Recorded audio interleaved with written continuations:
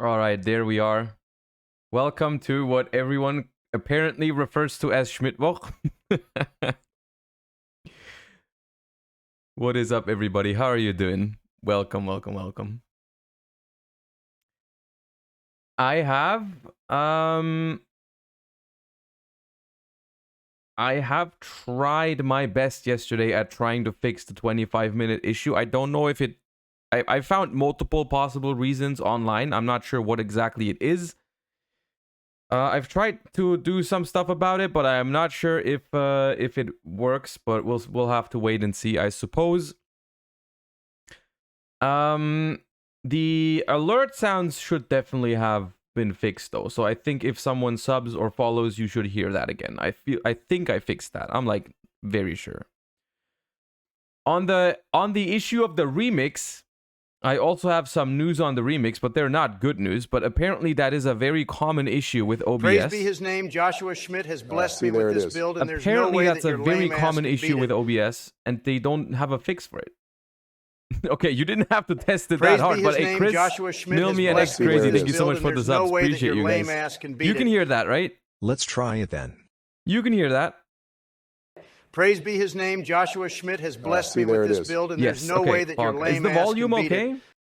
on the alerts, or should they be lower or higher or anything? Is it fine? Appropriate volume. It's a bit loud. Okay, I can turn it down a little bit. Just a little bit. That should be better. Okay. All right. Thank you for those early subs. Appreciate you guys. Now, today's some branded deck building. I don't know yet. My original plan... it's kind of like a weird day today. Lotex, thank you so much for the 3 months. Thank you for the Prime. Welcome back. It's kind of a weird day today because there's not that much going on currently. Before, like, it's always that kind of like we're hitting that weird spot between, like, the last couple weeks we were always so hyped about the new like Cyberstorm Acces news, Duelist Nexus news. And now is kind of like the calm before the storm because Cyberstorm Acces doesn't release for another week. You know, banlist in 6 hours, trust. If only.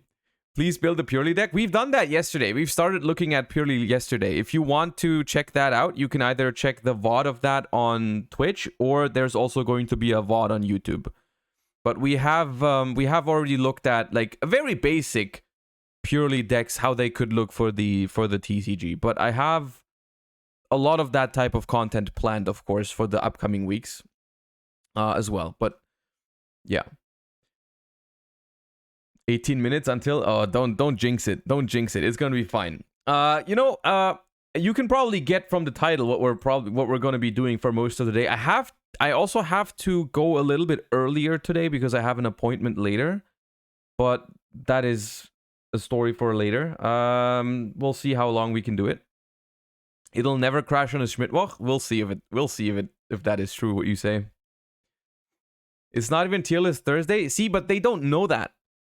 They don't know that. When I'm recording for a YouTube video, they don't know it's not Thursday. We don't have to tell them. We don't have to tell them. No narcs. No narcs. But yeah, that is a thing. That is one thing I want to do today. We're going to talk about which hand traps and board breakers to include. I already have made a draft for it, but we will do the very first hand trap board breaker tech card discussion for Cyberstorm Acces format. I think that's interesting to look at today. And that's going to be like the TCG portion. And then I thought for the rest of the stream, because I don't have anything else planned in terms of TCG for today. We've done a lot of testing yesterday and all that stuff. Joshua Schmidt has blessed me with this build, and there's no I way thought that maybe your we lame return ass to can Master beat Duel a it. little bit. Hey, what's up? Sub for 12 months. Finally, Ronin, I got finally. my boy Ronin Yugioh heart. Guess it's a good day for a ban list. Unban the Ronin Yugioh. Ronin. Icentric, thank you for the 12 months. Welcome back. Enjoy your Ronin Toden sub badge. I don't think it's coming back though. I don't think it's coming back. I think they usually take a little bit more time until they, you know, bring something back that they have banned. But let's do the card guesser first, shall we? I've been rambling already, so let's see. Okay, this time we are... Okay, it's exactly 10 minutes into the stream, so we will be able to finish this even if it crashes at 25. So let's go. Quickly, quickly. We have to start it now. This looks familiar. Oh, this is a Constellar. Screw that. Pollux.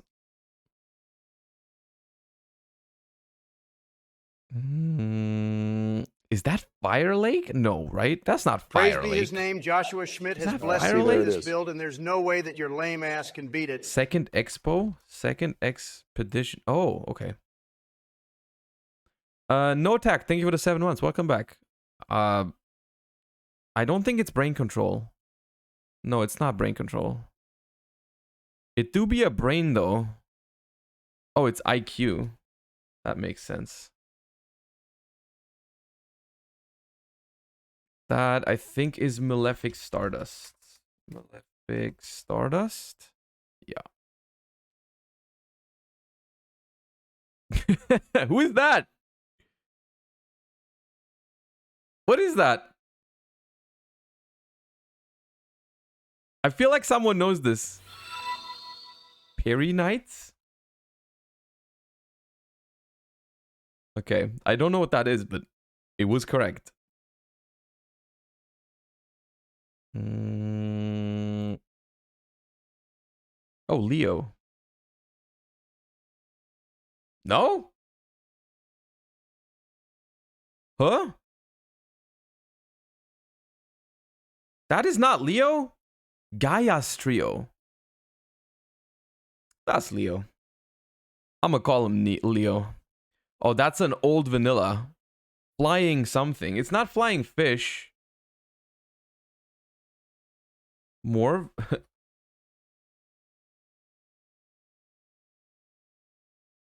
Morphingen? No.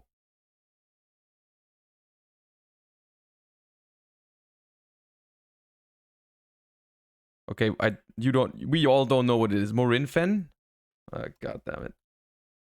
Morinfen, that's what it is. Okay. That was not worth it. I should have skipped it. That was not enough points to justify waiting on that so long.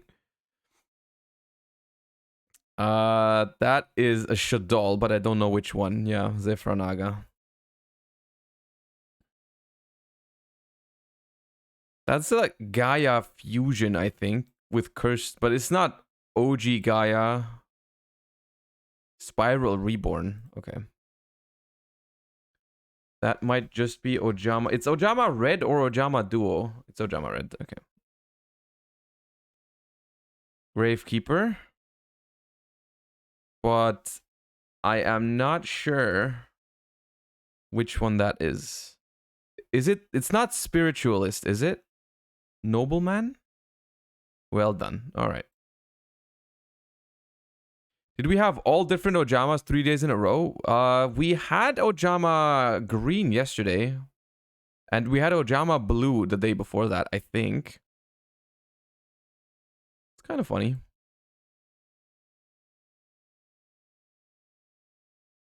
The hell is that? Black Illusion.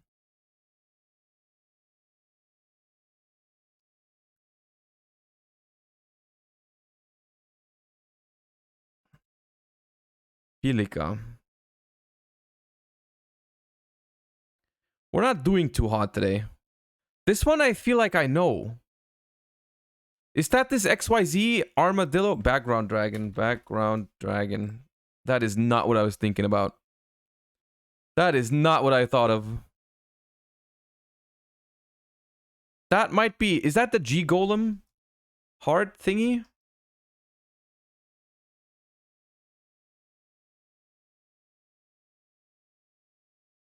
I don't think it is. Yeah, it's Infinite Machine. My dumbass looking for G Golems. I think that's Vion. Yeah.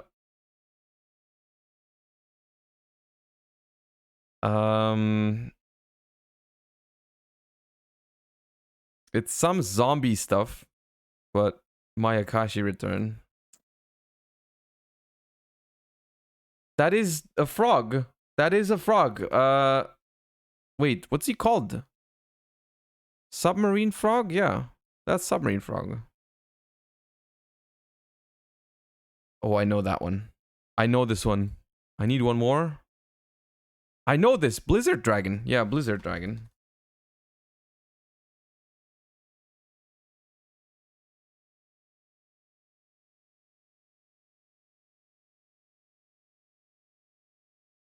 That is some haunted shrine. Yeah.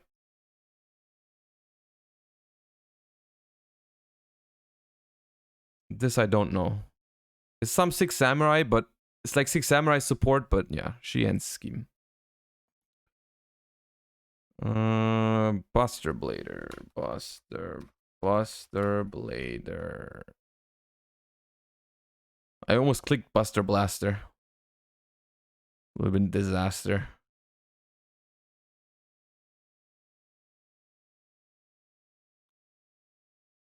Dragon dwelling in the deep.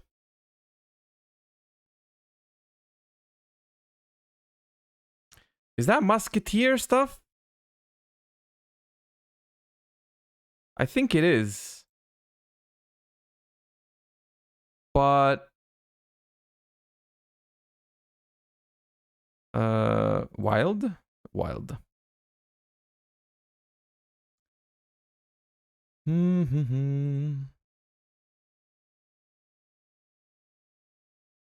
Shining Draw.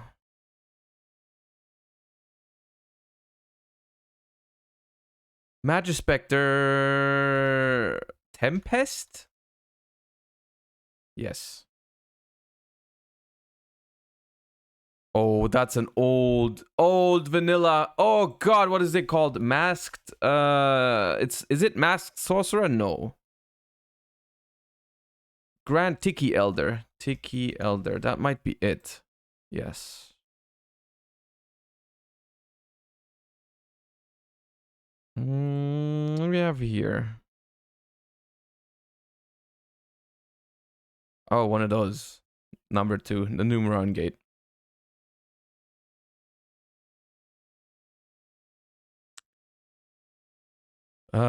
It's Atlanteans on the card, but it is not. It's like maybe Call of the Atlanteans or something. That exists. That's not what it is, though. Oh, it's a Phantasm Spiral card. Really interesting.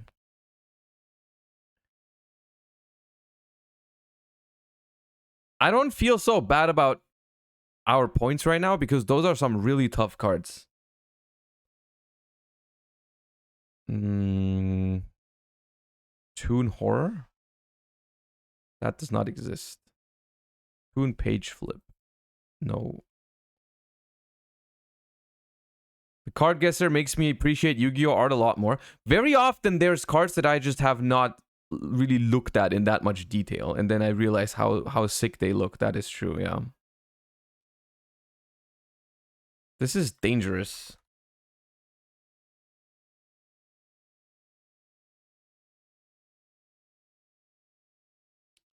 That's Ice Barrier, I think, which means I skip it real fast. Yeah. Oh, that's Summon Limit. Oh god, I didn't need that zoom.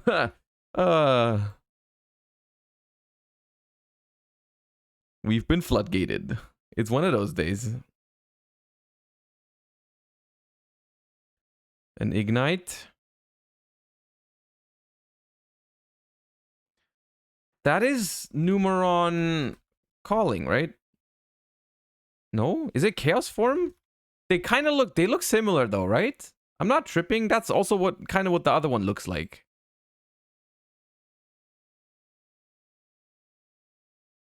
What is that? Oh, a Super Heavy Samurai, but not one of those that there's like a bunch of Super Heavy Samurais that I actually would have had a chance to know, but not this one. A shark. There's too many sharks. Double fin shark.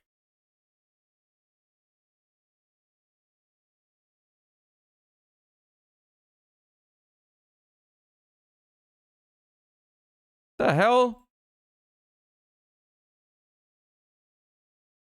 Today is only literal like sleeper cards. Altergeist Fifinellak. What the hell is that? That is a spiral card. But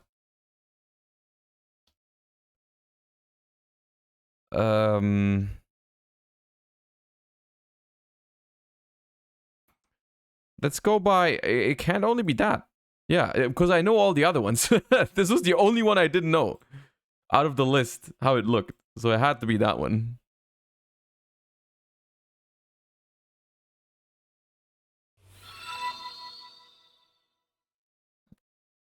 Bro, today is really rough. This is a worm, I think, but I don't know which one. It is a worm, I think. Yeah. Worm Victory. Okay.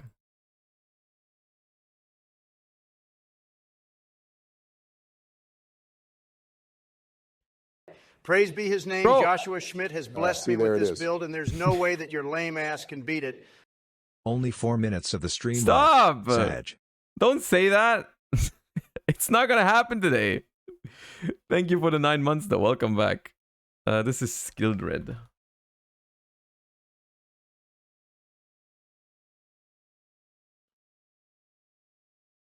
We have 420 points. Maybe we just leave it at that. Praise be his name. Joshua Schmidt has blessed me with this Maybe we build, just and leave it there's at no way that 420. your Maybe that's lame the ass best can case beat it. scenario. Alf Iron, thank you for the sub. Appreciate that. Welcome to the channel. Thank you. Oh, that's Manifestation.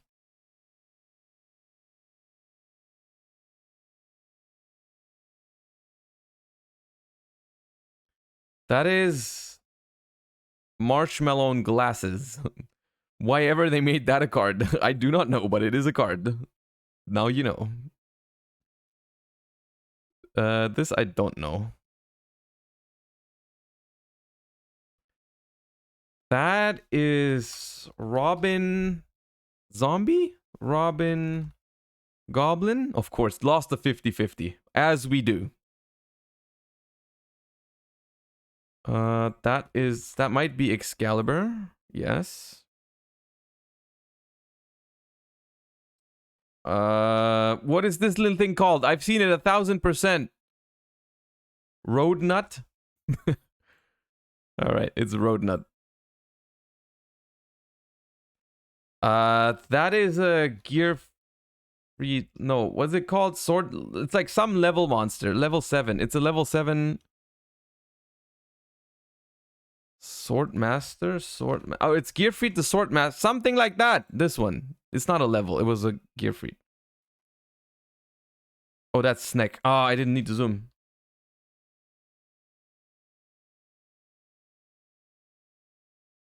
Oh, it's just Kuribo.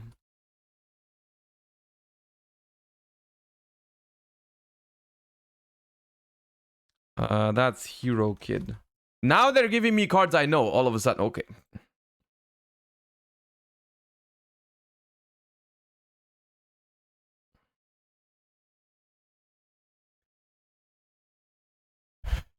It was, in my defense, that was Hero Kid on that card. That is Hero Kid. Is all I'm saying, in my defense.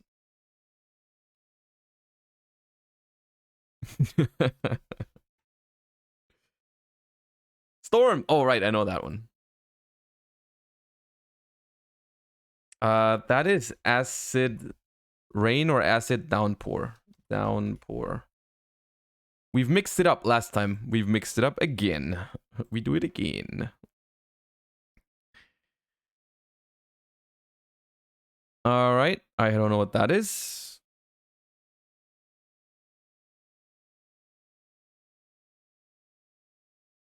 I don't know what that is either. Mechlord Fortress. That. Oh, the punk. One of the punk cards. That's Plasma. Yep. That is Ecstatic Triangle thingy. Yes. It's not that bad, actually. The last couple minutes weren't that bad. Skip that one. 4 seconds. I don't think we can get there. Yeah, I don't know what that. That was a gimmick. But was that gimmick puppet nightmare? It was a difficult one today. I think so too. I think so too. Okay, chat.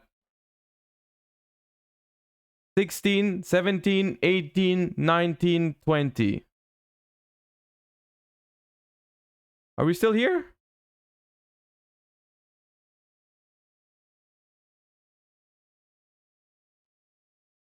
We survived! We survived! Bro, if it dies now, I'm gonna be so mad. If it dies now, I'm gonna be so mad. Bug! We are alive! Nice. We would never crash on a Schmidt. Alright. Alright then. Nice. I didn't even know how that felt anymore to just stream without crashing. That is a feeling I did not remember, but there it is. It feels good. Okay.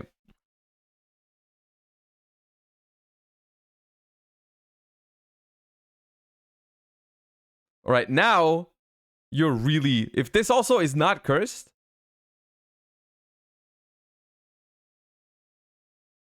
If this is also just not cursed today...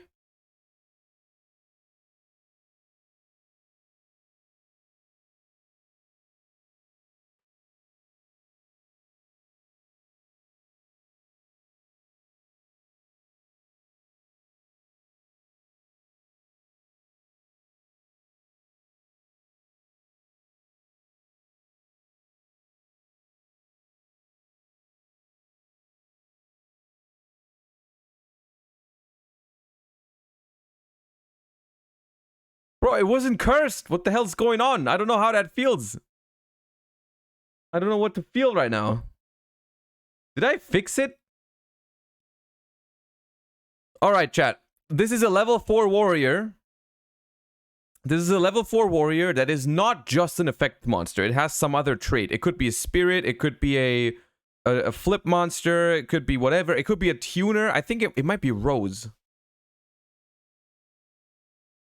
Oh, I thought I had it. I really thought I had it. I thought it was Rose. It's 1600 attack. It's not a tuner. It could be something like Gemini, Spirit, Flip. Gemini, Spirit, Flip. It's a synchro? It is not. I think it's not a synchro. Because I don't think Chevalier. Wait, what are you talking about? Invocator? What is it called? Shiva. This is 1900. Evocator is too strong. It's 1600. It has to be 1600. Future Samurai? Future Samurai. Okay. 2 statements. I would have never guessed that card. And the second statement is, you just please tell me you looked that up. Someone has to have looked that up. There's no shot. Future Samurai, Gemini monster. Once per turn, you can banish a monster from your graveyard to target a face-up monster on the field. Destroy that target. My friend has the deck. I remember that card. Okay, so no that okay, I'll accept it. I'll accept it. If you actually played like a Gemini deck as a kid, you might remember that card. But I didn't. I personally didn't. I know this card, but no way I would have guessed it. I've seen it before. Like, I've seen it as a kid, because I've, like, played during that time, you know? I've opened some Phantom Darkness back in the day. I've seen it, but there's no shot I remember this when we play that game. But still, if you really remembered that, well done. Well played if you remembered that card. Like, if the only thing about this card that I could have possibly remembered was the image. I did not remember this card's name. This card being a Gemini, I didn't know anything about that. I've seen the picture before. But that's all. That's all. All right. Warm-up out of the way. We have survived the curse of 25 minutes. Good day. Looking like a good day. Welcome to the stream, everyone. We have a few plans for today. Not as many as usual, but there's just not that much going on now that we know everything about Cyberstorm Acces, and we have to wait another week for the set to come out. But there's a few things we can do. We can check on some news. There's not that much, but there's some. And then we're going to talk about some tech cards / hand traps for the upcoming format. We're going to update my tier lists. I think that's always an interesting time of the content cycle, you know. However, I don't want to focus on the TCG too much today, simply because the stuff is not out yet. So we're going to talk about the hand traps and the board breakers, and I think I want to move on with some Master Duel after, because it is already the 26th of April, and I'm not in Diamond, so I kind of want to get that done. So we'll do that today. But yeah.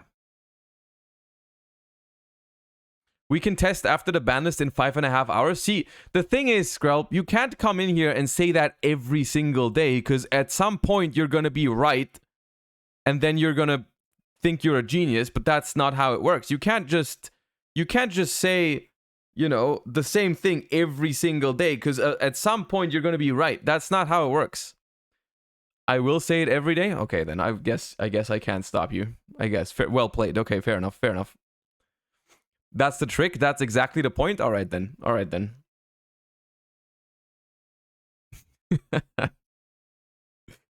Every day is banlist day if you just cope hard enough. That is true.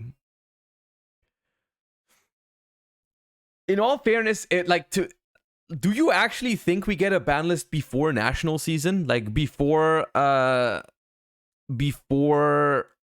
YCS Philadelphia? You think it's like about to happen? Is it? Because I'm like thinking about at some point there was a phase whenever there was a phase when I kept streaming until like 6 p.m. right? And to cope for a ban list. At which point do we start coping this hard for a ban list? Like, do we do it like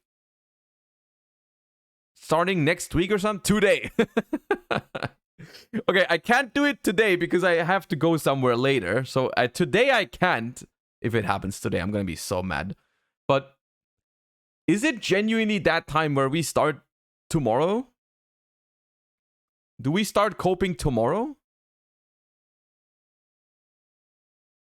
Because we could do that. We could just because there is content, we could just play Master Duel until 6 p.m. and see if there's a ban list. I can send you weights for a ban list. We are in like 6th shortest since OCG TCG split. I don't think it's today. So what you're saying is we're still not waiting for that long. If I'm decoding that sentence correctly. We've in like relative to, you know, the other ban lists, we have not been waiting. We have not been ban listless for that long. Irish Nats is next weekend, so it has to be soonish. I hear that a lot, but I'm not sure if that's true. I'm not sure if that's like a rule that's set in stone. That's like there is never a ban list in between nationals. Is that not a thing? Like, have they really never done a ban list in between nationals?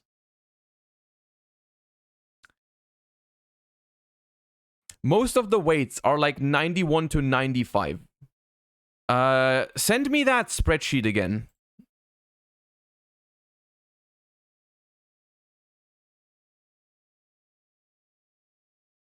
Send me that spreadsheet on Discord or here. Last year's ban list was in the middle of Nat's season. See, so why is that an argument?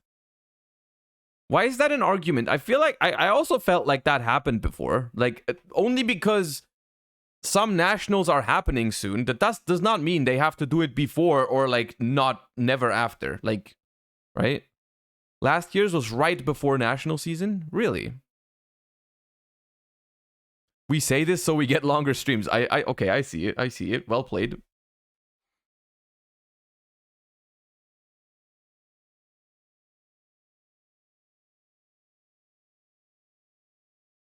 They dropped it on the Monday before the first nationals. Okay. I'm asking for a friend now. When is the first nationals? What would be the Monday before the first nationals this year? Next Monday.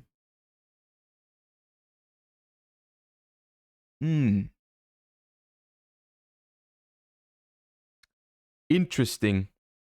Interesting piece of information right there. Interesting piece of information right there that we have just received. All right, so I feel like that means we probably cope on Monday and stay until 6 p.m. at least, right? That's probably something we should do. So y'all will definitely get some longer streams maybe next week. Maybe next week is the week we're coping for a ban list. Praise be his name, Joshua Maybe Schmidt next week is the week we cope for a ban list. There's no way that your lame ass can beat it. That's probably what we need to do. But GTG to work now. Late shift Boyomi, is thank you for calling. the 6 months. Oh, late shift is calling. All right, have a good night at work then. It is probably Monday in effect Friday, or tomorrow in effect Monday. Those are my guesses. Y'all really just want to make me stream longer, right? That's all you want. Like, you just want me to stay until 6 p.m. every day. Praise be his name. That's what you're trying to do right now, I think. I think that's what you're trying to do. I think you're just making shit up, like all kinds of 7 theories months. right now. 7 days and just till ban like, list. Coincidence? I think this not. is why you have to stream until 6 p.m. on this day. Tomorrow. Monday. And then if it's not Monday, you're going to be like, yeah, but like Tuesday because of that reason, you know? Because it's like, the Monday was a national, the Monday was actually a national holiday in, like I don't know, the Republic of Congo, and that's why they obviously wouldn't drop it on Monday, so it has to be Tuesday, because that's the next possible day until, you know what I mean? What was I saying? Oh, right! It's actually a holiday in Germany. Monday is a holiday in Germany. And I also can't stream longer on Monday. God damn. I can't stream longer on Monday. I'm not here on Monday. Yeah, Monday is a holiday in Germany. Guess it's Tuesday, I guess. Bro, if it's Monday, I'm gonna be so mad. If they actually drop it on Monday, I'm gonna be so pissed. I'm not streaming on Monday, by the way. I will be live on Monday. I just can't stream that long. I can only stream until like 3 p.m. on Monday. So I'll be here. But if they actually drop it on Monday, I'll be mad at them. They won't if it's a holiday where the offices are, which apparently it is. I don't know if it's a holiday in the UK as well, because I think that's where the European main office is. I don't know if it's a holiday in the US. I'm not actually sure.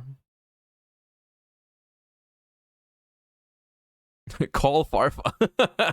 You want to know if it's a holiday in the UK? Call Farfa. He's from the UK. It's International Labor Day, surely. Okay. Okay, then I guess we're safe then. I guess we're safe. I guess we're coping the other days next week then. I guess we're just coping the other days next week. Chat, we're coping. Okay, we're coping. Officially, we're starting coping tomorrow. I have decided. We're starting the cope tomorrow. And stream until 6 p.m. To wait for a ban list. You have convinced me. We start coping tomorrow. Unfortunately, it's going to be a stressful week then, because, you know, but it's fine. we can just play Master Duel until 6 p.m. That's fine. It's been like 2.5 months. Okay, where's the Skrelp? Where's the spreadsheet? Didn't you say you can send over a spreadsheet with all the waiting days for the ban list? I want to look at that. I need, you know, I need some stuff to cope on, right? I need some material that I can use to cope.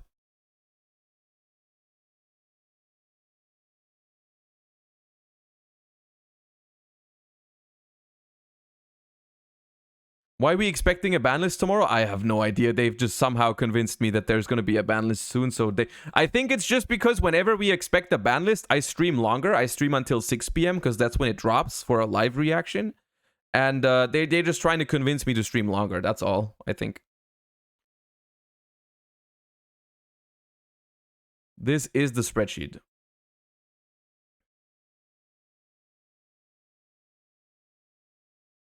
All right. No sooner than a month. I hate this so much. I hate seeing this so much every time. It hurts every time. Days from the last ban list. Days from the last ban list. The last two were 68 days, 50 days. How long has it currently been? It was 13th of February. So that means we had 15 days left in February. 31 days in March, 46 days, and 26 in April. So we are on 72. We're on 72, right? From the effective date. What do you mean about 65? Why is it about? Why is it about? It's not a guess. You can calculate it. It is 72. It is 72 right now. So we are under average. We are under average still.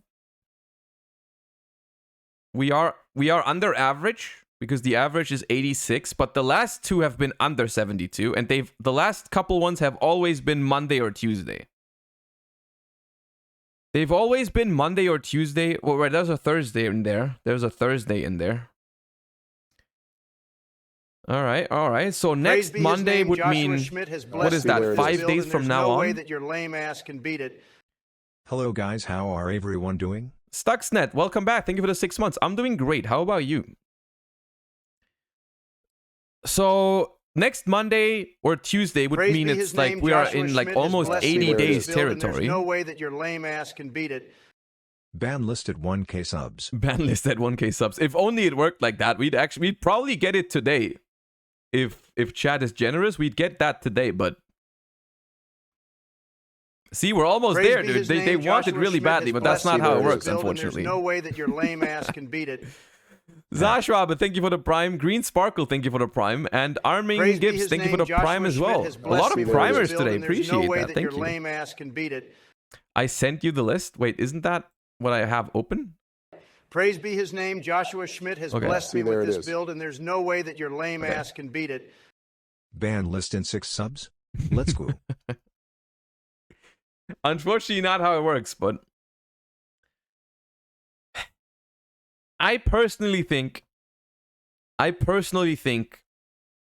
and once again, I am, of course, hoping and guessing. I think it makes a lot of sense to drop one right now. Your lame ass can beat it. I think it makes a lot of sense to drop one right now in the next week.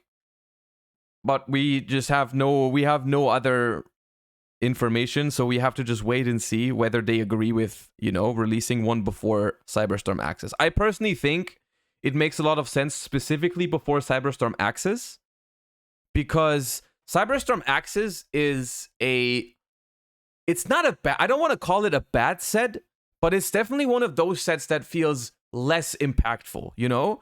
And I think if they want to make people excited for stuff like Gold Prides, for stuff like Manadium, even for stuff like Purely and Super Heavy Samurai, those decks will be so much more like powerful, so much more exciting if they just do a couple of hits to Cash Tira, for example, right? Like Cash Tira is a deck that will gatekeep some of those decks for sure, right? And if that's how I'm just trying to think like Konami, right? If they wanna make Cyberstorm Acces as exciting as possible, then I think they should do something about Cash Tira at the very minimum. Even if they only give us like a small ban list, not like a huge ban list. And there's no way that your some changes I feel like would be necessary if if they want to promote Cyberstorm Acces, right? Fezro, thank you for the Prime. And Stratos, thank you for the 2 months. Appreciate that.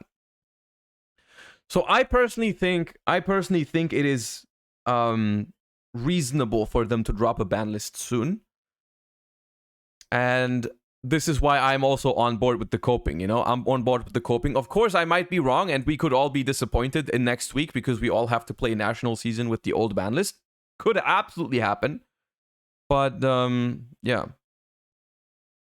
Question from my son. Is there much to add from the Super Heavy Samurai core from Cyberstorm Acces? Ooh.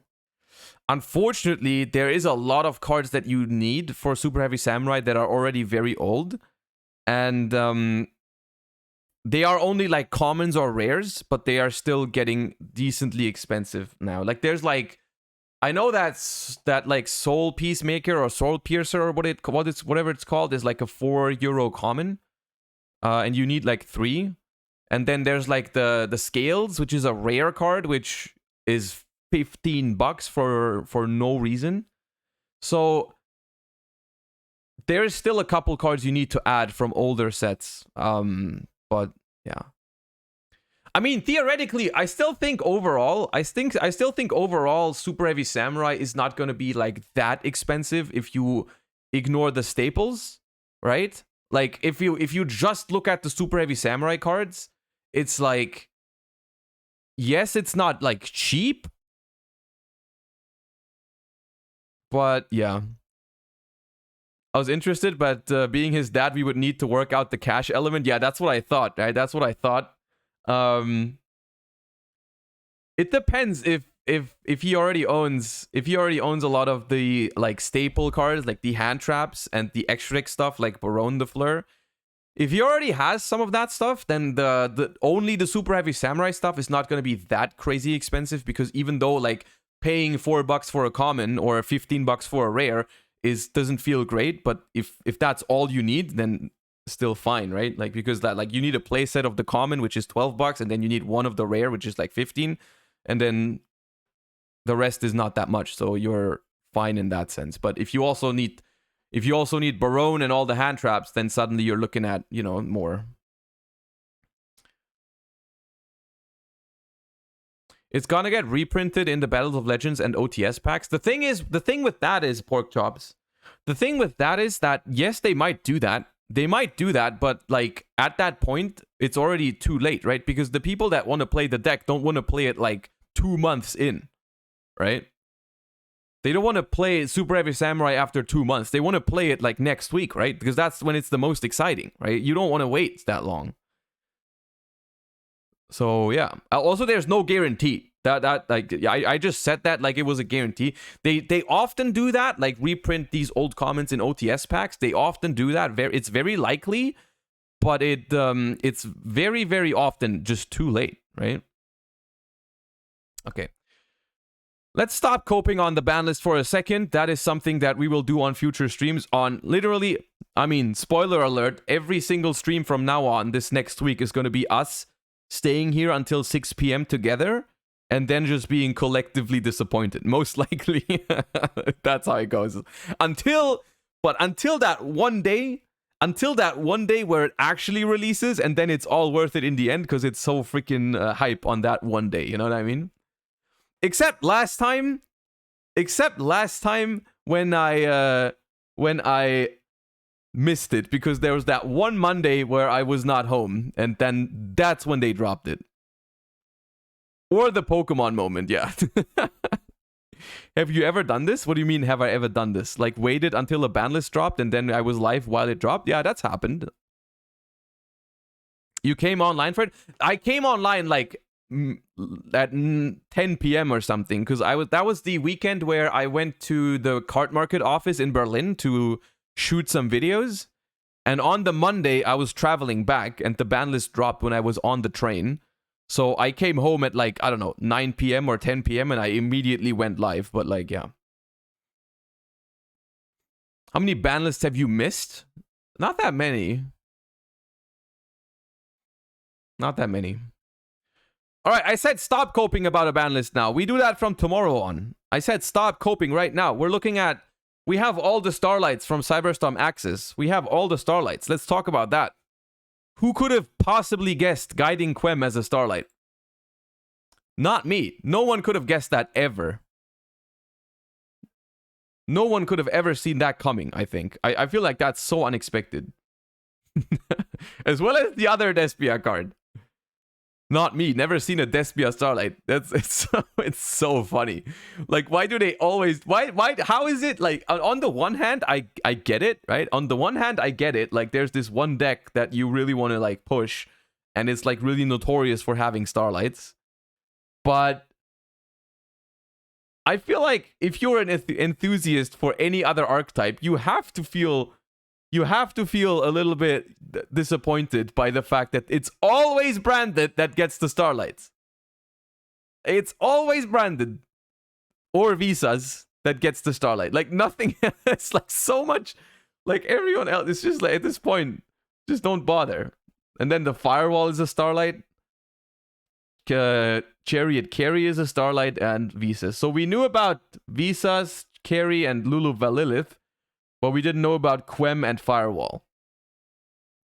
We did not know about Quem and Firewall. The Quem I could have probably guessed, even though I wasn't sure if they were going to do 2 Despia starlights, but they did. But there's that. The name on this Quem is a little bit, you know, that if I pull a starlight and it looks like that, I'm mad, I think. I think I'm mad if I pull a starlight and it looks like that. I've never pulled a starlight. If my first ever starlight looks like this, I'm molding. I am officially molding.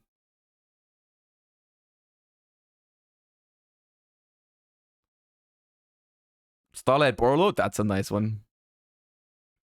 You can build branded with only ultimates and starlight. You wouldn't be able to play opening. Okay, chat. I think at this point, it's probably easier to name the branded cards that are not ulti or starlight rather than all the cards that are ulti or starlight. Which is funny. But like the one that you can't play is opening, ad libitum, tragedy, branded lost, Albion, the Shrouded Dragon, and some of the extra deck cards, right? Branded in red. You can't play most of the fusions except for Mirror Jade, right? But still, it's ridiculous, right? Because what do they have? They have... Actually, no, let's not let's not count the ones they have. That's gonna take too long. All right, anyways. What are we thinking about these starlights? I personally think this set is a little bit underwhelming in terms of starlights. Like, Quem is nice, but only if you're playing Despia. Lulu Valilith, same thing. These two, personally, I don't think are that exciting. And Visas Starfrost is okay. But if you compare Visas Starfrost to some of the other reprint starlights that they've done, Visas, I think, pales in comparison, right? It's like it's not an Effect Veiler, DD Crow situation, right? And so, like, yeah, it makes sense that they gave it a starlight eventually, but where's Ancient Fairy? Yeah, I thought Ancient Fairy would get one because they've also done Stardust, Black Rose. Where's Ancient Fairy? That card has gotten a new text and is a Signer Dragon. That shit should be a starlight at some point. Mirror Jade and DP, those were also pretty cool. Cooler than Starfrost, I think. AFD will be Dune set for sure? Maybe. Maybe Ancient Fairy is the unannounced starlight? I don't think we're missing a starlight. Isn't it always 5?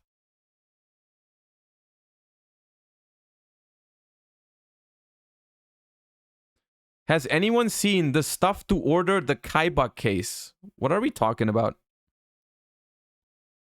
It's 5, right? There's no starlight missing. It's these 5. The one that we didn't know about was Quem and Singularity. We only knew 3.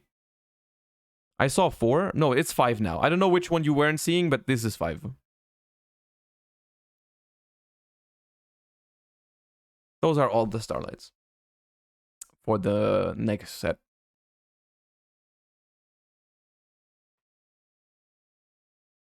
So with that all out of the way, what are we thinking about? What are we thinking about Cyberstorm Acces, chat? What are we genuinely thinking about this next set? Are we excited? Is it underwhelming? I don't know how to feel because I think there's arguments for both ways. It's a weak set, 5 out of 10, 6 out of 10, 8 out of 10. I mean, the thing is, I think personally, it's okay if a set is not completely game warping. Like I would say if you look back at some other Yu-Gi-Oh sets that have only had small impacts here and there, those could still be good sets. Like for example, if you compare Darkwing Blast to Power of the Elements, that set was pretty weak compared to Power of the Elements, but it was still a nice add-on to the format, right? It was a nice add-on to the format. And this set feels a little bit like that. The one set that I didn't like last year was Dimension Force, or whatever it's called, Defo. That set felt way too weak, right? Defo felt way too weak, because that set basically only brought us Regulus. That was it, right? Defo only gave us Regulus, and that was all it did. Deer Note? Yeah, but Deer Note and End Punisher are like negligible in the long run, I think. It was definitely a very weak set at release. And I think Cyberstorm Acces is a little bit better than that for sure. Right? Yeah, I mean, this Potter, Chaos Angel, Purely, Super Heavy Samurais, there's some stuff to experiment with. Like I'm even though they're probably not going to see play, I like the new Libromancer card. I like the new Mikanko card. I like some other stuff in the set, like the Ringo Worm. There's stuff in there. There's definitely stuff in there that I like, that I'm looking forward to, right? So it's definitely, I think it's a solid set. It's just not one of those game-breaking sets. I think we will look back at it differently though. If we get a ban list, then this set might actually end up being like super meta defining, right? Because if they remove if they give a hit to Kashtira, Sprite, Runic stuff, then Cyberstorm Acces decks are really gonna pop off, right? Then we're gonna see Purely and Super Heavy Samurai actually be top meta threats, right? But only the commons? Yeah, value-wise, it's weird because the good stuff is like Purely is 2 commons, and Super Heavy Samurai is also, I think, very low rarity. Right? Which I think is a good thing. I'm a big fan of the fact that I don't have to spend that much money on Purely and Super Heavy Samurais. So I'm like happy about that, right? I'm very happy about that from a budget perspective, but it could impact, of course, the success of the set as like, you know, maybe it's not worth opening because some cards are just not good enough value-wise. And then that could lead to some of the cards being more expensive than they need to be because the set is just not opened that much. You know what I mean? Like if a set is opened a lot, then some of the secret rares that are like not as good are very, very cheap. If like, what is even the best secret? What's the chase card? Let's hop on Card Market real quick and check what's happening with like pre-sales for this set and all that stuff. Like, what is going on? Chaos Angel is probably the thing. Is there pre-sales already? Hold up. Chaos. Oops. Chaos Angel. Oh, goddamn, that's expensive. It's still pre-sale prices, but I think that's expensive. I think that's expensive for a card that you only need 1 copy of in most decks that play it. I have never seen a deck that plays more than 1 Chaos Angel. So that's kind of monka. Okay, what is the... Let me sort this by price. Let me do it in English. Chaos Angel and Quem. Quem is a 45 euro pre-sale card right now. Calarium is a 40 euro card. I don't think that's gonna hold. Praise be his name. Joshua Schmidt has blessed me with this build, and there's no way that your lame Beef, ass thank you for can the beat 4 it. months. Welcome back. Thank you for the Prime. I appreciate you. Chat, 3 away from 1K Andy again. Surely we get that today. No way. No way that doesn't happen today. Calarium, okay. Lulu Valilith. This card, personally, I think this card is a kind of a stinker secret. Like, if I pull this card at release, I don't think I'm super happy with it. It's a cool card. It's solid. But this card is a one-of in, like, only very few decks. So I don't think this is going to hold this price point. Like, I just can't see that happening. It's a good card. It's definitely a good card. But there's other cards that are also definitely good cards that would never reach that price point as a secret. Like, we're talking like, I don't know, Zealantis or something, which is definitely a good card in some decks, but like it is a $5 card. Joshua Schmidt has right? blessed me with this build, and there there's we no go. way that your lame ass can There beat we it. go. Hadi and Ulysses, thank you so much for the support. Appreciate you guys. Did we get there? We got there. Thank you. Ooh, okay. We're probably going to lose it today because we lose subs from last month, but still, very pog. Thank you.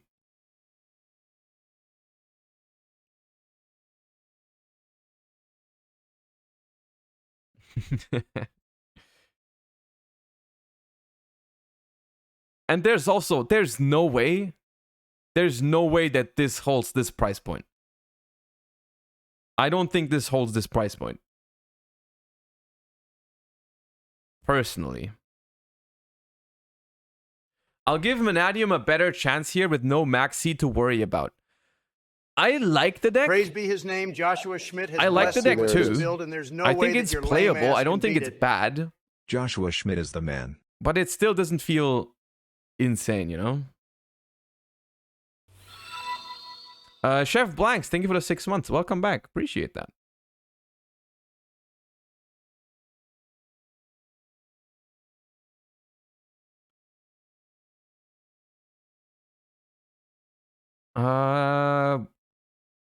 What do you think is the worst secret here? Because the one thing I am noticing here is that there is no secret where I'm like, yeah, that is very bad. Right?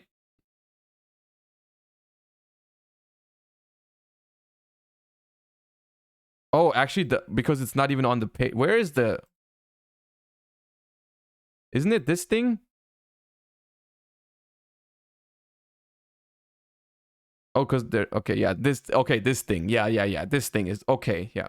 I just asked this because I need to mentally prepare for the first secret I'm going to pull from the set. Because absolutely going to be that card. You know what I mean? Like, I just need to prepare for that moment of seeing that card and being like, ah, yes, we meet again, right? Worst secret rare of the set, we meet again. Like how we pull the Goaty Deep Beyond as the first secret in Power of the Elements and so on and so forth. Like that's just what happens, right? That's just what happened.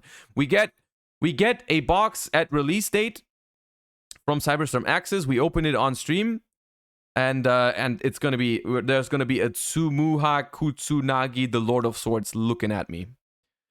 You will have a box or a case. I have a box. I always have a box of the newest sets from SmartGuard. The only time I've ever opened a case in my life was Power of the Elements. That was the only time I have opened a case ever. Praise be his name. Joshua Schmidt has blessed me with this build, and there's no way I that left your it lame out ass of the can title. beat it. I left it out of the title. The MathMech situation, but you still managed to, you know, give the sub to some account named MathMech. So yeah, I guess Asaku, thank you for the tier 1 sub gifted to MathMech Mayhem. Thank you. All right, chat. I think Cyberstorm Acces is an alright set. We don't have to talk about it for that much longer now. Let us hop on over and talk about the actual format a little bit before we move over to Master Duel for today. There's no real chase card. That I think is true. That I think is true and a little bit mediocre for the set. I think that's a little bit mediocre. Tell us how you really feel about MathMech. We've talked about that. Why would I not feel like that about MathMech? I have talked about that plenty in the last couple days, I feel like. Are you Diamond yet? I don't think so. I haven't opened it in a while, because I only usually play on stream. Tell us how you really feel about Drytron. The answer to that is probably the same as to the other question, but yeah.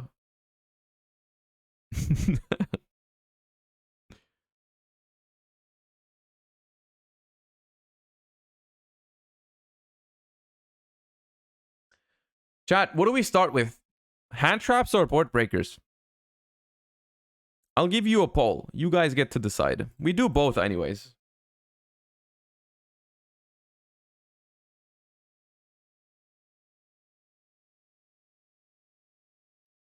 Hand traps. Praise be his name, breakers. Joshua Schmidt has blessed me with this build, and there's no way that your lame ass can beat it. Thank you for the sub to Drill Warrior. That's a Praise based be one. his name, Joshua Schmidt has blessed me with this build, and there's no way that your lame ass can beat it. Who calls themselves Drytron Dave?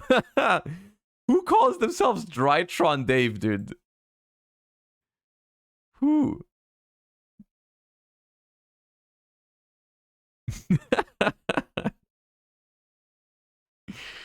There's no shot you go on this website and call yourself Drytron Dave. That's not possible.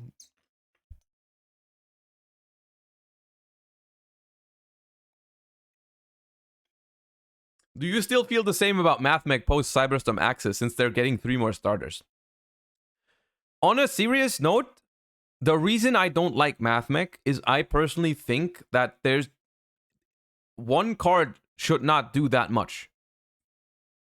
Quite simply.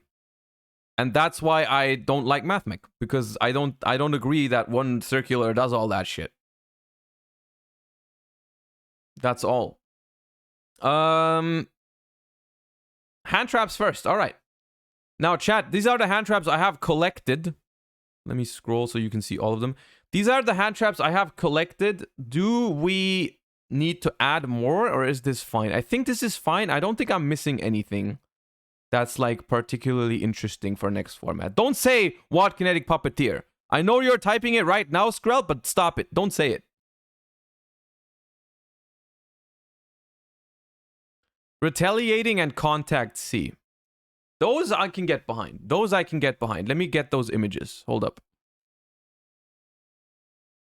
I wasn't? No, you're lying. You're lying. You are lying right now.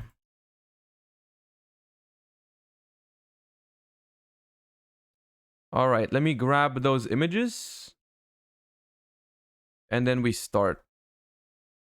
Oops.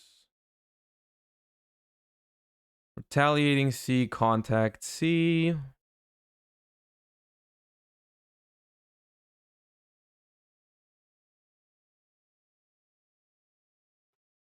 Pop. All right, save image.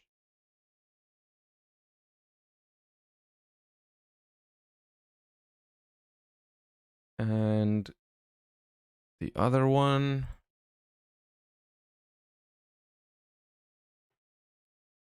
Praise be his name, Joshua Schmidt has blessed me with this build, and there's no way that your lame ass can beat it.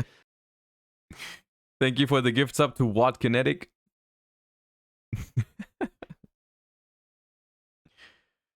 All right, normal view. How do I do this? Edit. And does it just add those? There is... Wait, where did I save them? I saved them in the wrong thingy. There's retaliating, there's contact. Oh, does it just add them? Does that work? It does, okay.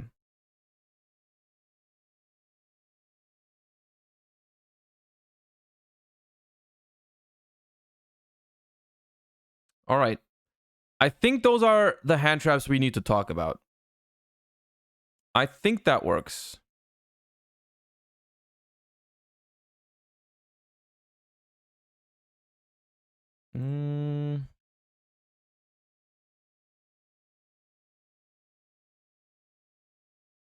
Praise be his name. Joshua Schmidt has blessed me with this build, and there's no way that your lame ass can beat it. 7 month how times fly.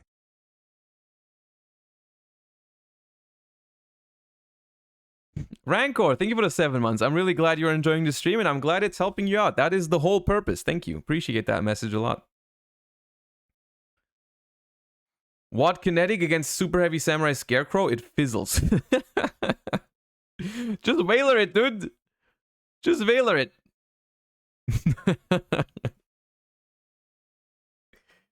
All right. You don't have to now mention every single. It's not that funny to just throw random hand effects at me right now, okay? It's not that funny to say like, oh, you missed Kuribo, you missed Gores, you missed it's not like the pinnacle of it's not the pinnacle of comedy if you like if you say Tragodia after someone else has already said Gores, if someone else has already said this. And for the love of God, do not say Kurikara when we're talking hand traps. Please. Please. Mods, if we have mods here, if someone asks where Kurikara is on the hand trap tier list, you time them out, okay? You time them out. I can't hear the question anymore if why Kurikara is not in the hand trap tier list. I can't take it. I cannot take it. No, don't give the sub to Kurikara while we're doing the hand trap tier list either.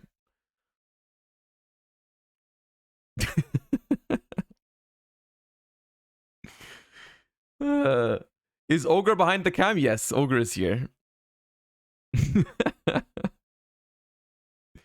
All right, let me switch scene to the recording scene and then do the YouTube intro in a second.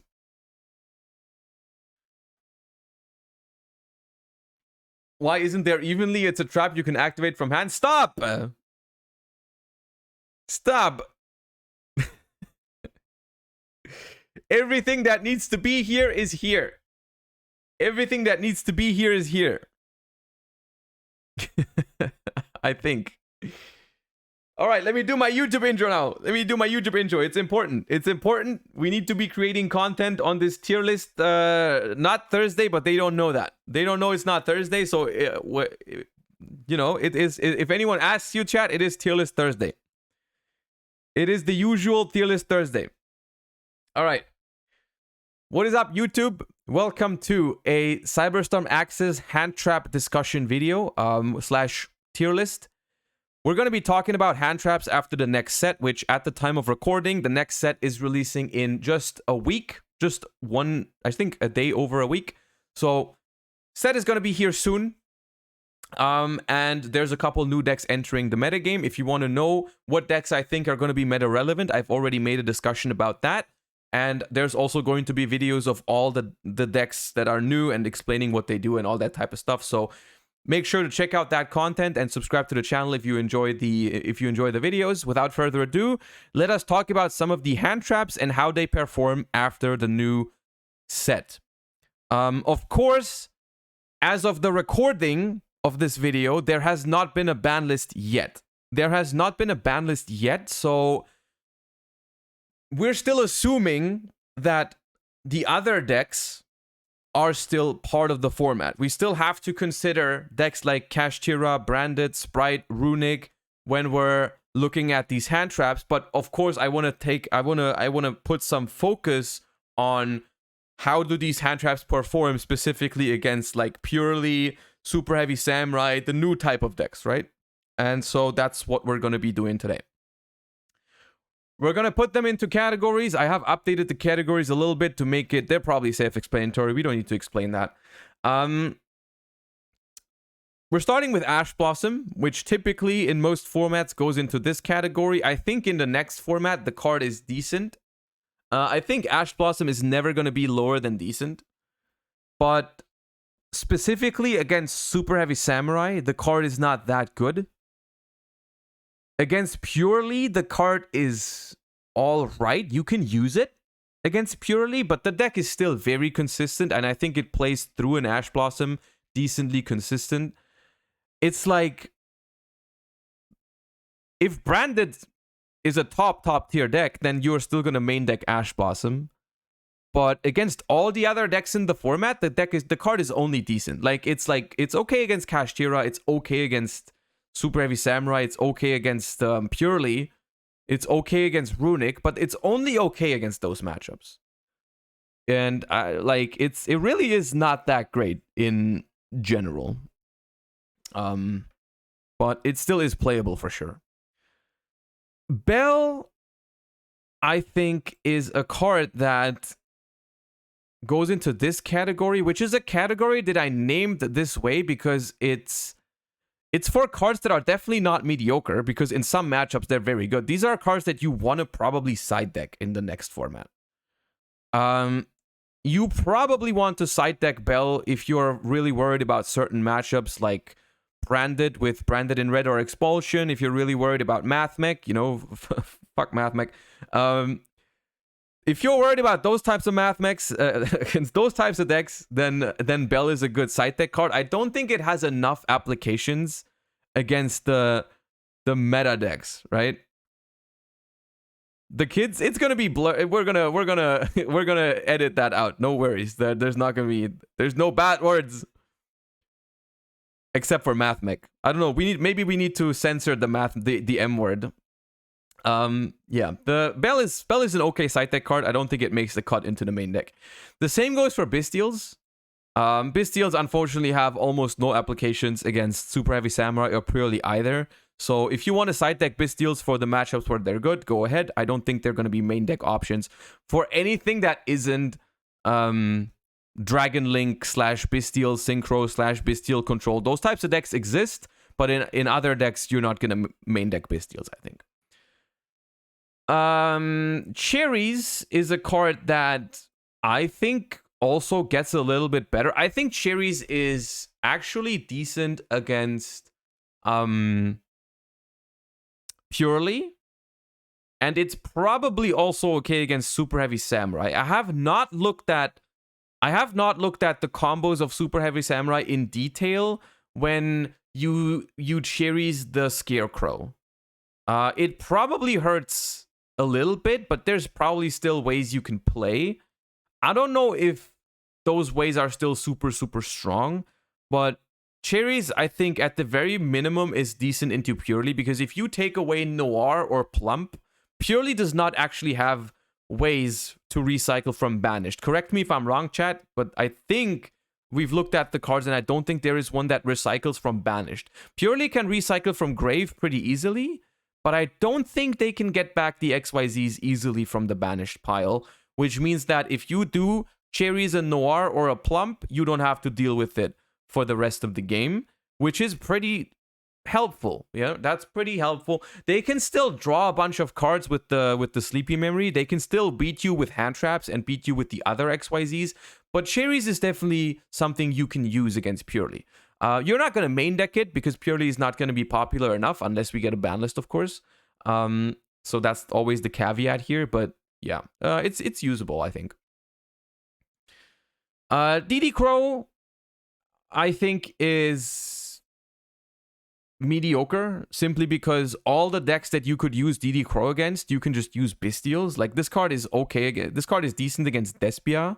This card is decent against Mathmech, but Bystials just do it better, I think. And that's that, right? So I don't really see a reason to play Crow over Bystials. Yeah. You can DD Crow the Purely spells, but that is a very mediocre interaction, I think. Decent against Super Heavy Samurai. Okay, it does hit Super Heavy Samurais. Maybe we'll make it decent. Maybe we'll make... Okay, I'll put it in decent. I don't know if it's good enough to actually see play, but it does have applications against the new decks. Like, it's better against Purely and Super Heavy Samurai than a Bystial. That is fair. That's a fair point. But I still don't know if that's the reason to play DD Crow, because against those decks, you could just play other hand traps and they're probably better. Right? It does hit some stuff that Bystials can't, but I still think that if you want to target Super Heavy Samurai and Purely, there's better hand traps. But the Crow is not bad. I hate to break it to you, because I'm not a big fan of this card whenever it becomes like a playable card. But Droll Lockbird looks to be a mainstay in this next upcoming format. This card hits a lot of decks really hard. It's the only hand trap, I think. It's the only hand trap that consistently stops Super Heavy Samurai, no matter how many extenders they have. All the other hand traps, they can very easily play through by just having this or that extender. But Droll Lockbird just stops them, right? So Droll Lockbird is very good against Super Heavy Samurai. It's obviously decent against Kashtira. The card is already seeing play right now. It can hit some branded hands. It can hit some runic hands. It can hit some sprite hands. Like, it's currently in the current format, it's already a kind of high risk, high reward kind of card. But with the next set, it introduces another deck where Droll is just super, super good. So I think with the next format, with the next set, Droll Lockbird is going to become a main deck staple for most hand trap heavy decks, and just that's the way you stop Super Heavy Samurai, is just droll them, and you don't have to worry about it. While also being very solid against other decks. Purely, I will say, against Purely, I am not a fan of this card. I am not a fan of this card against Purely, because sometimes it's annoying for them, but for the most part, a lot of the drawing that Purely does happens on your turn. And while you can Droll Lockbird in your own standby phase when they draw a card with the XYZ to stop them from all the other draws they might get, you are under Droll Lockbird yourself. So most decks cannot afford to do that. Most decks simply cannot afford to do that. So Droll Lockbird against Purely, I think, is only mediocre, but against all the other decks, it's pretty solid.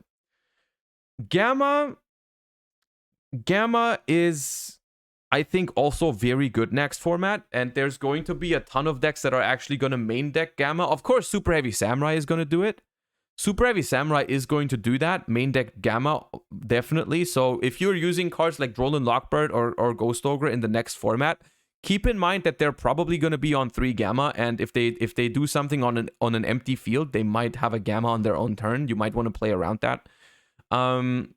But I also think other decks are going to be on main deck Gamma. Like, I think runic versions are also going to be on Gamma. We're going to talk about that a little bit more in the board breaker discussion.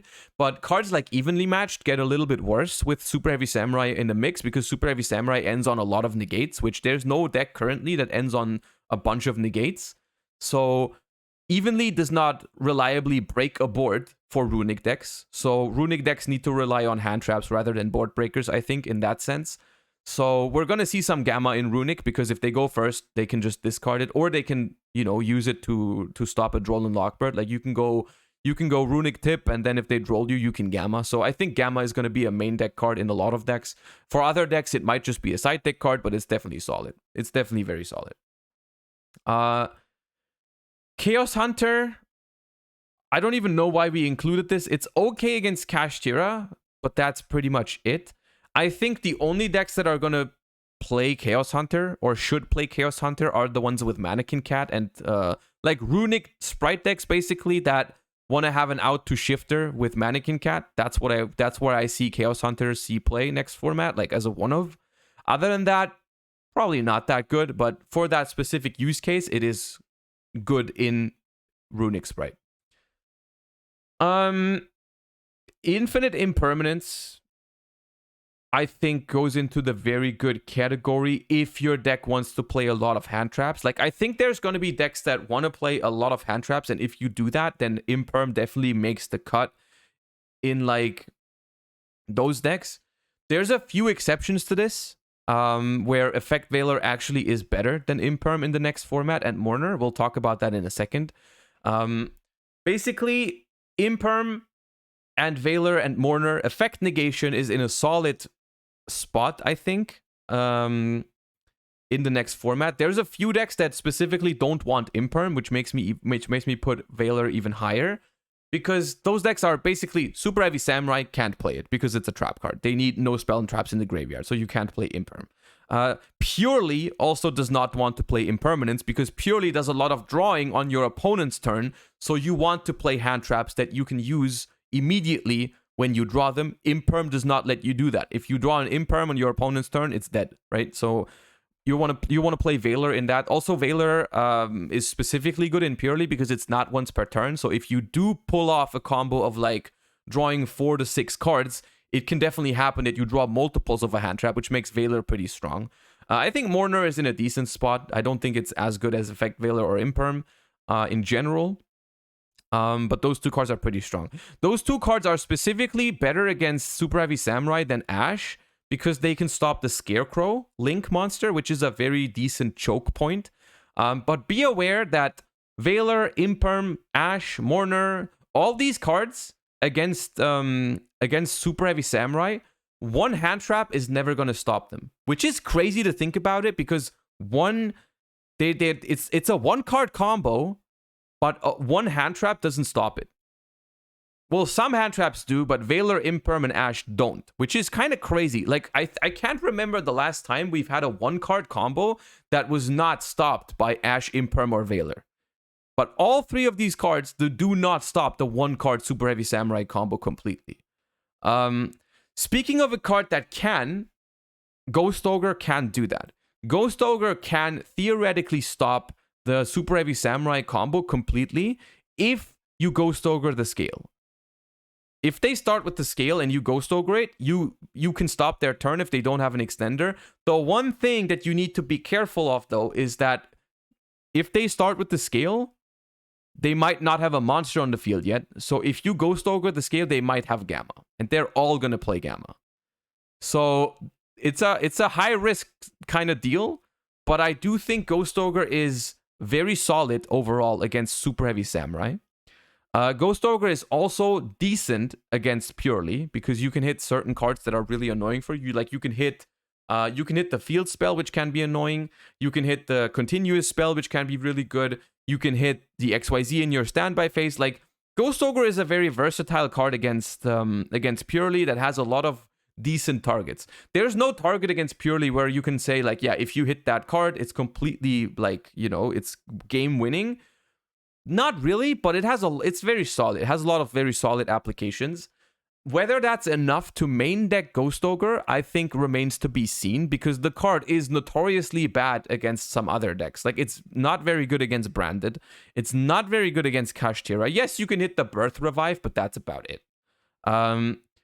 So Ghost Ogre is mediocre into a lot of decks that we currently have. It's okay against like Sprite decks because of Gigantic. It's okay against some Runic decks because you can hit Fountain. But if Kashtira and Branded are still two decks to be, you know, considered, then you might only side deck Ghost Ogre. If the meta really shifts towards Super Heavy Samurai purely, maybe because of a ban list, who knows? Copium, surely we get a ban list soon. Then Ghost Ogre becomes a main deck card. Like, for example, in the OCG right now, Ghost Ogre is a main deck card because they have Super Heavy Samurai and Purely as their top threats, and the Kashtira and Sprite and whatnot have all been hit on the ban list far more than they have been for us, so they don't have to worry about it as much, so they main deck Ghost Ogre. But for us, I'm not sure if Ghost Ogre is going to make the cut for main deck.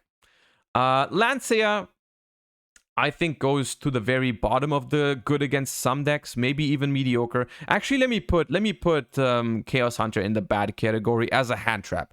As a one of Mannequin Cat target, it's okay, but as a hand trap, it's bad. Lancea, on the other hand, is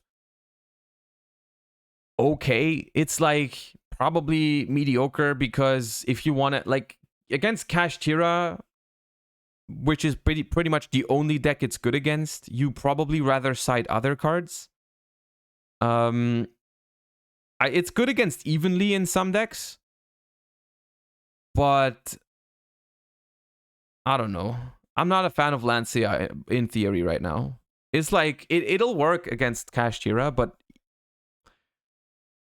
they can still end on a Rise Art, and I don't love Lancia. I really don't.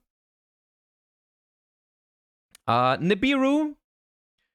Nibiru is a card that I think is solid against Super Heavy Samurai, actually. Like, Super Heavy Samurai has no real way to play around Nibiru. Like, play around Nibiru in the sense that they will always play into Nibiru. The problem is that they can always do something after the Nibiru. They force you to Nibiru very early.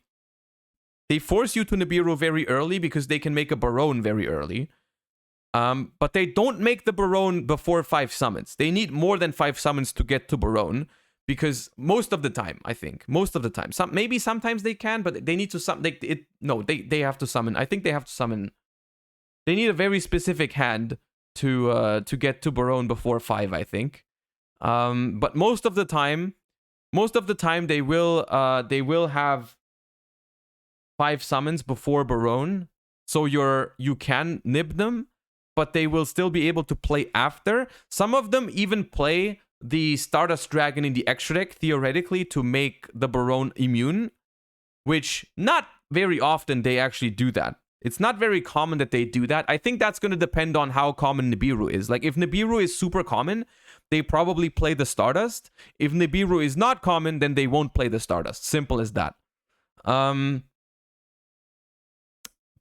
where was I? I think Nibiru always does something against Super Heavy Samurai. But it doesn't stop them completely, because you have to nib them very early and they can still play a lot after. That being said, I think if your deck is very hand trap heavy, then Nibiru is okay against Super Heavy Samurai, because if you can pair it up with an Effect Veiler or an Imperm or a Gamma, then suddenly it could become pretty strong, right? Because then you can just let them make the Barone, let them keep playing, right? Let them keep playing.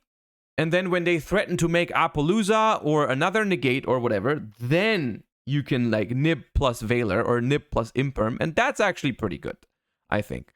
So I think hand trap heavy decks might want to play that card. It's obviously also okay against Kashtira if they commit into it, which that's another, question for another day, whether Kashtira players will be able to go for like zone locks and stuff in the next format. That's something we don't know yet, but the card is obviously playable against Kashtira, and it's also okay against... It's okay against Sprite if they go for the Sprint first, if they don't go Gigantic first, or if you can pair it up with a Veiler or Imperm for like red and whatnot, then Nib could be okay against Sprite. I don't think it's going to be a main deck staple unless the format changes. It's like also Purely doesn't really play into it. If the card is popular, Purely can definitely play around it. So I don't know. Shifter, I think, is a side deck card as long as Kashtira exists. If Kashtira gets hit on a potential ban list, then Shifter could be a main deck card for the decks that want to play Shifter. But as of right now, as long as we have Kashtira, I don't think the card is that great. It is worth noting that Shifter is very good against both Purely and I think also against Super Heavy Samurai. So Shifter, if those two decks are top meta and Kashtira is like not very popular anymore, then Shifter becomes a very good card in the decks that can play it. But for now, I think it probably remains a side deck card. Skullmeister is bad. I don't see a reason to play Skullmeister. I don't see a reason to play Skullmeister right now, off the top of my head. I can't think of a matchup where Skullmeister is better than cards from above here. I really can't. So I don't think you want to. Retaliating Sea. Retaliating Sea is an interesting card that definitely earns a spot up here. Like, this card can be pretty solid against Runic decks already, but it also is decent against Purely, because Purely have so many spell cards that summon. The downside against Purely is that they have that XYZ that negates its effect. They have that XYZ that negates its effect. I think it's Purely Beauty. Beauty is the one that negates Retaliating Sea. The thing is, you still banish the quick play they activate. You still banish the one they activate, so they might lose that one. And you force them to make beauty. You force them to make beauty, which is annoying. They can also out it with plump, I think, if you attach, and then you can, like... Can you? They can banish it with plump, yeah. They can, yeah, right. You can banish with plump. So there's that. But I think it's okay against Purely. I think it's okay against Purely because it forces them to have the right Purely memory to make an XYZ that deals with it. Because if they were planning to activate a Purely quick play and then later on XYZ with that in the graveyard to get into whatever they need, then you stop that. I think it's a situation where I think the situation is the following. If you're playing a deck that can play Retaliating C because you don't care about it, and you want to have something in the side deck for Runic and Purely at the same time, I think you can decide on Retaliating C. I think that's okay.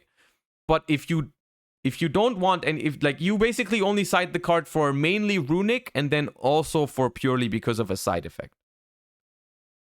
I missed the Shifter part. How is Shifter not very good? I think Shifter is only very good if Kashtira disappears. I feel like this tier list is applying to two formats where one has Kashtira and the other doesn't have Kashtira. I mean, I'm expecting Kashtira to still be a thing. That's why I'm saying, like, you know, Ghost Ogre and Shifter are not immediate staples in the decks that can play them. I think if Kashtira gets hit on a ban list, it's obviously different, but that's why I'm mentioning it, right? I think if you listen to what I say, it makes sense, even if there's like a hit to Kashtira. I think it's understandable.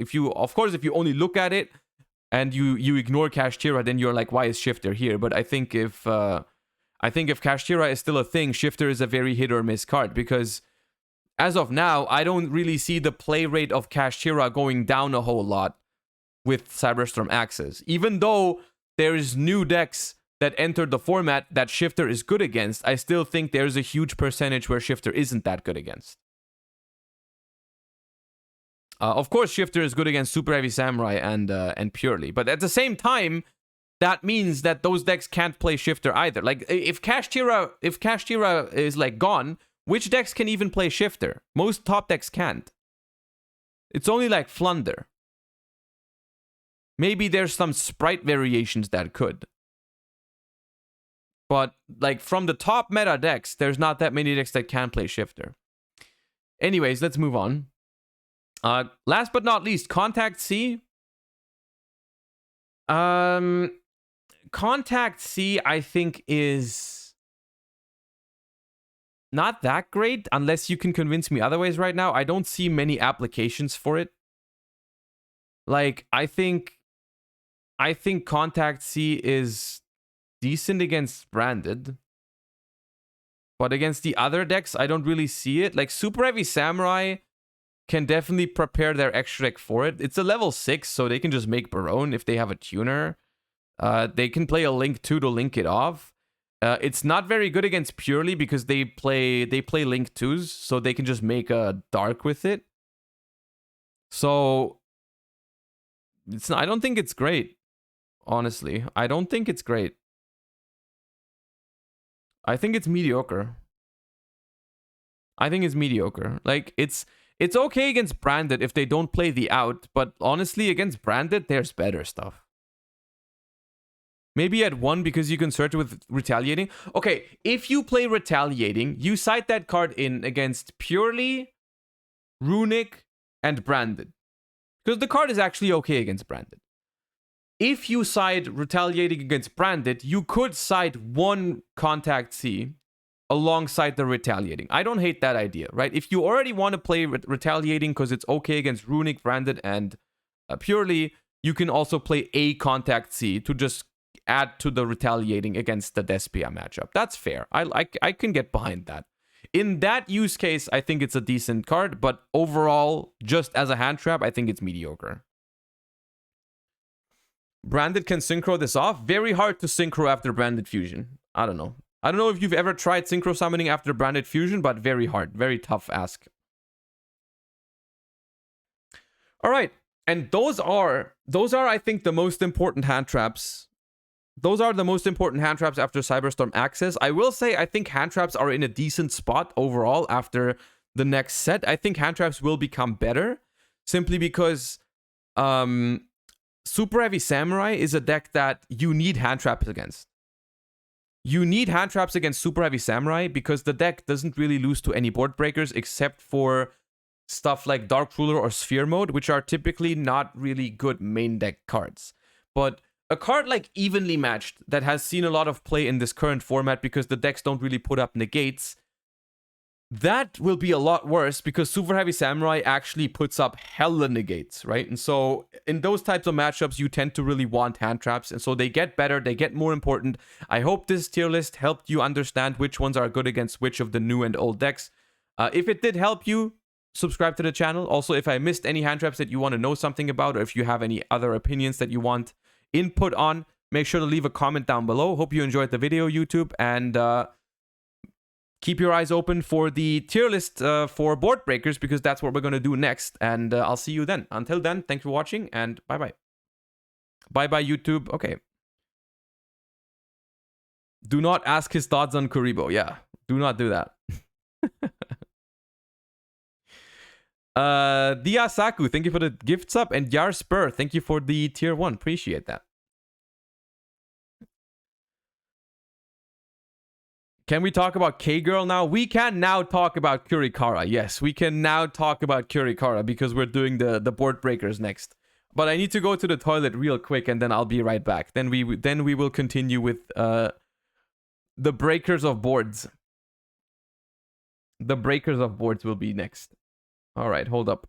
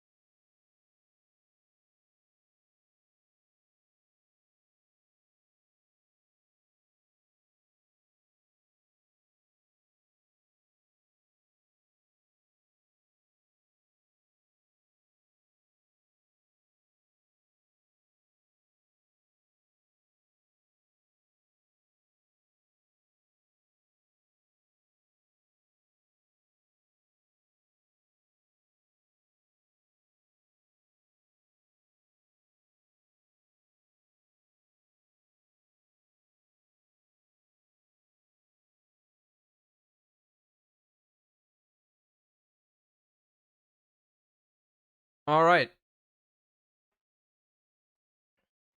Is Flying Sea an option against Purely? Isn't Flying Sea just the same as Contact Sea against Purely? Because they just link it off? Yeah, you just link it off.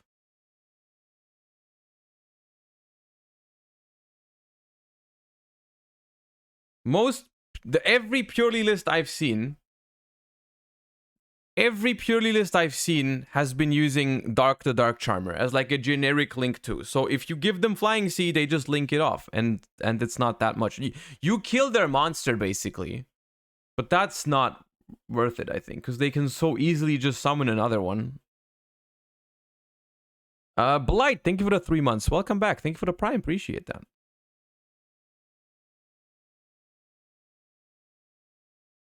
They also play Azalea, but we don't have that yet. When do we expect the ban list? We've talked about that plenty before.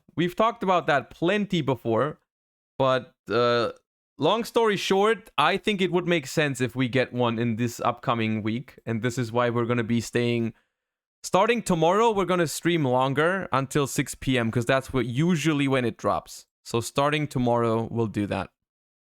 Yeah. Is Sprite good after Syac? It's alright.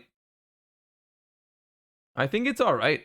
Like, Sprite is playable. I don't see why it gets much worse. Like, Hand Trap Sprite should be okay against Super Heavy Samurai. And yeah, the purely matchup I don't think is that easy for Sprite, but yeah. Longer streams always the best about panelist season. White people happy.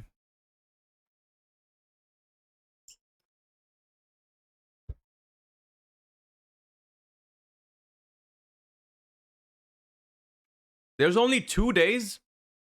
There's only 2 days in the upcoming like week that I cannot stay longer than usual, which is today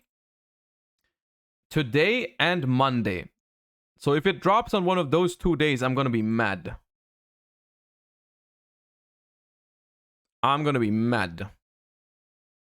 You could just start 1 hour later. Nah, I like the fact that I always start at the same time. I feel like that gives the stream consistency. It gives people something to expect. I like that we always start the same time.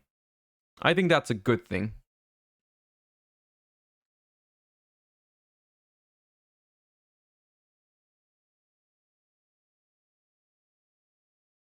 All right.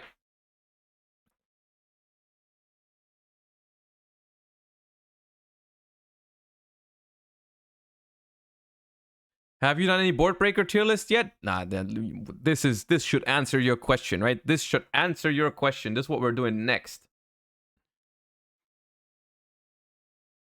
That might answer your question. All right.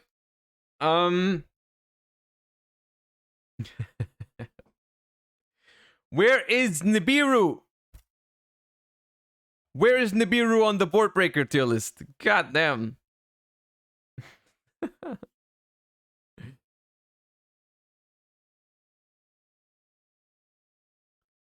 Also, why is there Kurikara? Kurikara is obviously a hand trap. Obviously, Kurikara is a hand trap. Where was it on the hand trap tier list? And what does it do on? What does it have to do on the board breaker tier list? What the hell? Anyways.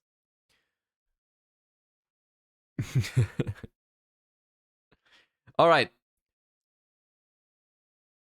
YouTube, welcome to another discussion of post Cyberstorm Acces format. This time around, we're doing board breakers / power spells / you know what. We've already done hand traps. If you've missed that video, the link is going to be in the description down below. And I'm going to try and discuss which of these cards are viable after Cyberstorm Acces, which ones you want to play, and against which decks they are useful. Of course, once again, I've said the same thing in the hand trap discussion, but this has the little caveat that, first of all, I'm also very new to the format in terms of like Cyberstorm Acces testing. And also, I'm making this discussion before we know if there's a potential ban list anytime soon. We're in this weird spot where we don't know if we get a ban list. Like, when this video drops, we might have already have received a ban list. I hope not, but, you know, maybe. Maybe I'm going to re-record it if there's a ban list, but okay, yeah. Actually, I'm going to re-record this if there's a ban list. So if you're seeing this, there has not been a ban list yet. So I'm doing this under the assumption that even though Super Heavy Samurai and Purely and other decks are going to enter the format, for the most part, we're still going to have Kashtira, Runic variations, Sprite variations, branded decks, those kind of decks in the format as well. So this is not just against Super Heavy Samurai and Purely, but also against the other decks in the meta. So let's go one by one. Book of Moon is a card that is decent right now alongside Book of Eclipse. Both of these cards are seeing a very decent amount of play right now. I think they're going to obviously become a little bit worse with the new set because they are very good against Kashtira, but that's the main reason to play them. So if the next set introduces more decks into the format where the cards aren't that good, then that might be a problem. Now, the card booking is not that good against Super Heavy Samurai, and it's also not that good against Purely. So whatever it is that they are right now, which I would argue that they are already like, they're very solid choices right now, they become a little bit worse, but they're still decent. It depends a little bit on how popular Kashtira is after the new set. But I think just if the format is super, super diverse, these cards aren't that great. The specific reason why I don't like them against Purely and Super Heavy Samurai is against Super Heavy Samurai, if you go second, the books are basically dead cards. Against Purely, it's like they can just rank up into Noir and that's unaffected. You stop them from drawing some cards if you book in the draw phase before they can activate in standby phase. So they're actually not that bad against Purely, going second. Actually, maybe they're okay against Purely. Maybe I'll put them up higher for specific matchups. But sometimes, like, it'll not win you the game against Purely. They're very good at, like, how do I phrase this? Against Kashtira, the current standard, the gold standard for Book of Moon is that, or Book of Eclipse, is that if it resolves against Kashtira, you have a very high chance of winning the game because it's that good, right? Going first and second. Against Purely and Super Heavy Samurai, that's not the case. It's like, even going first, you can use it, but it's not that good. It's just like, okay. I don't think these cards are gonna remain the same strength that they are right now. Let's talk about effect negation. All in one. What else is there? Chalice, Dark Ruler, Droplet. That's that. Okay. Dark Ruler, I think, becomes a good card next format. The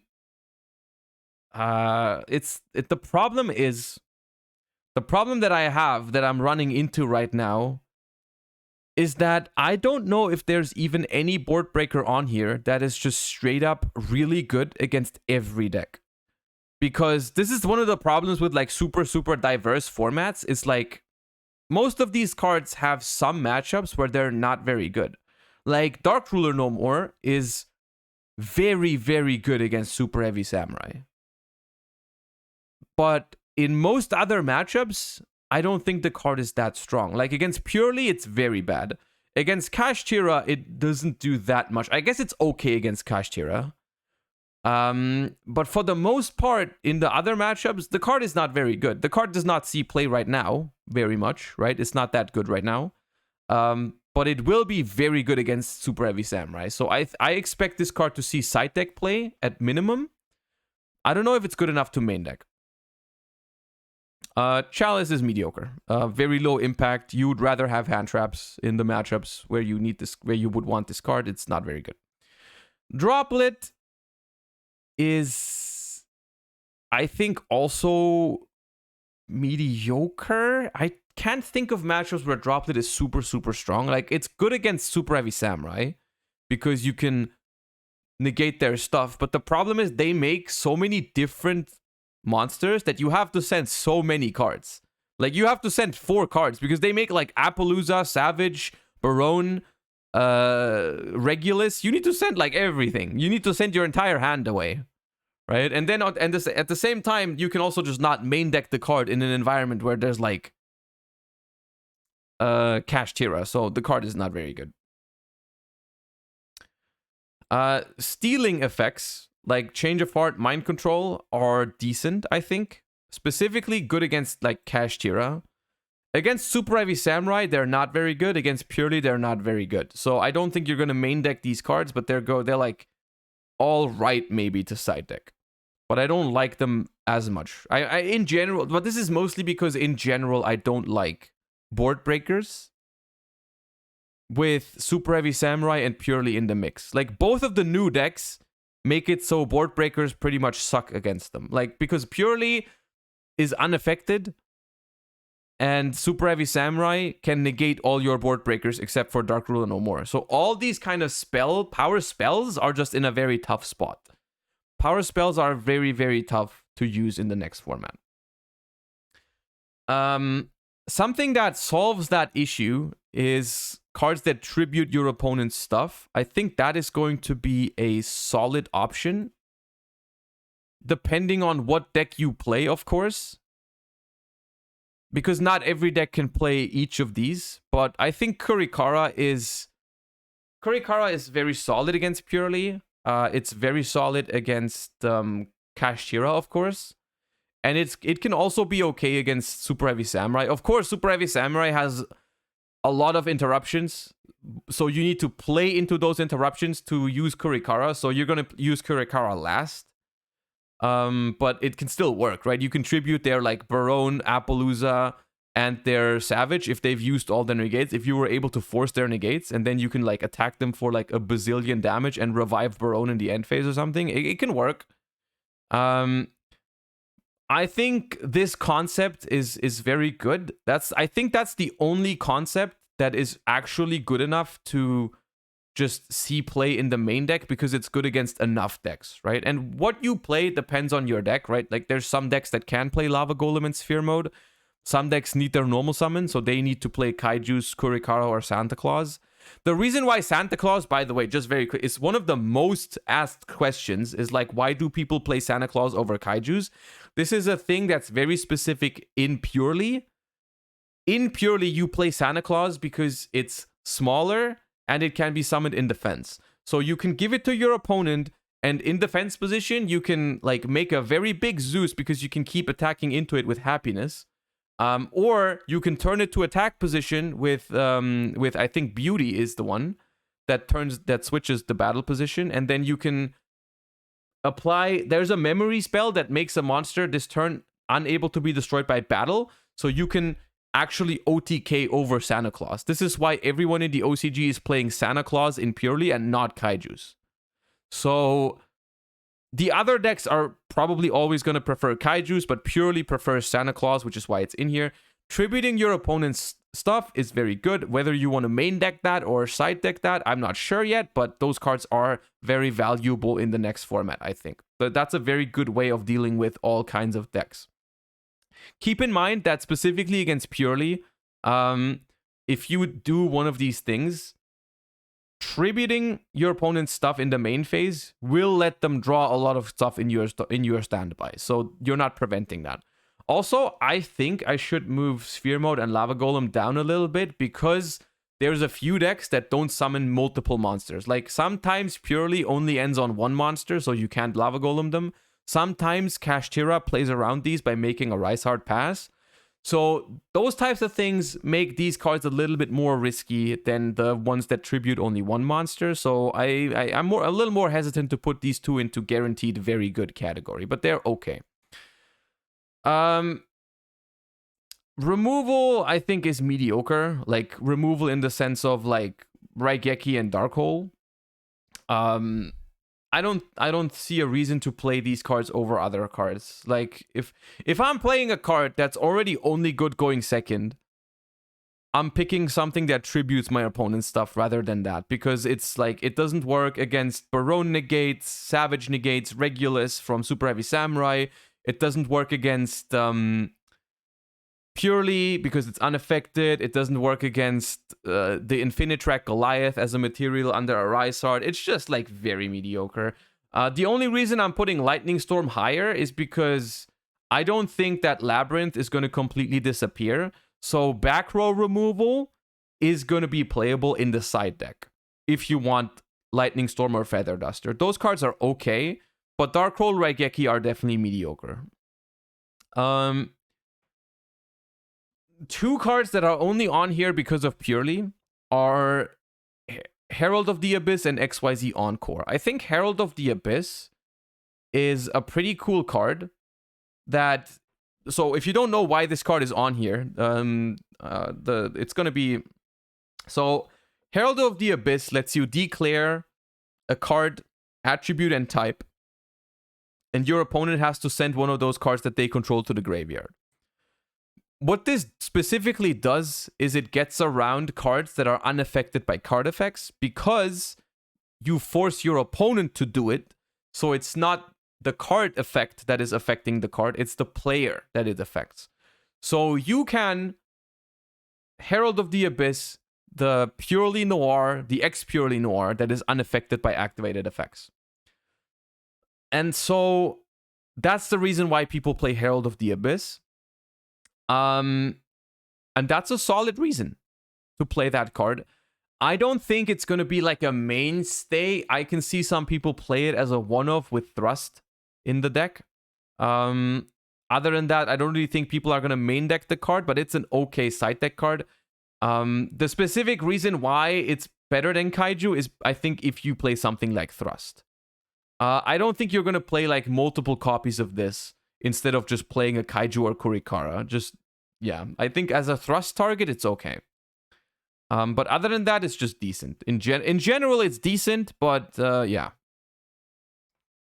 As a Thrust target, it's pretty good, but yeah. And then XYZ Encore is kind of like the same thing. It's a card that's very specific against Purely. I don't like it in other matchups. Yeah.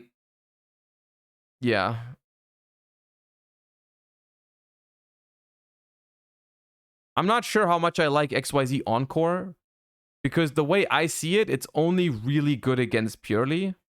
And even then, it's like not that sick. It's like the cool thing about it is that opposed to like Kaiju's Kurikara, Herald of the Abyss, the cool thing about this card is that you can do it in draw phase because it's a quick play spell, so you stop them from drawing. So I think specifically against Purely, this card is decent. Like, people in the OCG have been using this card, so I think it has potential. I'm just not sure if you want to play a card. I'm not sure if you want to play a card that's only good against one deck.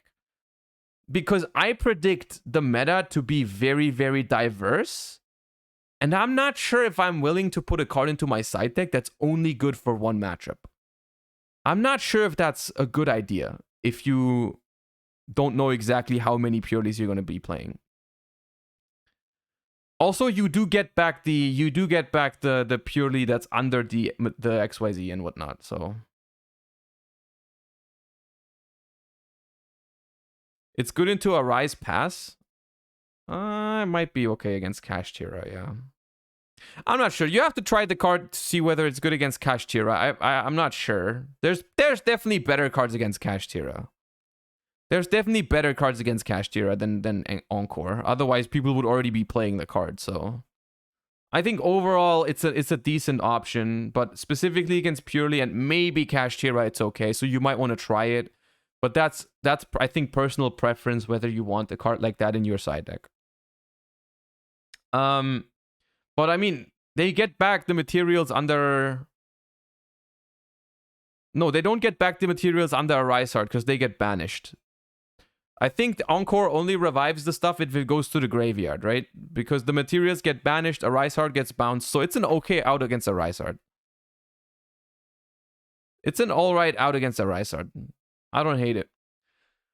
Enemy Controller actually, I think, goes into this category. I don't see Enemy Controller seeing play next format. Might actually be mediocre. I don't really see it. Unfortunately, I like Enemy Controller a lot. I'm a big fan of the card, but I don't think we're gonna see Enemy Controller be a thing.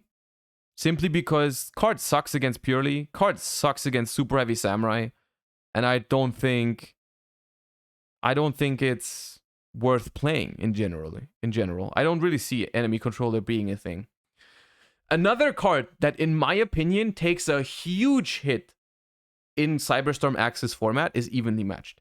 Evenly Matched is, I think, out of this entire list, the most played card right now in a lot of decks. Like in Runic decks and all that stuff, you always play Evenly right now. I think that's going to change. I think that's going to change with Cyberstorm Acces. I think Evenly takes a huge blow in Cyberstorm Acces for two reasons. The first reason is people are going to play hand traps. So if you evenly match someone, chances are they're going to keep an important piece on the field and then hand trap you in main phase 2, so you might not even be able to break it. And the second reason is, in general, there's just 2 new decks that this card is very bad against. Like, against Purely, this card does clear some stuff, but it doesn't deal with the main problems. Like, Purely just keeps Noir and has a bunch of cards in hand, has super good follow-up, and you just lose to that. And against Super Heavy Samurai, they have like 3 Omni Negates, so you are way better off just playing hand traps instead of evenly matched. So I don't think Evenly is going to be a main deck card anymore if Purely and Super Heavy Samurai see competitive play, which I think they will. So I think Evenly is just a side deck card for some matchups. And that overall, I think, makes it...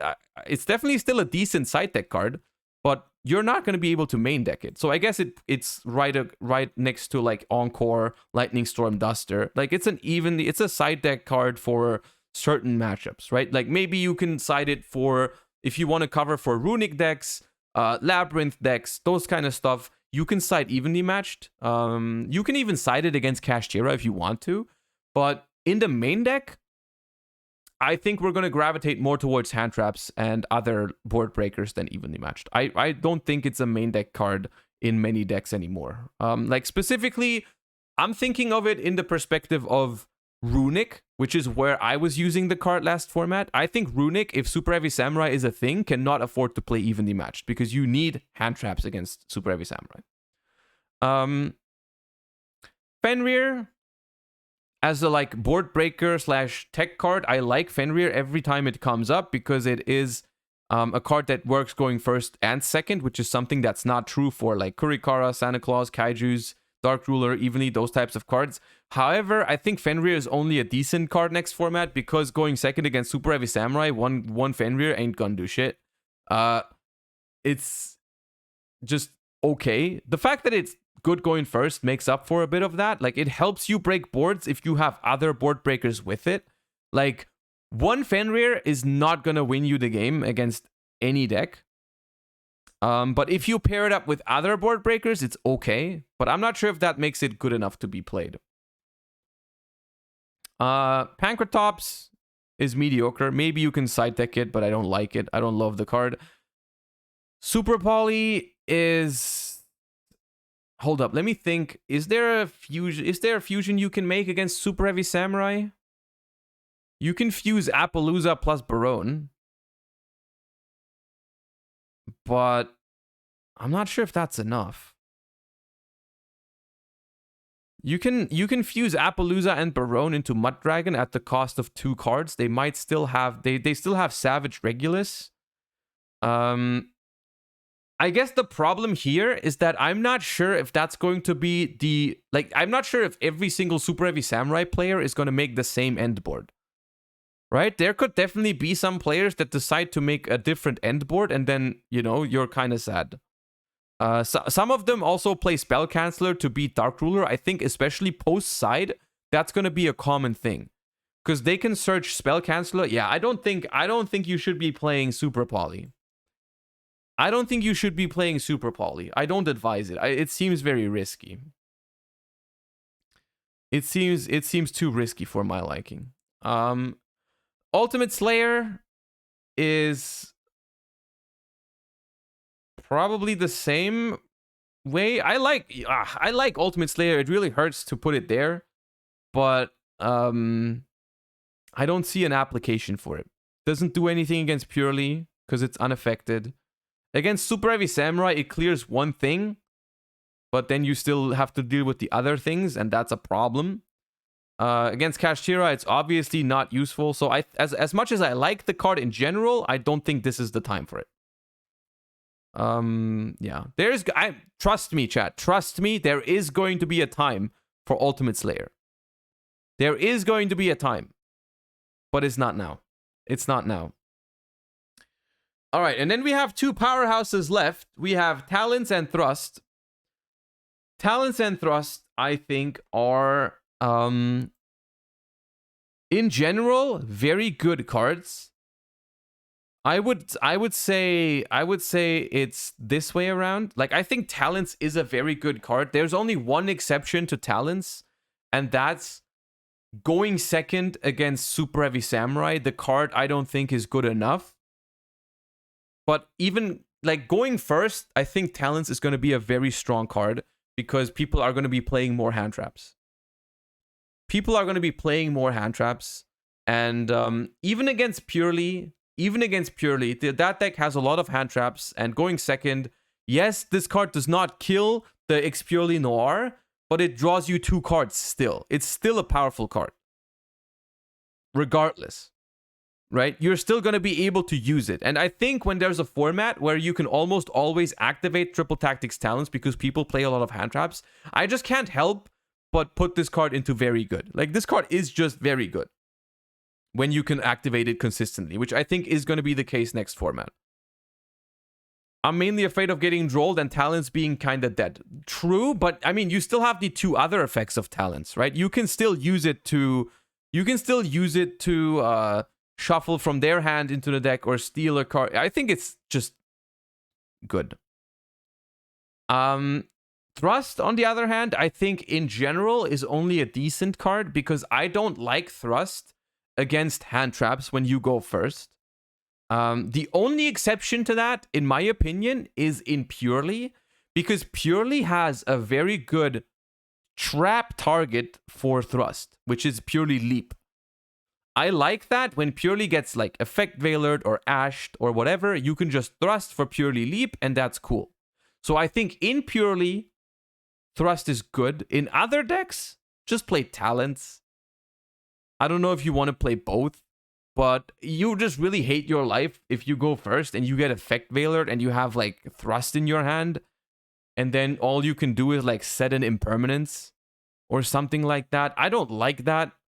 So there's a few decks where you can play Thrust, but in general, I think Talents is just the better card in hand trap formats. So there's that.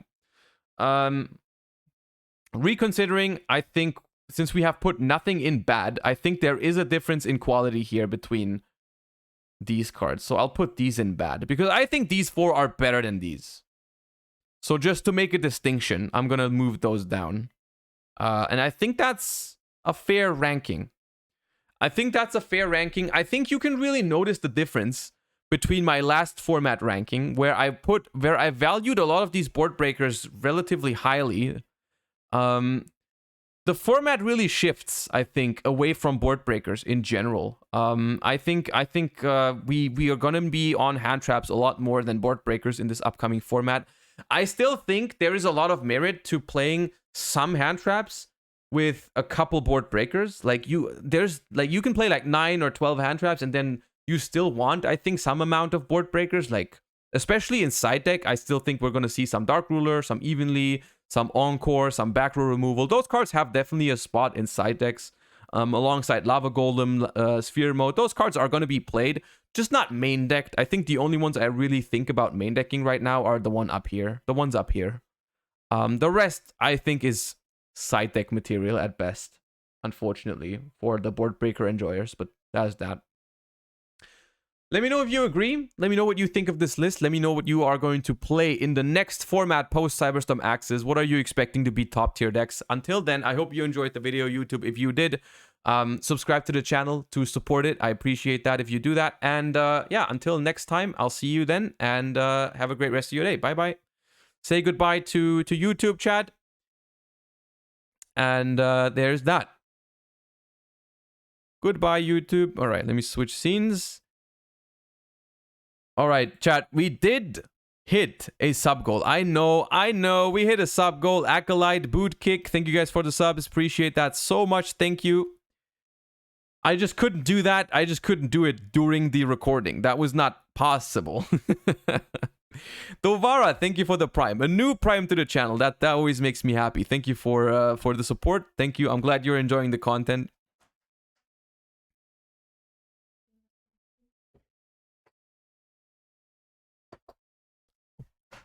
What a timing. We have got lunch. We've gotten lunch.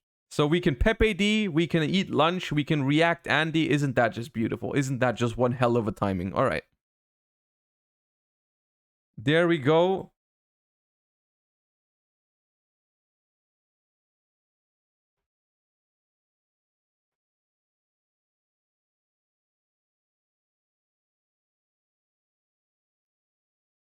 All right, now what do we react to? What do we react to, chat? Is there something cool, interesting in the trading card game world that needs to be react-andied to?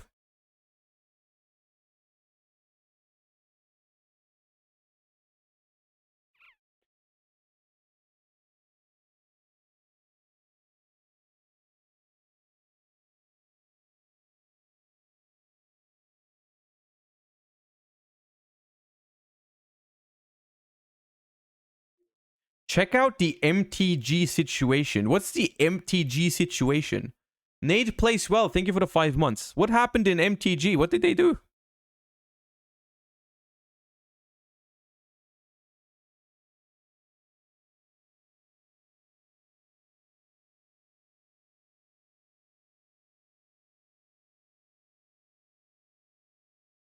What happened? I didn't hear about it.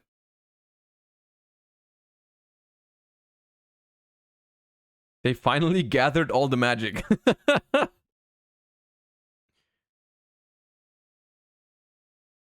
You're gonna have to Google the definition of Pinkertons. What is Pinkertons? U.S. American Private Security Service. What does that have to do with magic? Hold up.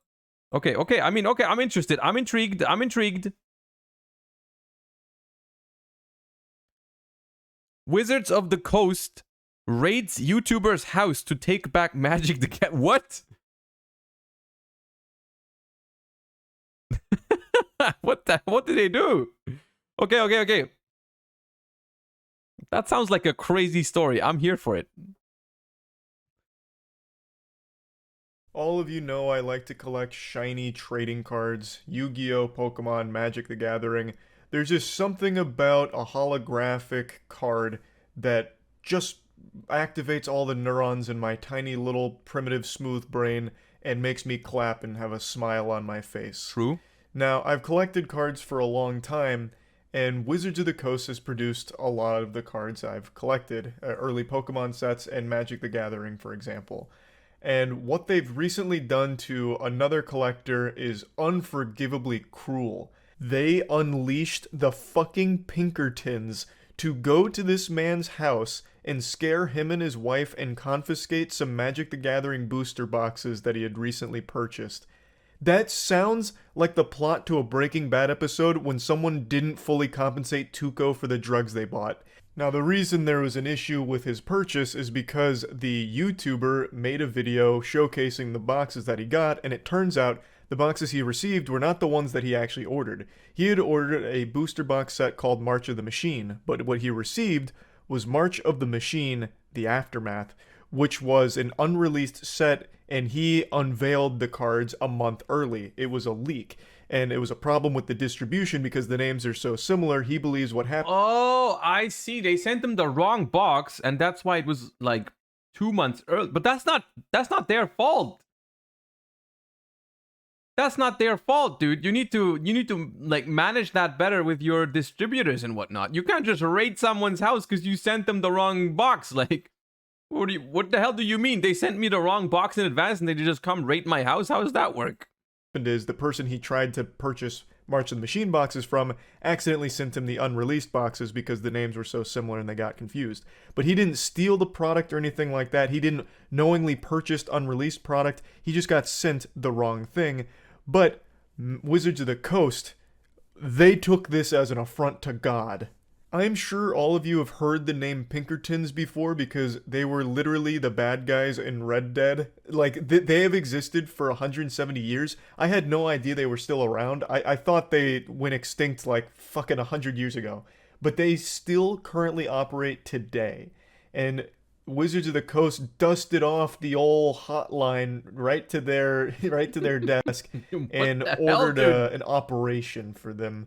I'm not here to do a deep dive on the history of the Pinkertons. Bro, I'm scared.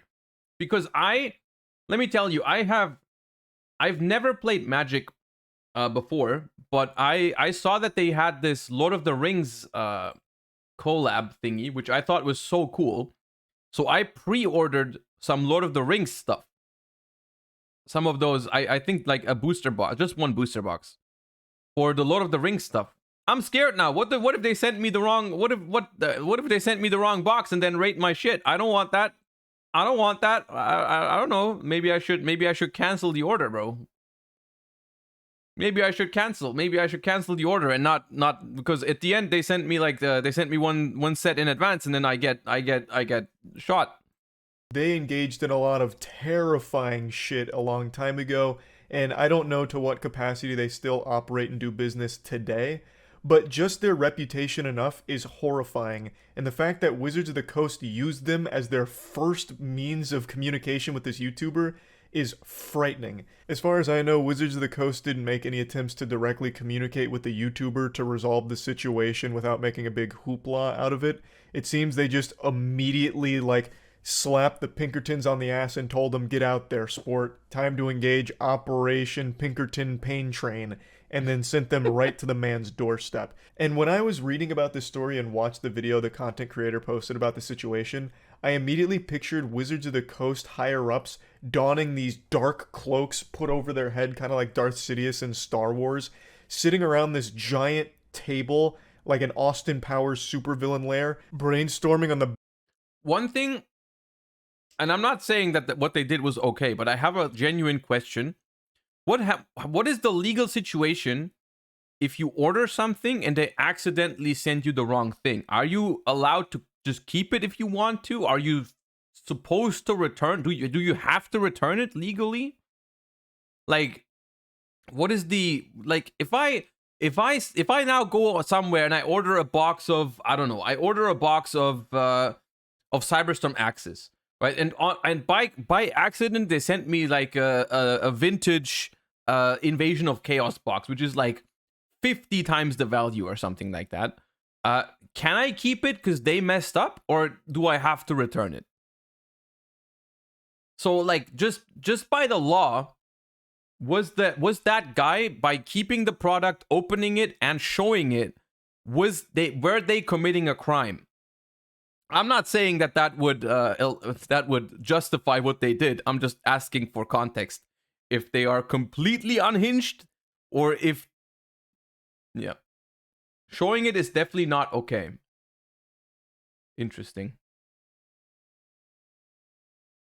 In Germany, you can't keep it. I feel like that would make sense, right? Like, I mean, I feel like you should probably have to give it back, because they should probably just be forced to give you what you ordered, right? So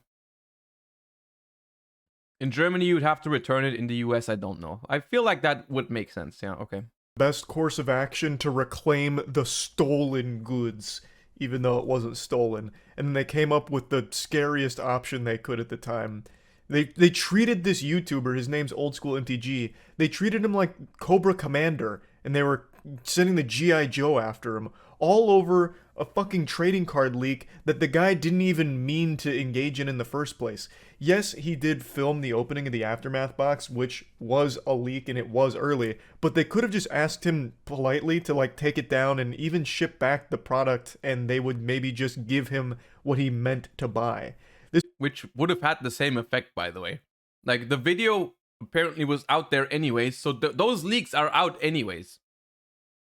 Those leaks are out anyways. Whatever you're doing now, you can't take that back, right? It doesn't change anything. This was clearly an issue in the district. It's about sending a message. Like, what do you mean? What message? What message? If you open Magic the Gathering product early, we're going to come for your ass. We're going to shoot you. Distribution, what not kind of message with the is that? YouTuber himself. He didn't mean to buy this set because it wasn't out. He just wanted some March of the Machine boxes, and it became a big deal. So much so that it escalated to Wizards of the Coast sending the Pinkertons, which is just wild.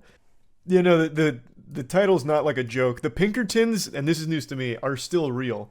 You know them as the bad guys in Red Dead, but they are like a real firm. So basically, in a nutshell, there's a YouTuber, I believe his name is Old School MTG. I'll pull up his channel in just a moment. He ordered a set of boxes for Magic the Gathering called Wrath of the Machine, or March of the Machine. And what ended up happening is he got an unreleased set of boxes called March of the Machine Aftermath. And he publicized that he had it, and this was a big leak for Wizards of the Coast. And they responded as if he had just stolen the Krabby Patty secret formula. They threw the wood at him. They contacted and hired the Pinkerton firm to go to this man's house and reclaim the merchandise, claiming that it was stolen goods. So on his channel, I'll pull it up now. I believe it's Old School MTG. Yeah, Old School MTG. So on his channel in this video, he discusses exactly what happened. So the Pinkertons show up and he's describing them as heavy hitters and scary and made his wife cry. They were apparently talking about like jail time for stolen goods, and then they confiscated the March of the Machine Aftermath boxes. Old School MTG explains that it was just a simple misunderstanding. He didn't know the products were stolen. He doesn't even think the products were stolen. He thinks what happened is somewhere along the way, the guy that he was buying them from is not a Magic guy. He says he's more of a Pokemon Yu-Gi-Oh guy. Didn't realize there was a difference between March of the Machine and March of the Machine Aftermath. So when he made... Which is fair. Which is a fair thing to not know about. Like, those are almost the same name. Like, that can happen. Like, if you're not into Magic, you are just assuming those are part of the same product line. The purchase order for March of the Machine, he accidentally sent him Aftermath.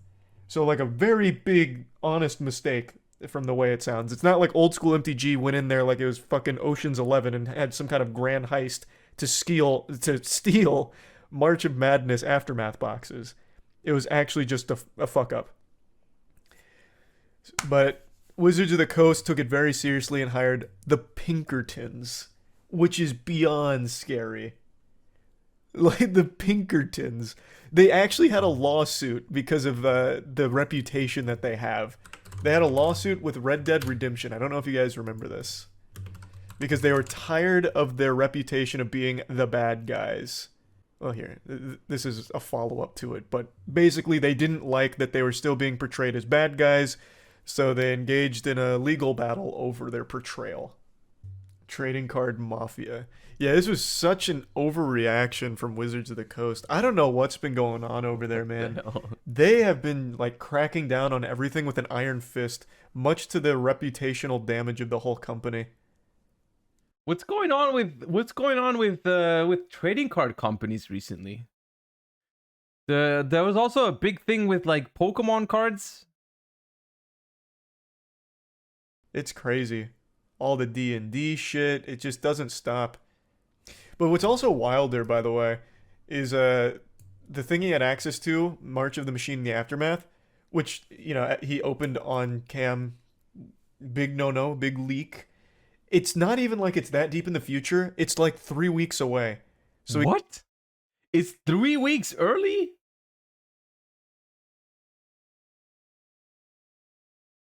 I thought it was like months in advance. How is it 3 weeks early and you're gonna raid this man's house? Oh god. It's 3 weeks. Oh my god. I thought this couldn't get any worse. There's no shot. There's no shot. It's 3 weeks early. You're gonna freaking raid that house? Bro, I got it 3 weeks early. It's not that big of a fucking deal. But yeah, they confiscated all the that makes it even so much more ridiculous. Intimidated him, scared him. But he's like super, super generous to them in this video. I don't know if it's out of fear or what, but what they did to him is beyond wrong. Like, this man got done dirty. And in the video, he talks about Wizards, like, very positively. I don't know if they had, like, a gun to his head or what, but he was, like, really charitable. He was like, yeah, you know, after the Pinkertons raided my fucking house, they gave me a contact at Wizards, so I called them, and they were super nice and super apologetic, even offered a potential reimbursement with some product. I was like, when I was listening to that, I was like, man, this guy's got a heart of gold, because what they're doing is they're panicking, because what they did is, quite frankly, beyond disgusting. I don't even know if it's fully legal. To hire a private security firm to go reclaim material that you don't even know for sure is stolen? Like, what do you mean? Because this guy didn't fucking steal it. They apologized to him. Not publicly. Only over the phone. Like, the personal contact, he said, was very sweet.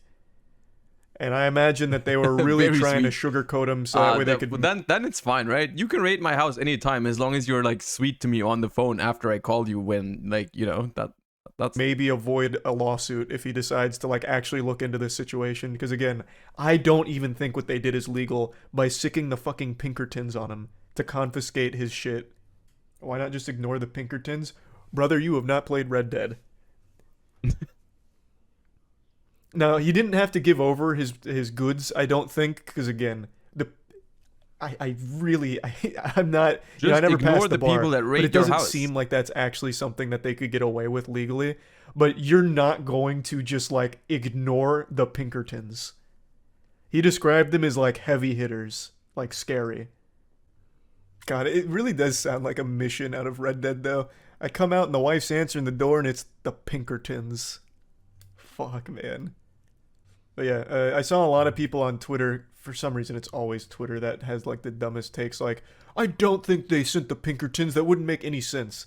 But then Wizards themselves did confirm that the Pinkertons were part of the investigation. And then of course they just go silent. Someone at Wizards had a really bad day that day.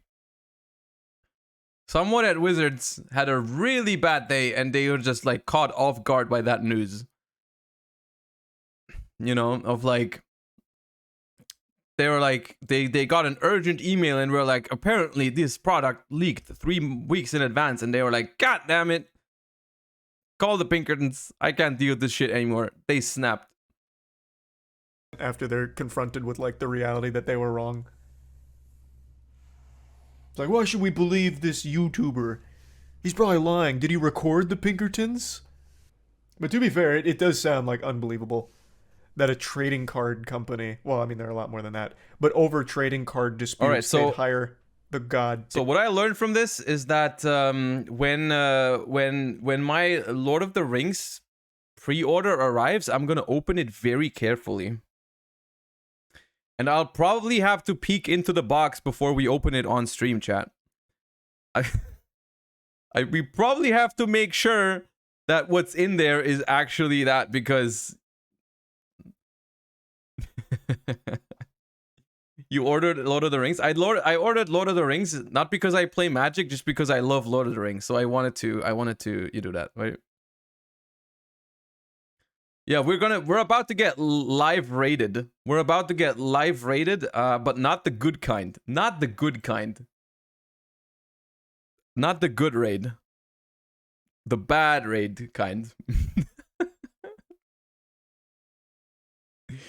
All right. Think of the content? That's not worth it. That is not worth it. That is not worth it. Tsar OTG, thank you for the gifts. I appreciate that. Thank you.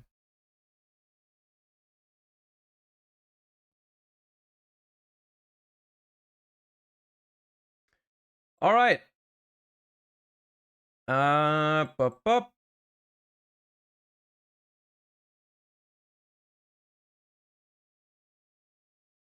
It's been a while.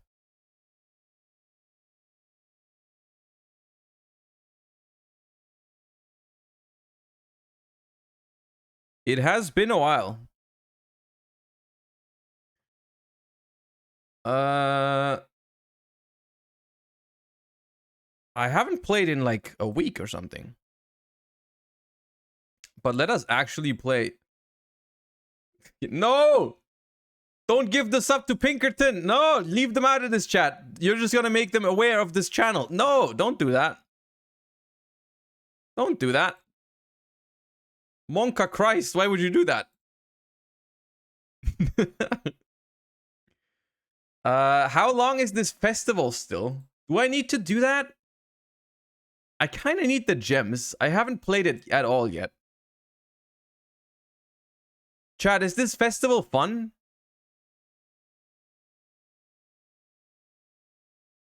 Lots of gems? I probably need to do it. What's a cool deck we can build that I already have? Oh, you get the cannon. I need the cannon. I need the cannon.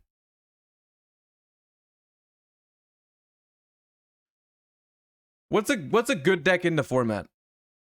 In the event. Play Salad? Oh, I don't have Salad. I don't have the money for the I don't have the gems for the structure decks.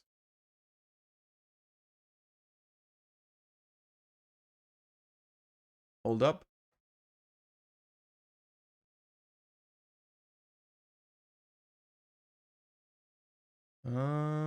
Attribute 4.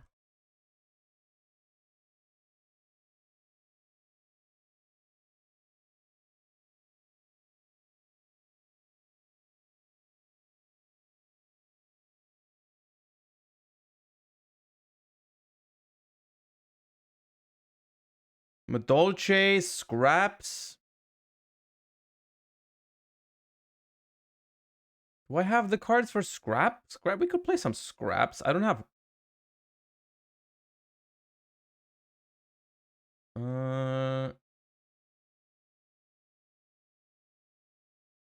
Wait, you can play Swordsoul?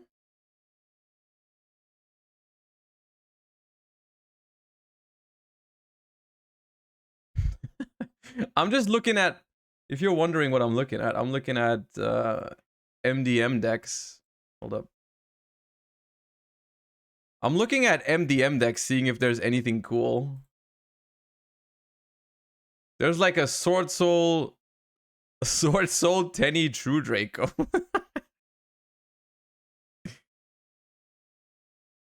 Then there's Ice Jade Madolce. I just don't want to spend that many gems. I just don't want to spend that many gems. Hadi Ahmed, thank you for the gift sub and thank you for starting a hype train. I appreciate that. Thank you. I think I have all the cards for this. I think I have all the cards for the freaking Truedraco Swordsoul deck. Let's run it.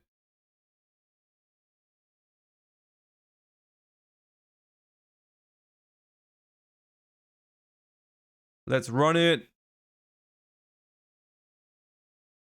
I don't even know if it's good, but it doesn't matter. We have Monk of the Tenny. Look for Swaswa. We have this. 3 Moyi, Taya.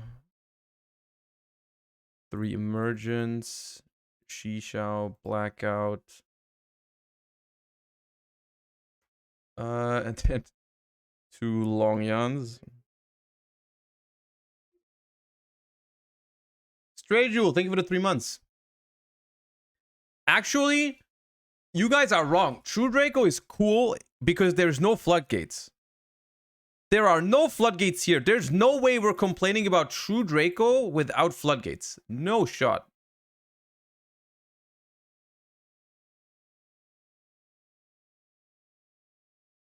There is no world in which you can seriously complain about Truedraco without floodgates. I don't believe you. It doesn't play Heritage, though. Isn't that kind of wild that it doesn't play Heritage, this deck?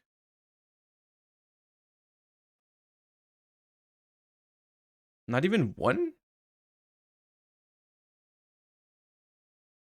Okay. Maxi. Called by the Grave. Yeah, I have all the cards for this deck. Imperm.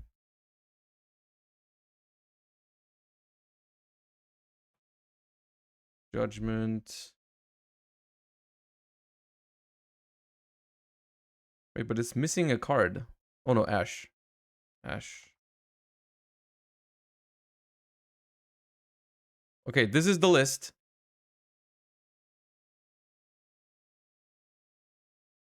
Goyo Predator. I'm just happy I don't have to craft any ultras for this. If I can get the gems from the event without crafting an ultra, I'm happy. Wait, Baron is legal?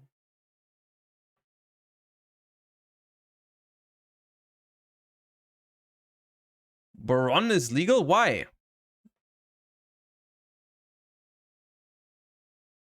Crimson Blader, White Aura Whale. Need to craft that. The hell is that? Oh, Geomathmic. Hog, a Mathmic in our deck. I'm not gonna craft the Mathmic. It's against my principles.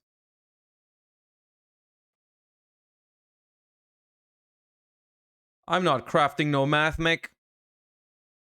And then there's Narwhal.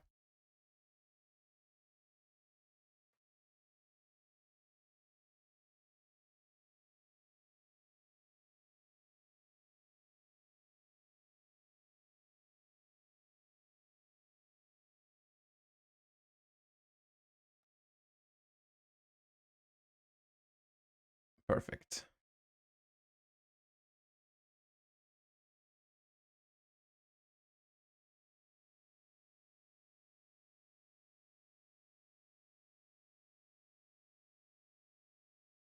Do we even go first? I don't understand. What's the meta for this? What are people playing?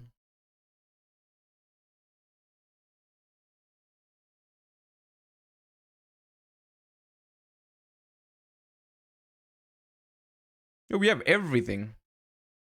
Do we? Well, we don't have a Draco. Oh, I can add a worm with this. Oh.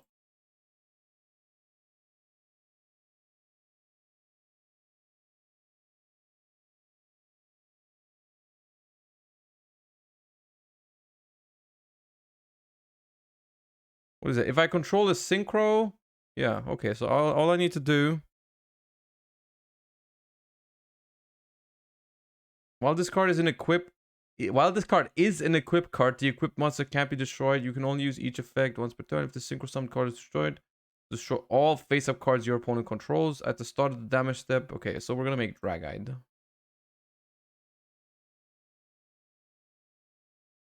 This is wild. We're gonna we're gonna emerge and search for a Truedraco. I don't know if anyone has ever done that before.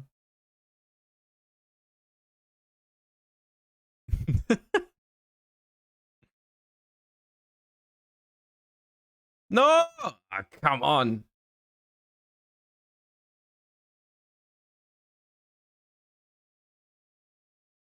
Unfortunate turn of events.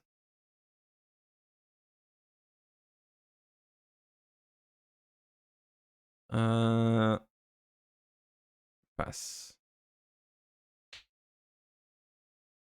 No one has done it still, yeah. It still has not been done.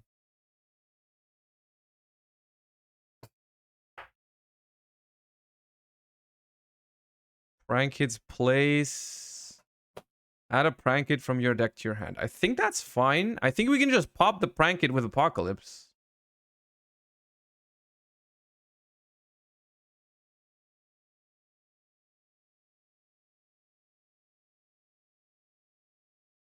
I'm just popping the prank hit with Apocalypse, and then we're good. That I cannot let happen.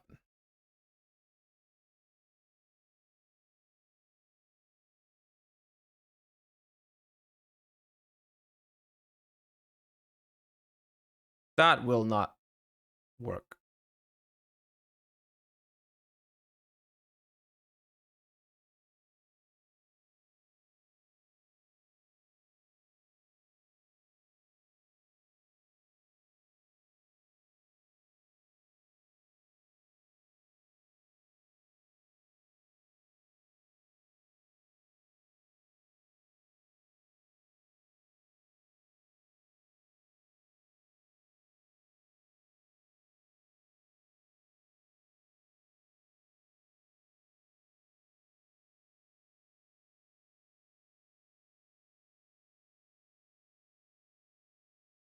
If you negated that field spell, they had 2 dead fusions in hand. Lol W hindsight Andy, by the way.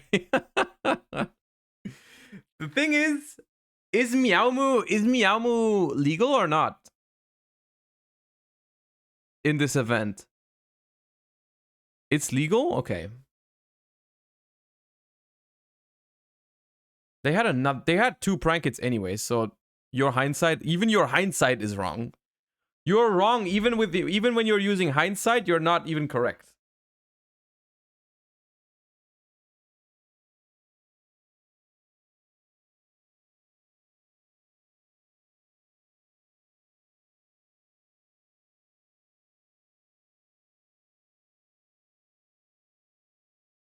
Bro, 3 prank hits, 2 fusion spells. Good God.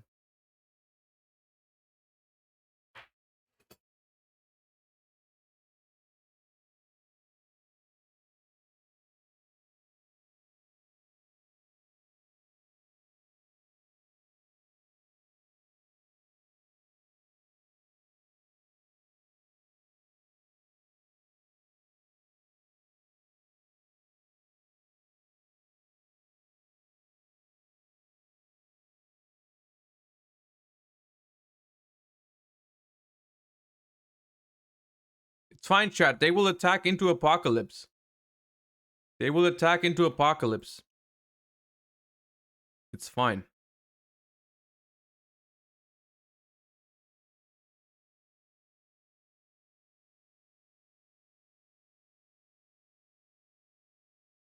They will never see Apocalypse coming.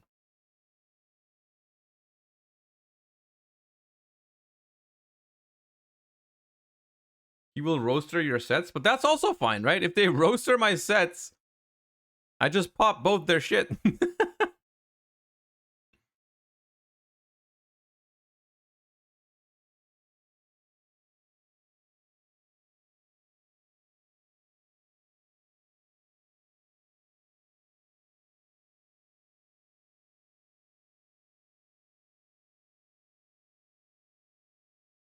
The coolest thing is that we also don't have follow-up. It's great. It's glorious. We have nothing. We need to top deck a Draco monster. Or Moyi.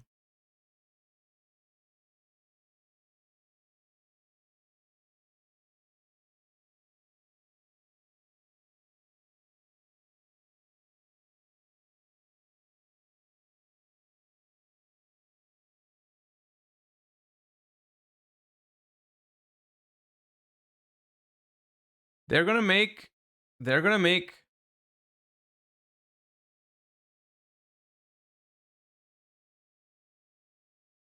What is that? Battle Butler? And attack.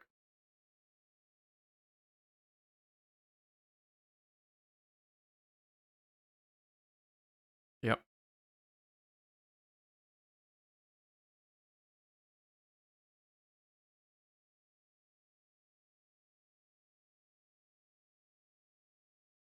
There's no way you actually lose to this, right? Nobody at 11? There's no way. You just...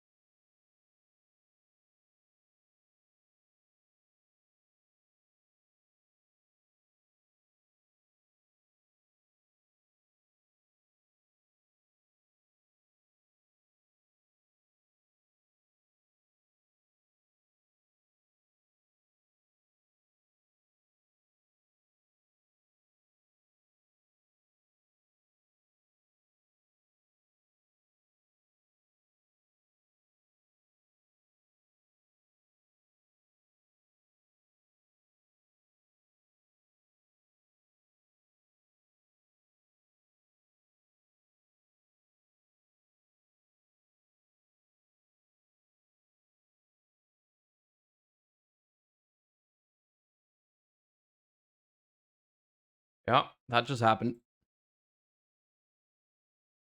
That just happened.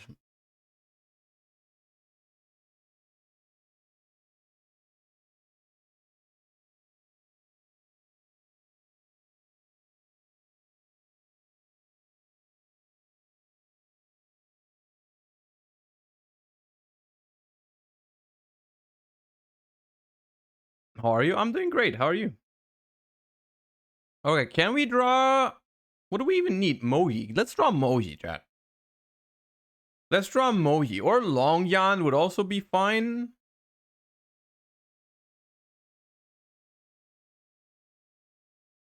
Ash, I suppose. We have no banished thingies. Excavate the top 5 cards. Return cards up to the X. We have no rock monsters, but maybe it stops. Maybe they throw a veil or some shit. Synchro 9? I don't think we have a Synchro 9. No, the list does not have a Synchro 9. We also don't have a Synchro 11. I think we still lose. No, why did you have Ash on my thingy? I actually would have won if you didn't have Ash. Hindsight, Andy. Why is there an Opabinia? No, I do not. I'm not answering questions that could, you know, put myself in a precarious situation. I don't have to answer those questions. My lawyer said I don't have to answer those questions.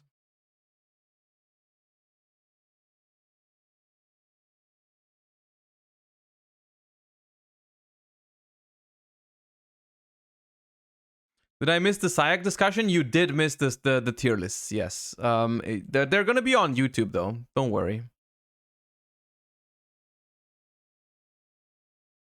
They are going to be on YouTube soon enough.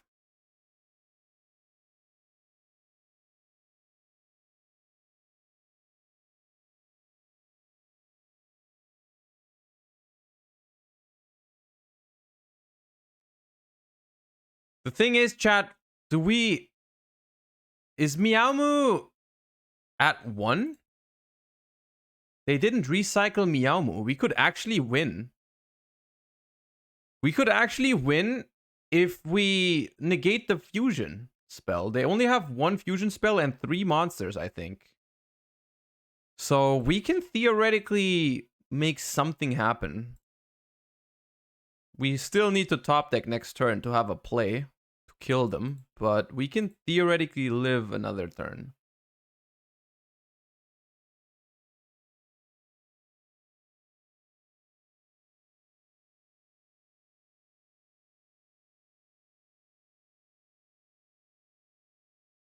Place is fine.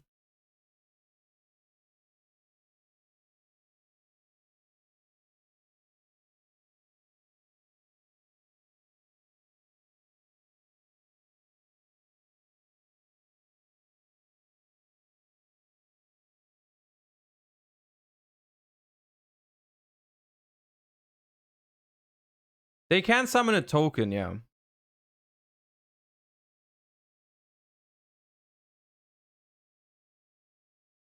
Not anymore.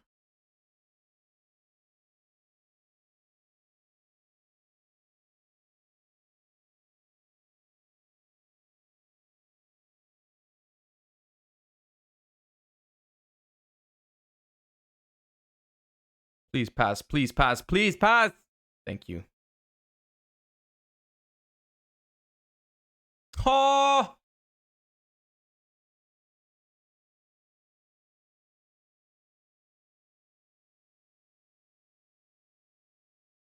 How strong is Monk? 1,000.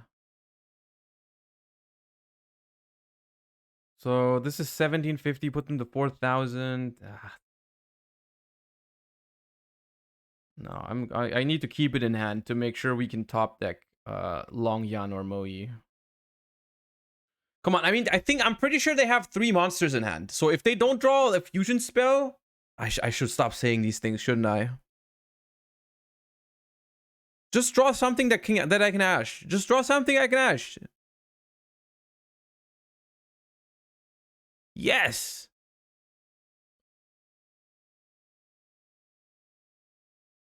That's good. That's good. How much defense are these Prankets? This is 15 defense. This is 1,000. This is 2,000. I think Lamses is only 500. I still think we're just attacking. Oh, it's Droll. We could have attacked with Adhara thingy. All right, we have second Apocalypse. And now we have the Dragite negate online again, so we can just Dragite negate if they draw a spell.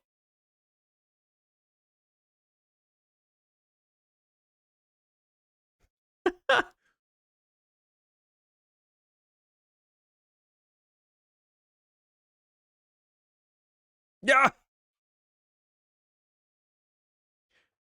There's no way we lose. Now. It's Jover!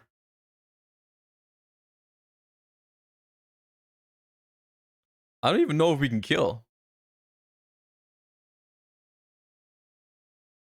So what are the options? Level 8. Let's just special summon. We have destroy all your opponent's attack position monsters. It inflicts piercing battle damage. Ooh.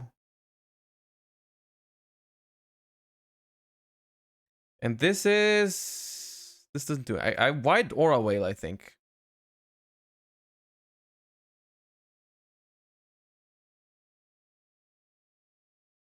I think it's White Aura Whale for piercing damage and hope that it's enough damage. Depending on which prank kit that is, this will be enough damage.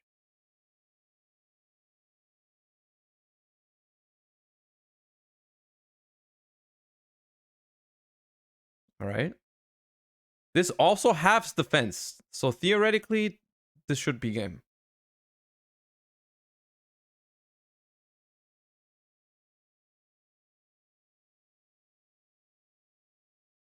Easy clap. Easy clap. We're the best. We're the absolute best.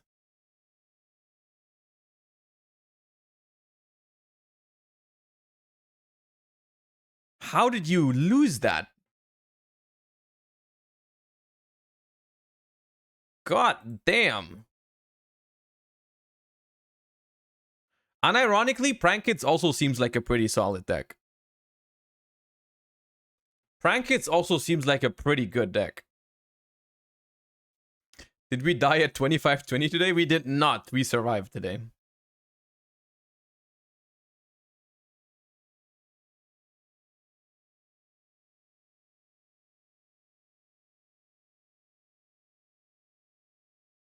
Marin says it's kind of insane for me here. Marin says, if Marin says is full power, that also seems very good. But I don't have the Marin says cards, I think. I don't think we've ever played Marin says on stream, so I don't have the cards. Broken hand. Busted hand. There's one Tang on you. Ooh, salad based. No, they found. Oh, come on. Oh, okay. Okay. All right. Roar.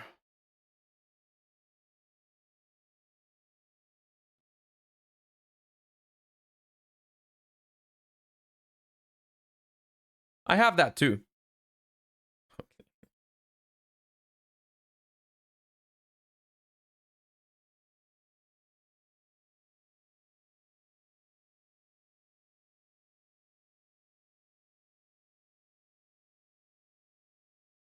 Never understand Salamangreat. The deck's actually quite fun, I think.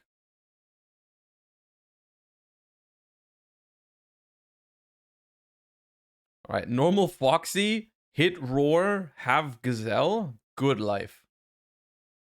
Good life, let me tell you. Most fun Cybers deck? That's not a tough challenge though. That's a very low bar. Like being the most fun Cybers deck, I can't think of a bar that's lower. I cannot think of a bar that's lower than that.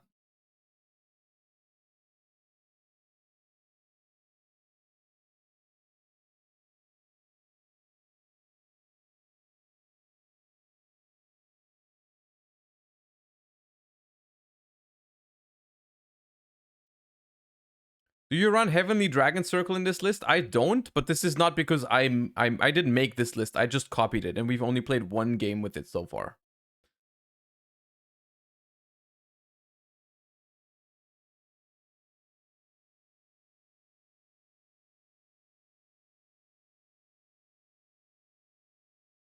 Well, this opener would be so nuts in 2019.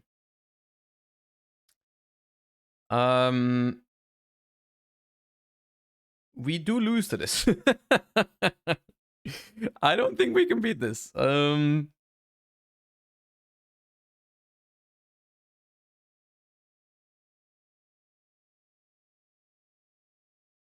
There's no way our Moyi resolves because they got that roar for free. We could beat them if they didn't have roar.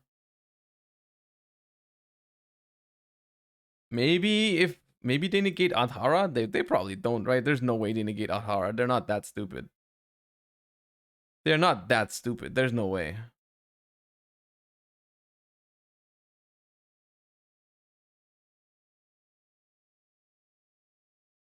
Yeah.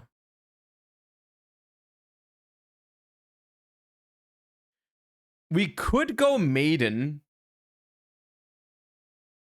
Let's go Maiden.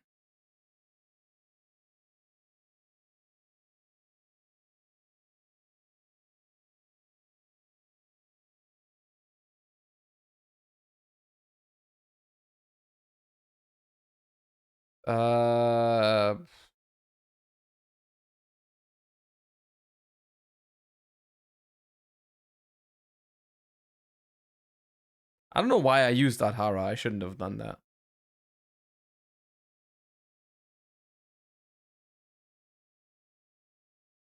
Oh, they have Rage and Roar. Cool.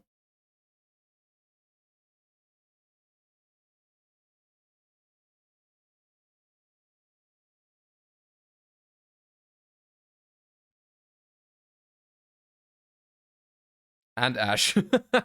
Okay, bro. You're too powerful. I give up. You're too powerful. Win the coin flip. Open Rage, Roar, full combo Ash Blossom. I see you. All right.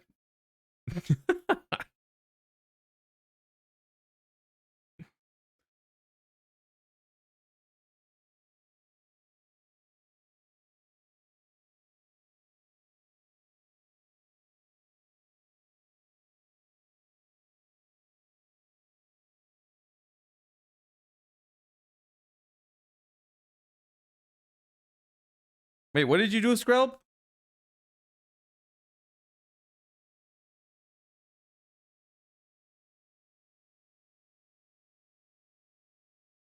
Oh, you banned Circular. Okay, I see. Look, what are these hands? Why is there Solemn Judgment in my deck?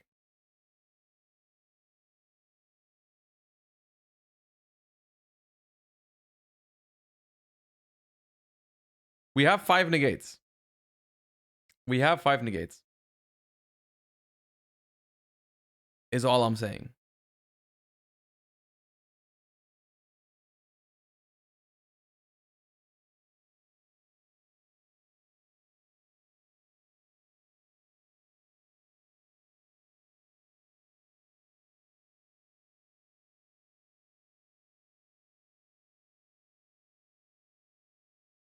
Good thing that we have Solemn Judgment in the deck. I've been saying that. I've been saying that.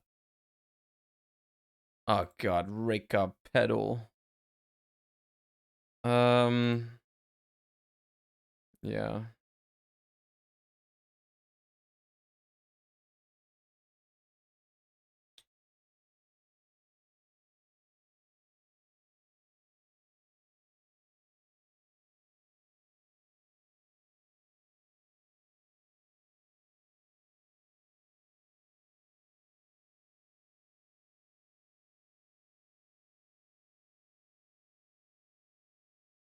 Is this deck full power? I'm not sure.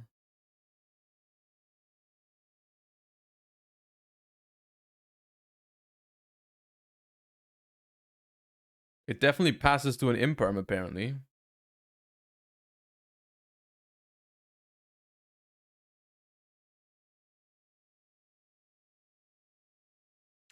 I'm starting to get the feeling that this deck's not that good.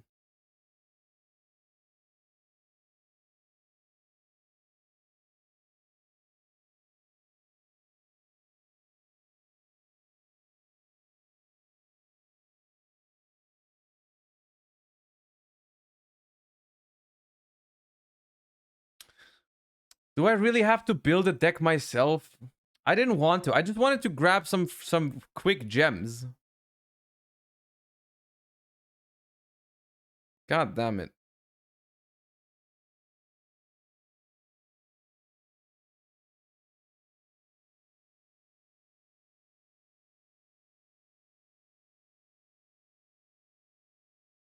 Do I Ash or max this? I'll probably Ash it. Vernusylph Loner is not bad. Okay, we'll try that.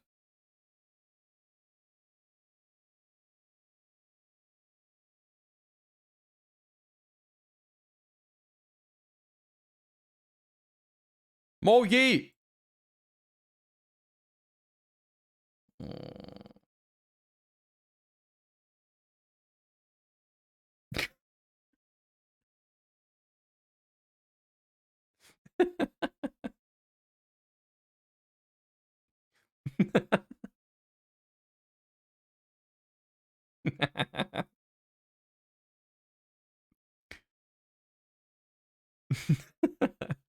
Well played. Well played.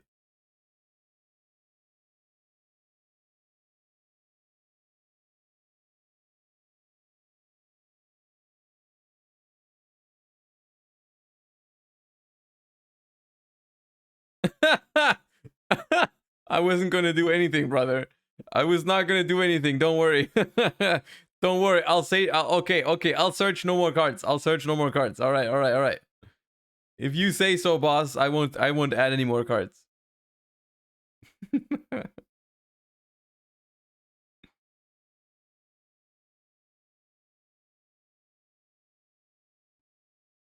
Stop having plays. Oh, Jesus.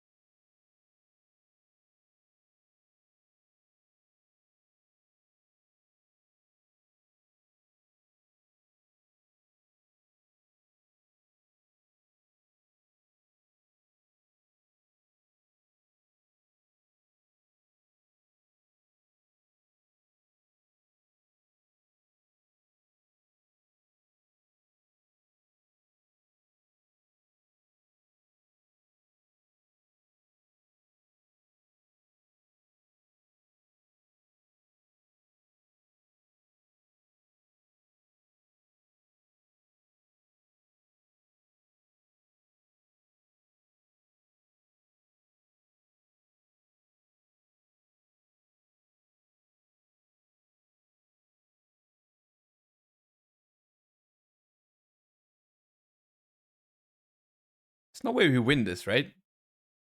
There's no way we win this.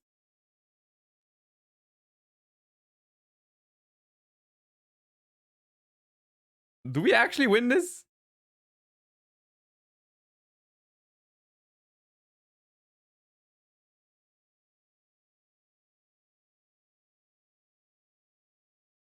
But it said select the monster. I was confused by that too for a second. No. They contribute my shit now. I hate when they do that. I hate when they get to do that.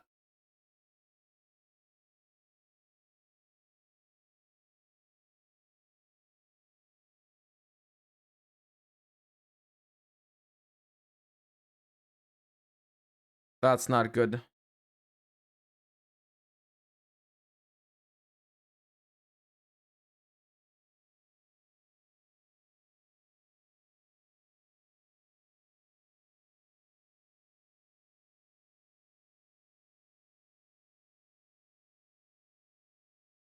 Will you upload today's VOD later? Yeah, I will. Dryadas.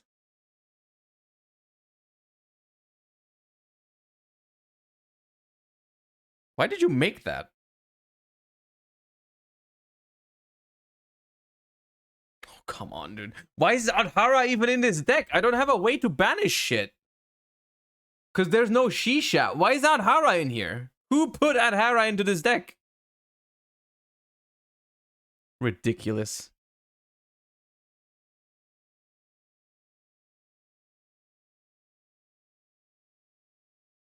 Uh...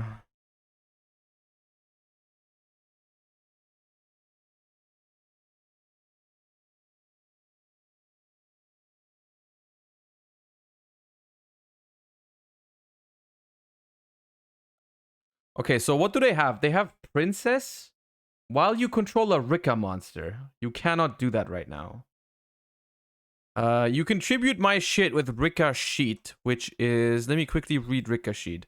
Target a face-up monster your opponent controls. Also, you contribute a plant monster. Players cannot activate that face-up monster. In effect, if you attribute a monster, take control of that monster, it becomes plant. Okay. So they don't have a way to use the negate right now. No, Kurikara is not the best hand trap. Stop saying that.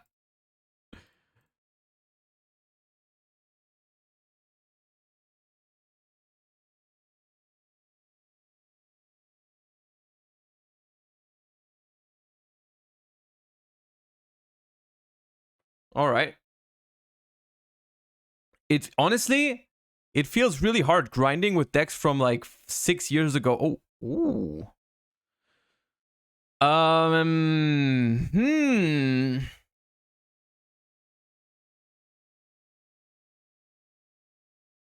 Swordsoul Emergence.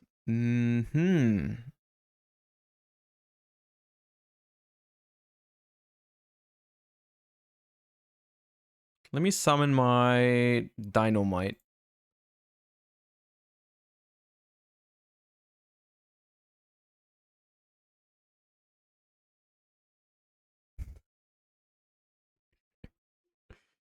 Thank you for the gift sub to Adhara.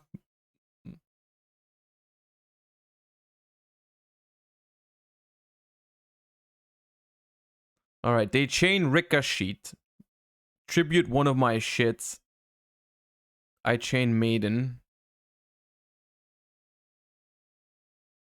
They will take my Maiden.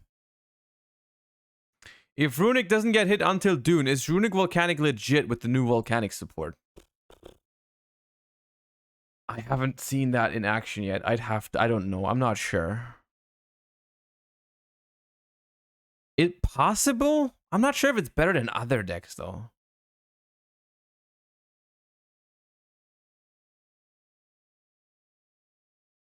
Alright, we have Emergence. Do we go Moyi or do we go Longyan? Longyan would make Baron the Fleur, which is pretty sweet. Baron the Fleur is pretty sweet right now. Probably just Longyan, right?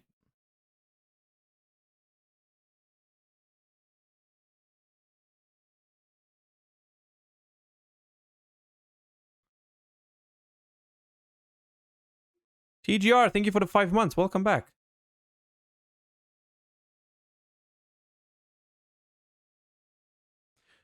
I'm missing I feel like we need more Truedraco spells and like Ignis. I'm missing the good old shit, you know, the good old stuff. I feel like if you go Truedraco, you need to go full Truedraco, not just a little bit. Now, whether that's a good idea or not to play Truedraco in general is another question, but I feel like it's kind of weird, champ, that we only have one spell and now my Ignis doesn't have...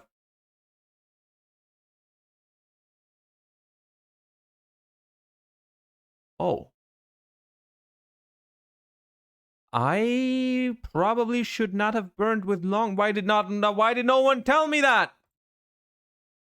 Unfortunate.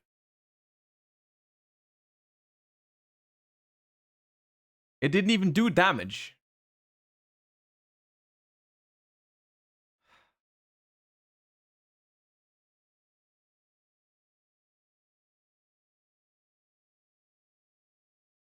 All right.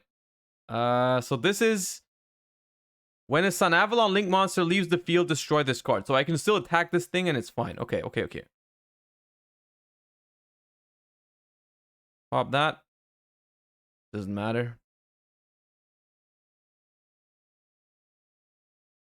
There's no way we beat this deck.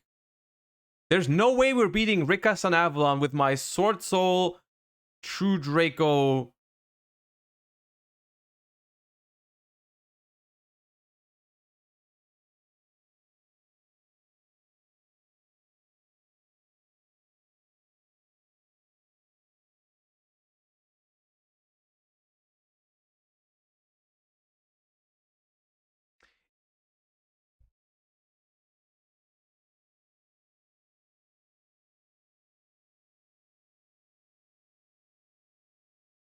Fuck this thing. I'm negating it. Oh, I've lost my mind completely. I've lost my mind.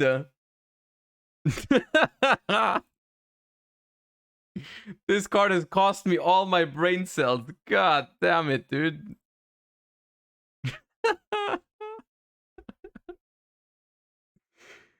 I should have just popped this one.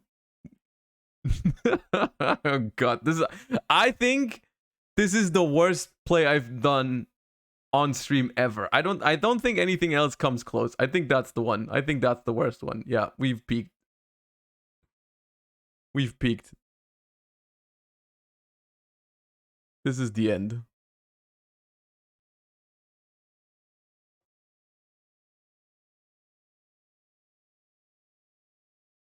And now we tag out. Tag out of shame into a dynamite.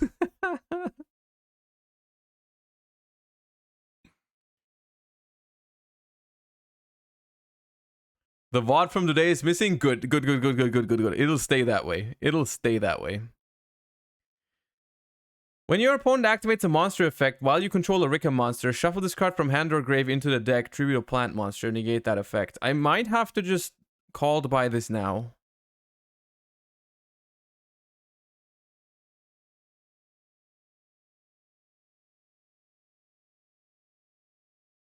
I don't know why you use tag out instead of tribute summoning. I mean, okay, that's ironic, right?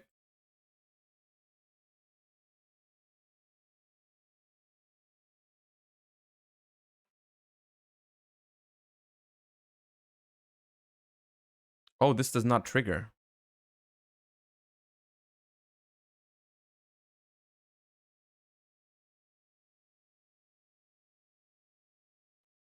I hate it here. Because it's not tribute summoned. You played Draco, but 5 years ago.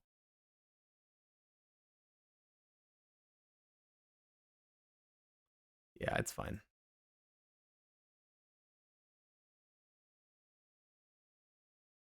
We do not talk about this game ever again. We do not talk about this game ever again. What do I need? This one? That looks like it's going second. Sure.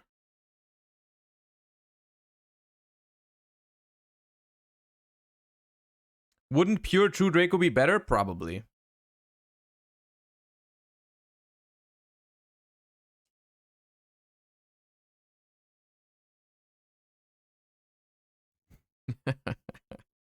Stop making fun of me. I just didn't read the freaking Sun Avalon link and then I forgot I got impermed.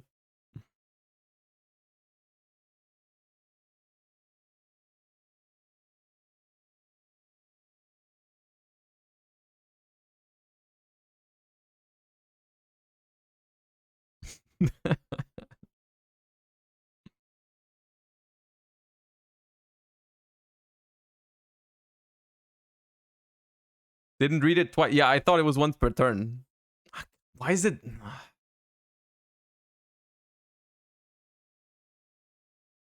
Is this also a loner deck, or why are people playing Ricka?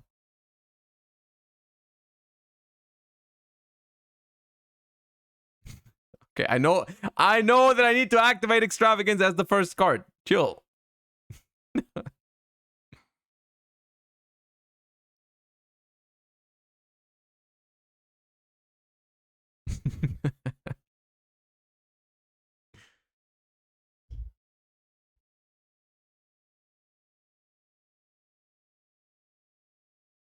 Okay, this one adds an earth from grave to hand, and this one adds a Vernusil. No, that one adds an earth fairy from deck to hand. And this one is just the big boss. I'm not sure how easily we can break this deck if they have the full combo. Well, it seems like they don't have the Sunseed. Do they not play the Sunseed anymore? Is it just pure Rikkas now on Master Duel? Ooh, Glamour. Okay, that they probably already have Sheet.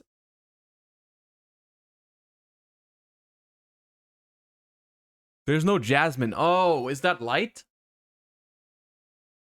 Interesting. Tribute of plant, specialist. Okay.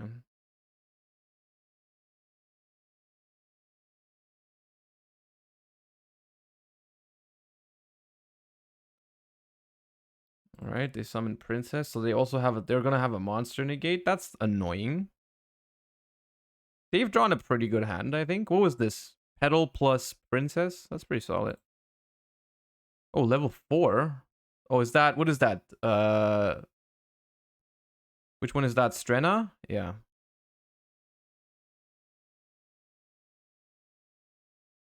Target a plant monster or Rikka card in your grave.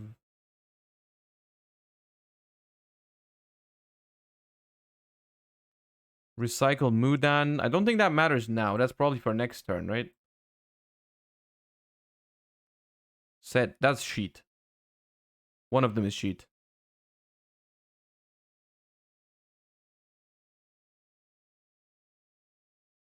All right, another one.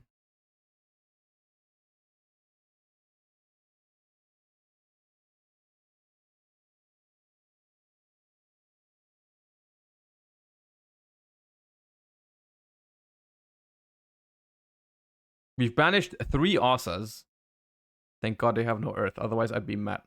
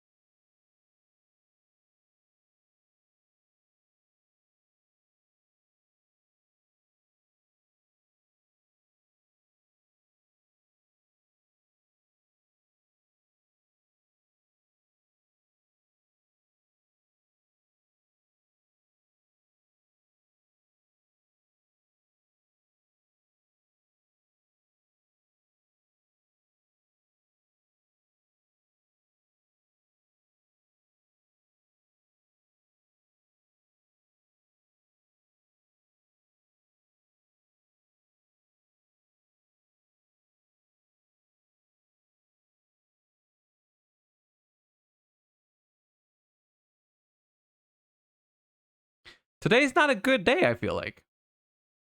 Maybe it's as simple as that. Maybe today's just not a good day.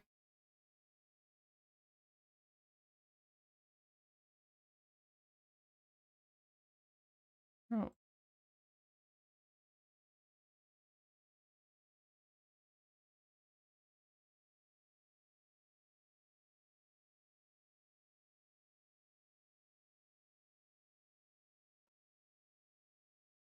Oh.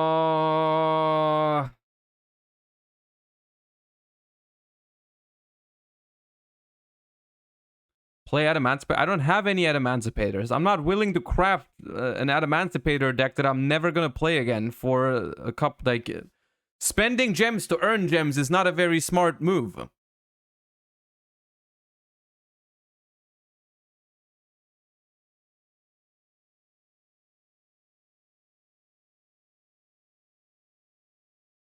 You can discard this card and an Earth monster. Add an Earth monster from your deck to your hand with 1850 or less attack, whose original type is the same as one of the discarded monsters. Also, you cannot activate non-Earth.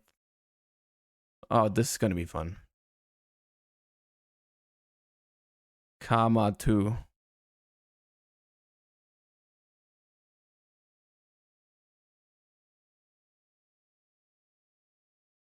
Dead Pancratops and Dead Raigeki. Cool, cool, cool, cool, cool, cool.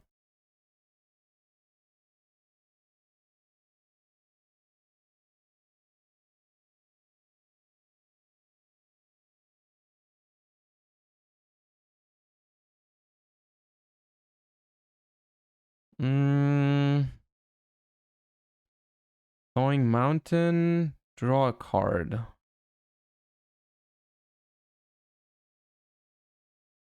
Okay, I can't use that. Cool. Pog. Why is this in here?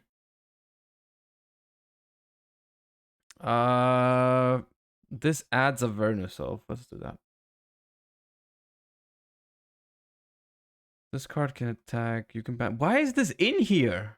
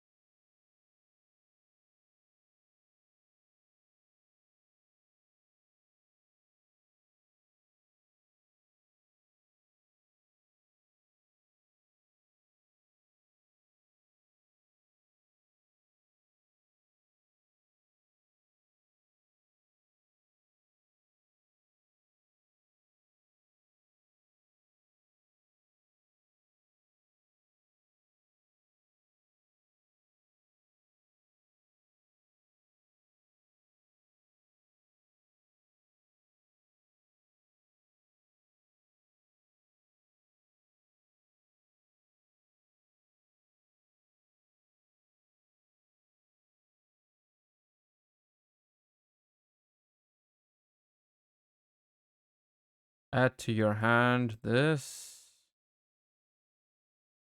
Special summon. This is 8,000. If this works. If this works.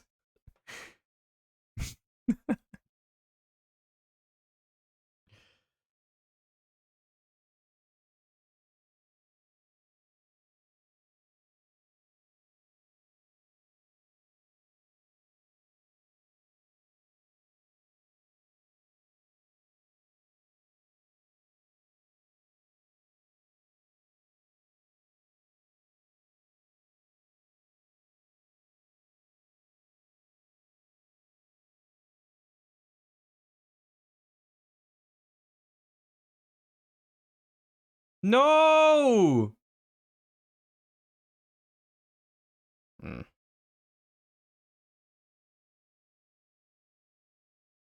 Now what?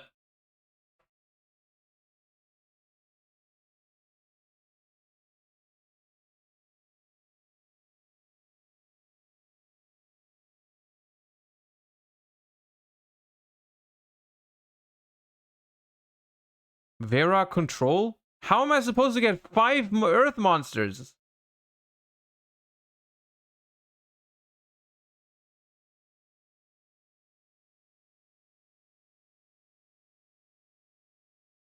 Target an Earth in the grave, special summon it. I could have tributed Pank already.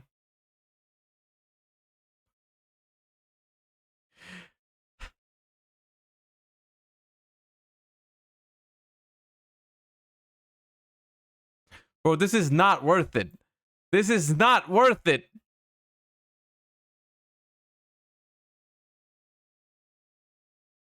Whatever gems you get, it's not worth it.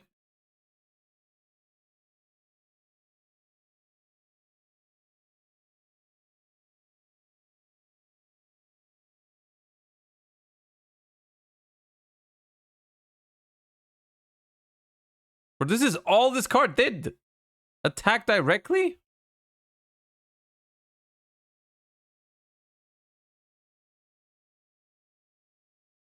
Bro, what?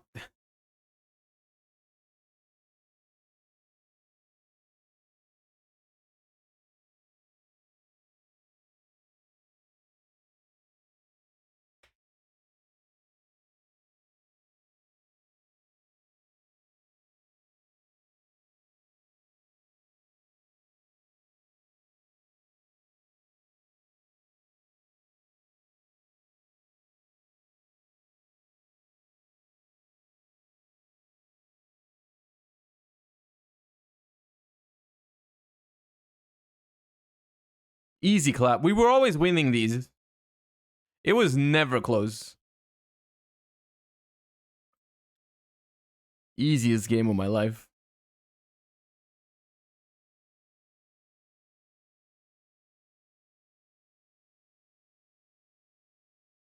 We have 1,000 medals. Oh, God. Oh, I think this is going to be painful. I think this is going to be painful.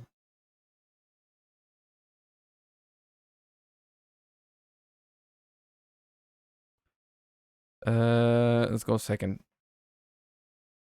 The Vernus all have bonus effects. Rabbit prevents targeting and Hills prevents destruction.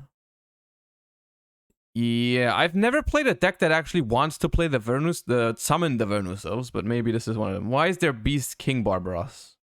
The other one I understand. This one I'm not sure.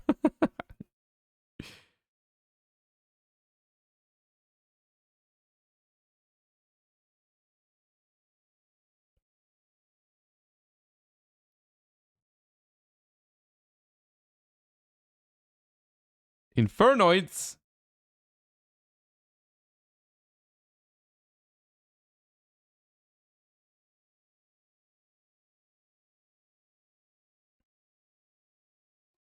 Onunku Atondel Engrave Pass. Okay. Please tell me we beat that. Ooh, that's good. Void Feast. Fuck. That's not good.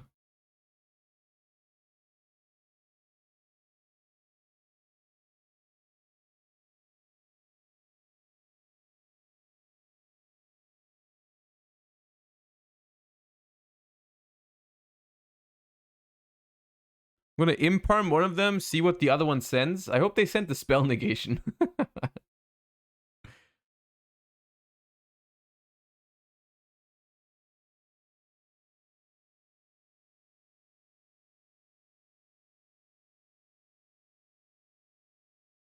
Diviati monster effect negation. Okay, so send from your deck to the graveyard an earth monster. Let's start at that.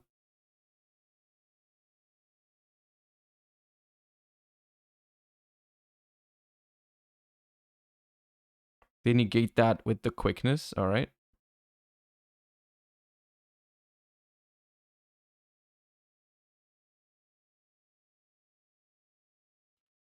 Sajet is tribute a monster, target a card in the grave, banish it. They have that interruption still. I'm not sure if we win this.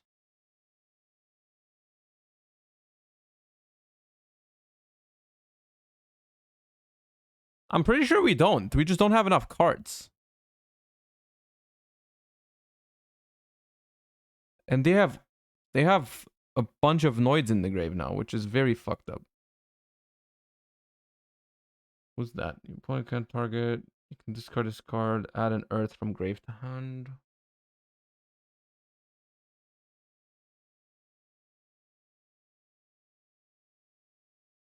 The thing is, if I go for a Vera steal, they just tribute whichever I target. What's my extra deck?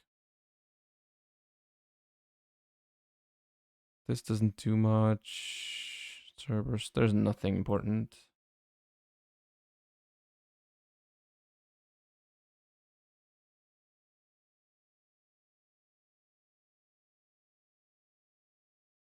I can go Barbaros attack the Sajet. Main phase 2.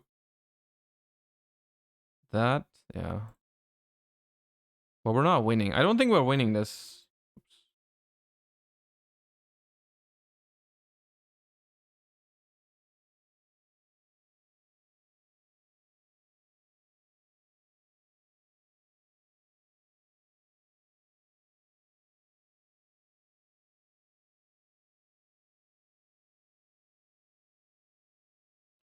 Oh, wait.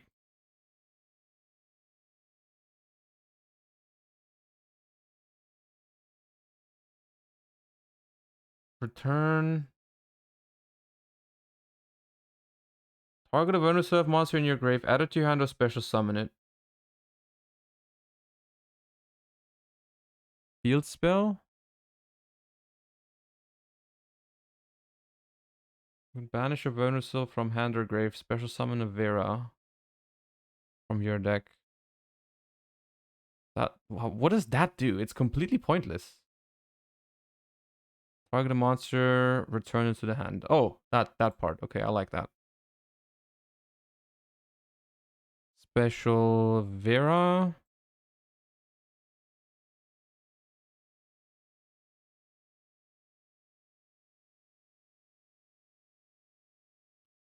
We take this and then we have a negate, right? We can negate with that.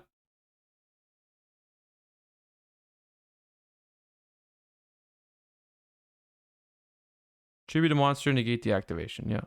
And then we have a Vera, revive, and bounce. The Vera negate is 5 Earths, but the Deviati, we have Deviati. And if they summon back... Oh, they have Vanishment. If an Inferno... Discard a card, add an Inferno spell trap. Okay.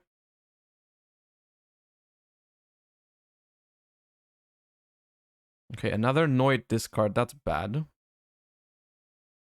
6 Infernoids in the grave now. Not very cool. Not very poggers.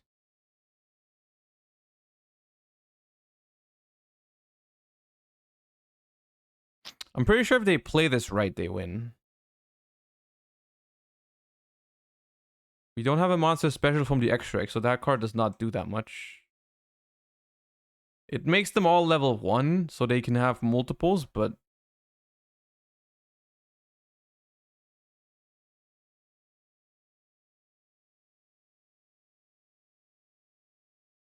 Three... Or Onunku. Destroy all other monsters. I will negate that by tributing. I don't want to tribute the Decatron because it gives them another name. Yeah, I'm tributing the Barbaros.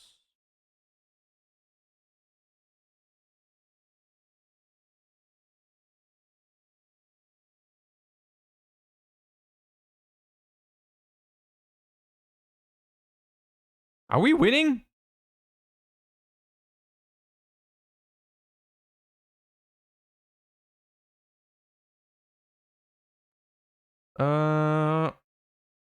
When this card destroys by battle, sends to the graveyard, this card can make a second attack in the row. During either player's turn, tribute a monster. I don't know. Just give me this. Target a monster, return to the hand. Okay.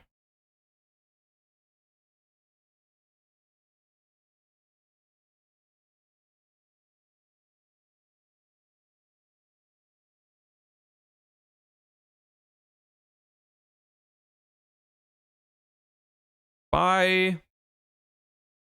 Why would you tribute? Why would you tribute now? Oh my god.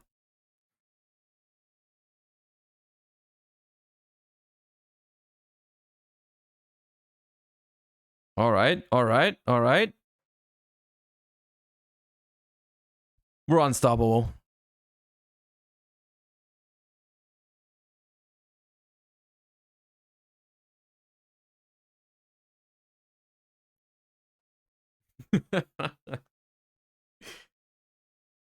I think it's a shame that pure Vernuself is not really a thing. I think that deck would be fun if it was a thing. It would just need to be a little bit stronger than that.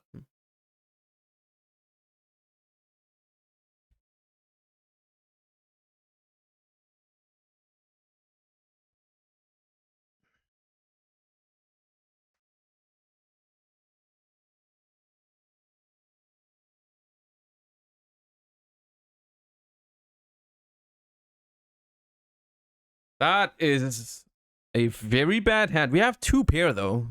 So if this hand gets to showdown, we have at least some showdown value, you know?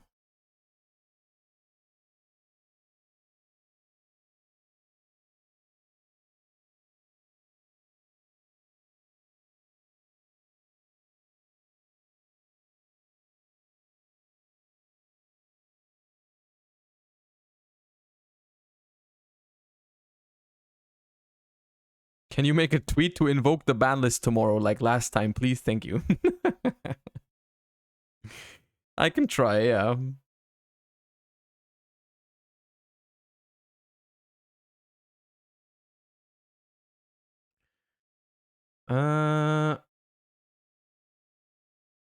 Target of owner self, add it to your hand or special summon. During your opponent's turn, except the turn this card was sent to the grave, if you have no cards in your hand, banish this card from your grave. Special summon as many Vernuself monsters as possible with different names from your grave. Return with your hand. I feel like the goal of this deck should be to set this card up in the graveyard. And then you just have Vera on their turn and do stuff. I don't know if we can do... if we can beat this deck.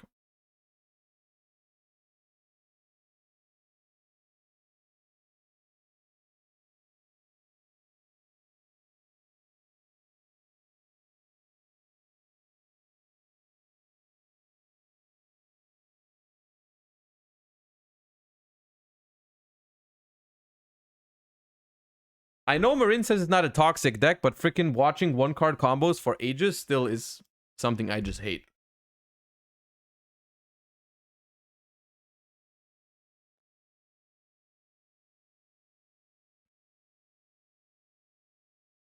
What I was doing was going first and setting up Vera Grand Tusk sometimes with the trap or field. What's Grand Tusk? Is that the Barbaros thingy? Was that a quick effect to pop too?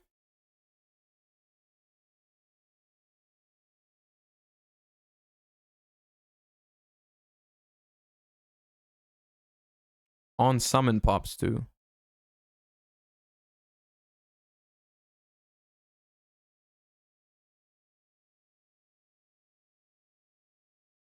Okay. I was thinking this was meant to be going second because it has Pankratops, Raigeki and shit. Wait, there's no way this is the correct combo, right? They have wave.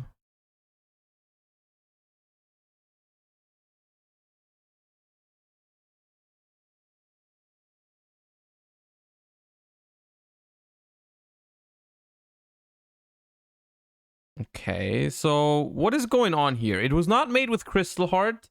Send a water monster from hand to grave. Add a Marincess trap from deck to hand. If only your opponent, you can banish this card from the grave. Spare some water links. Why would you end on this? Why would you end on this one? Okay, what is the bonus effects? All monsters on the field lose 600 except Vernuselves. Can't be destroyed by card effects. Why need Asa the Earth Channeler here?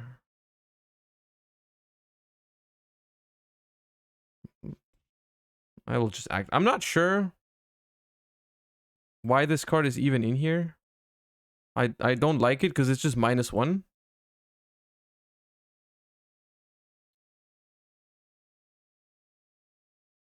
They did not Ash Extravagance. That's crazy, by the way. They're a madman.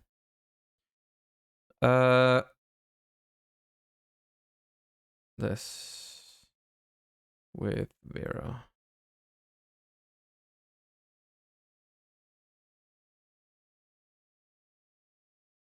Noted. Noted, noted, noted, noted.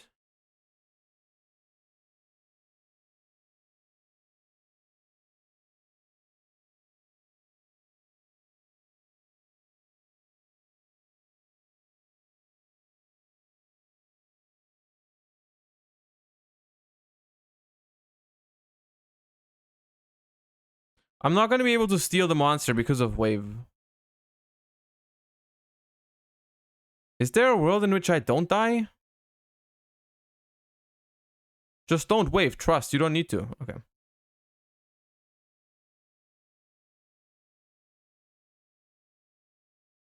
Add bear under extrav. I'm not going to use any more, brother. You don't have to make fun of something that doesn't matter.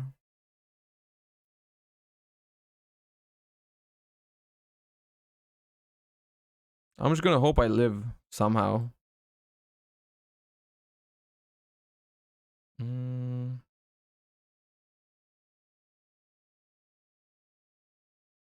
you see Septo's tweet about the spreadsheet? No, I haven't. Let me check.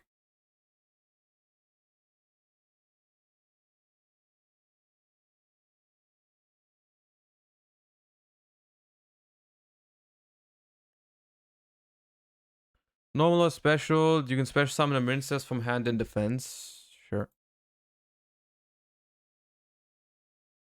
They probably don't kill. I mean, then maybe there's a chance. I don't think there's a chance, but...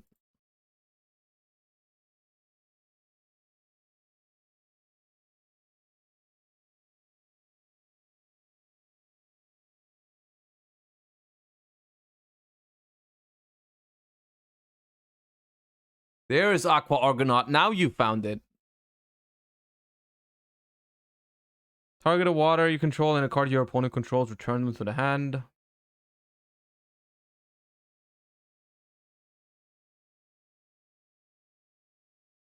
Spirit Beast, thank you so much for the prime. Appreciate that. Welcome to the channel. First time primer. Appreciate that.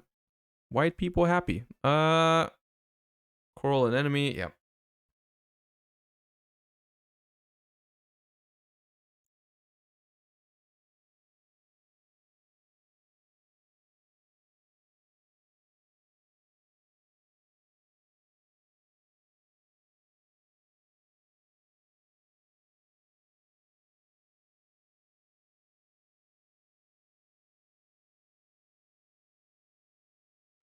So the weird thing is that this second extravagance would actually be good, but Argonaut's gonna negate it. Droll hurts Vernosilv even more, even if you were to jokingly bring the locals. I think it's just a matter of, unfortunately, this archetype is just pigeonholed into being a like secondary engine for Earth decks, right? I don't think the pure deck just works until they give it support.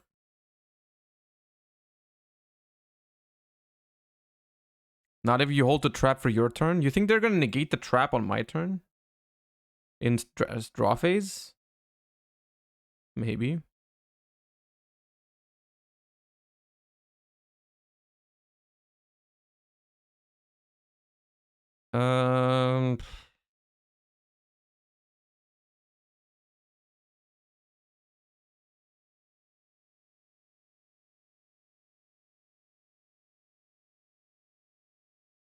They're wasting a lot of stuff here. I'm not sure if they even kill me. They're only bouncing this. They're bouncing this Vera.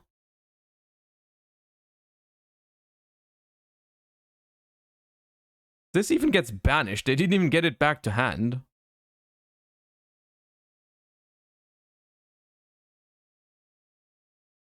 This is 7,300.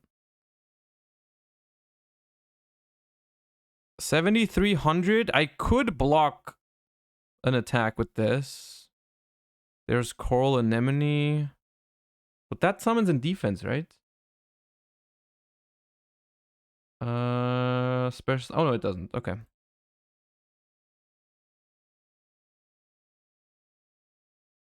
So this would now be game.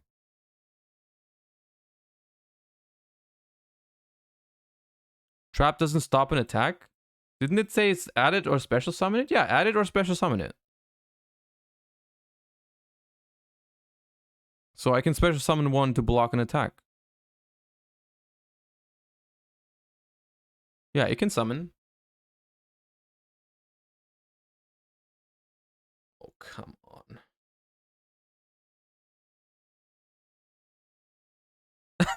They played into their own imperm column. That's so funny. Twice! Twice!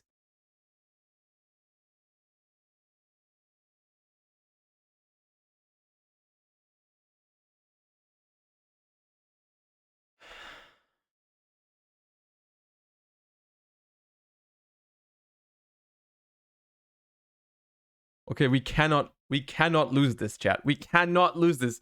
It's impossible. We cannot lose to someone who played into their own imperm column not once, but twice. It's not. We cannot lose this. No, no, I refuse. Yes, thank you. God damn. God damn. That was incredible. That was incredible. Oh god. You do it once? Okay, okay. You do it once? I get it. I get it. Twice though? Oh god damn.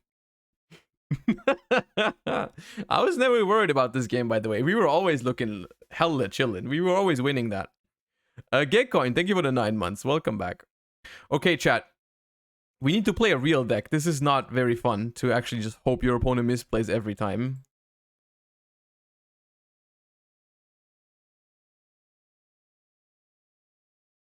Well, you get hella gems. You just have to do this shit.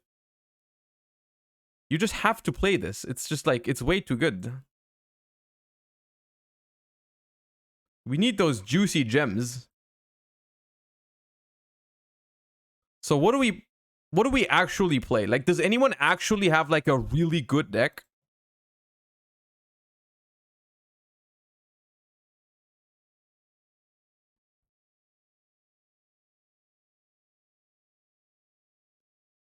Pure Draco? We have 2 Card of Demise. There's 2 Card of Demise. We could actually play Draco.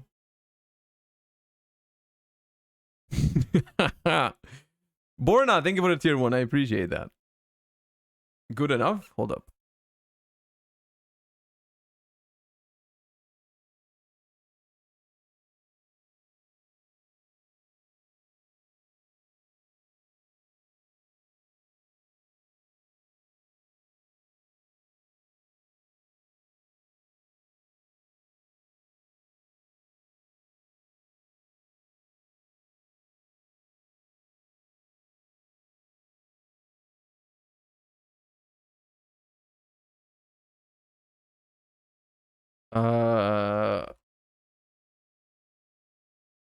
Okay, skill drain is not legal, thank God. We have upstarts. What about the... What is that card that... Erupt? Erupt is not legal. Good. No floodgates are legal. Okay, that's cool. That's fine.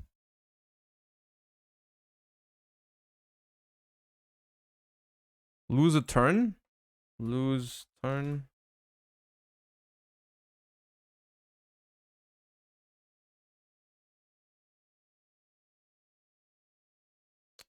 Where is it? Trap. That's legal, but nah, screw that. Let's just play no floodgates. You know, only fun cards. Only fun cards allowed, chat. We can play Solemn Strike. If I have those, I have Solemn Strikes. Solemn Strike's cool.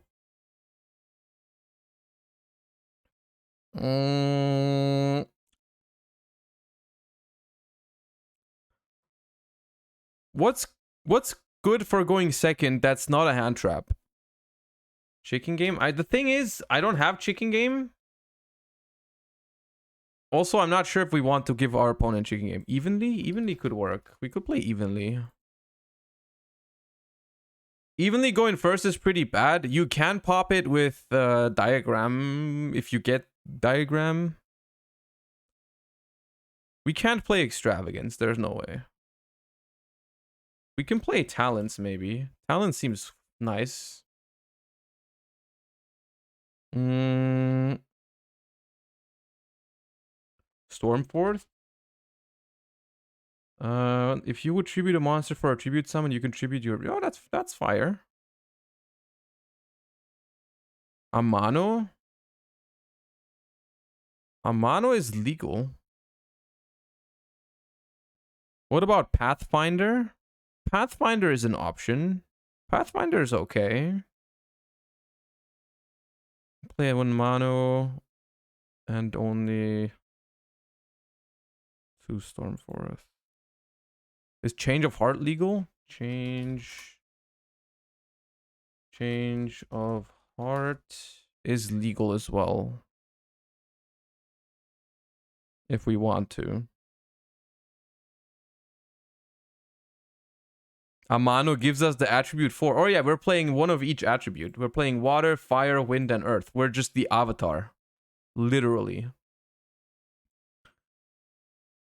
Fine. We don't need an extra deck.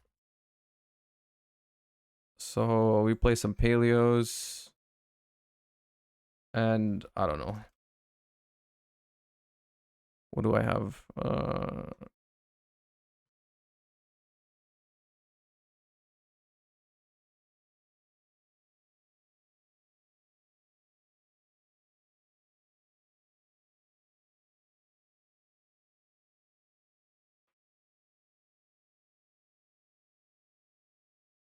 No Crackdown? No, Crackdown is also a good card.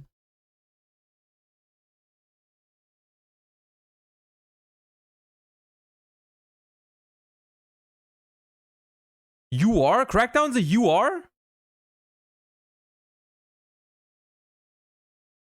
And Shamoof, right? That's a special summon, so it doesn't work with Demise and Duality.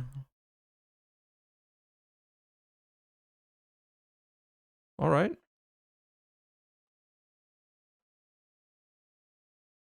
They have Rika sleeves, so surely there are role players and play Rika. That's what they always do. Which is actually not very good for us, because they can tribute Amano with the trap card.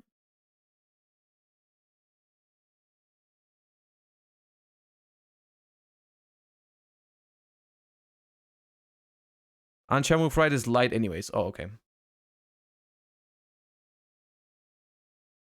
Why no evenly matched? You mean why it's not in my hand? I don't know, because I'm dumb. I should have drawn it. You're right. I should have drawn evenly. That would have been smarter. That's my bad. That's on me.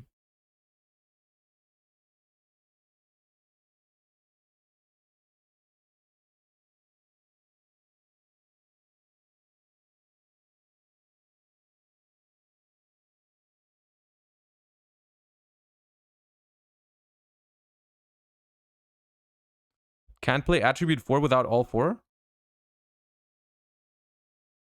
No, you can, right?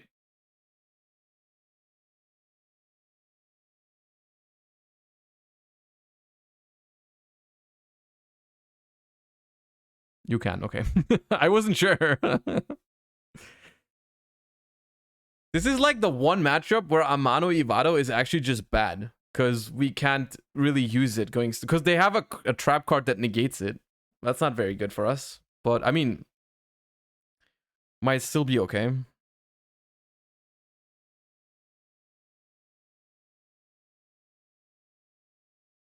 I play Lyrolusk with only win. That also seems like a good deck. If they have all the cards, Lyrolusk is probably also decent. I just don't have those cards, I think.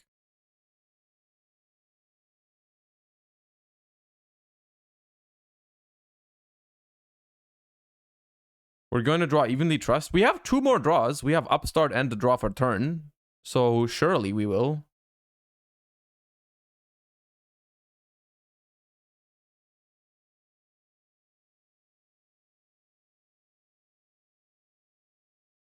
Easy. They knew they couldn't win. We will never find out if we would have drawn evenly or not. Free win, we take those. They probably disconnected, but we take it.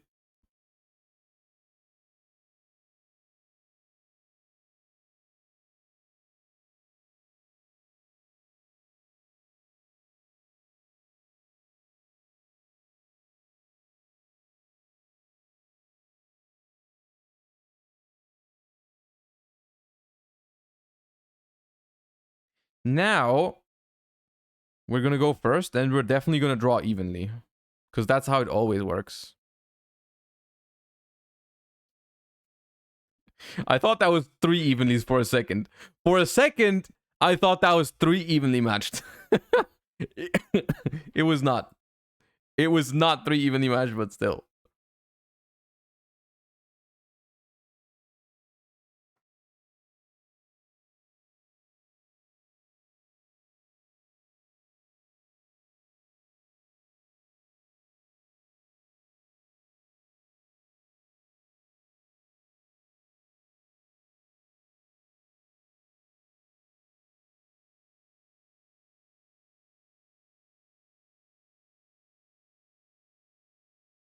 All right, draw one.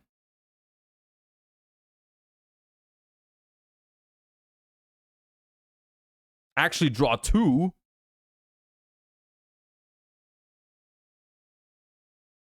Come on.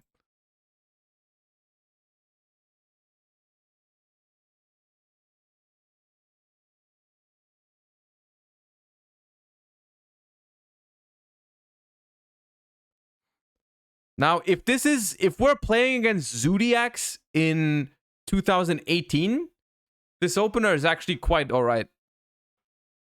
Think of it that way. And now it's not anymore. Oops. Marine Sus. Wait, why do you start playing? Why do you start playing? Attack my dynamite. Okay, well.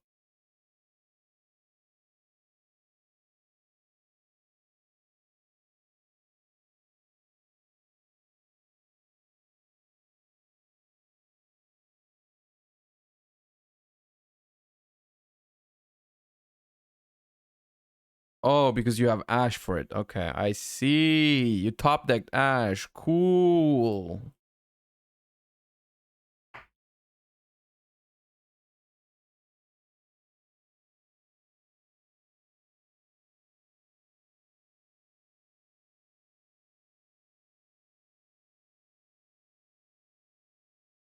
Oh, now we end the main phase. Okay.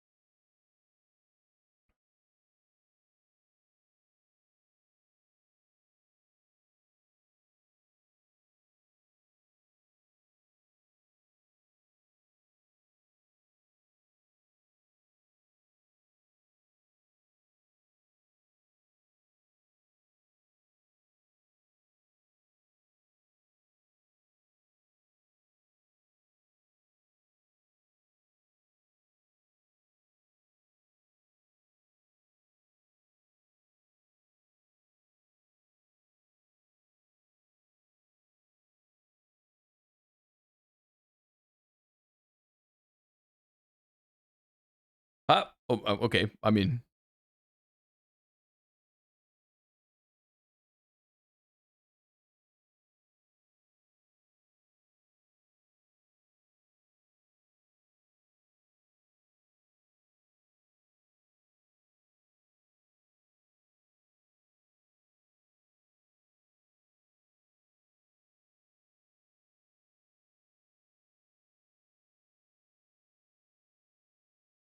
okay. They can actually keep playing now, which is annoying.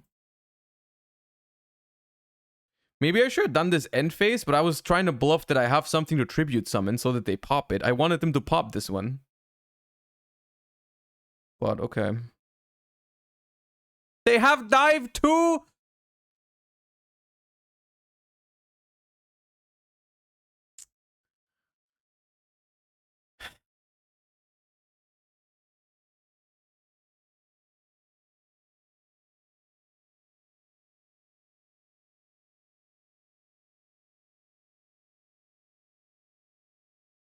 This is fucked up. Josh threw? There's no way I could have predicted this. There's no way that this was ever his hand. Realist. Oh my god, they hit wave.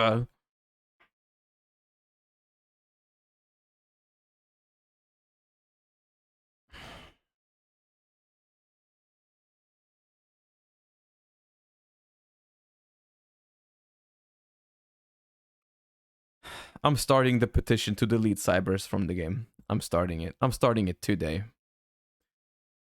I'm starting it today. Cybers needs to be removed. This has to be stopped.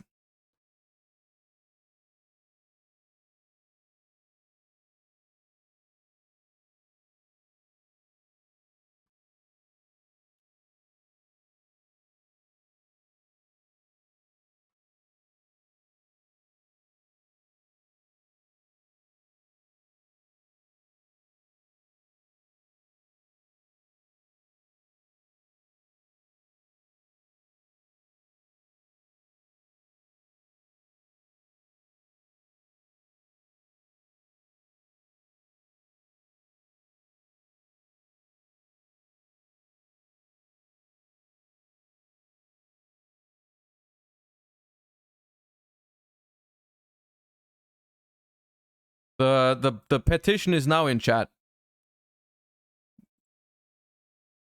The petition is now in chat.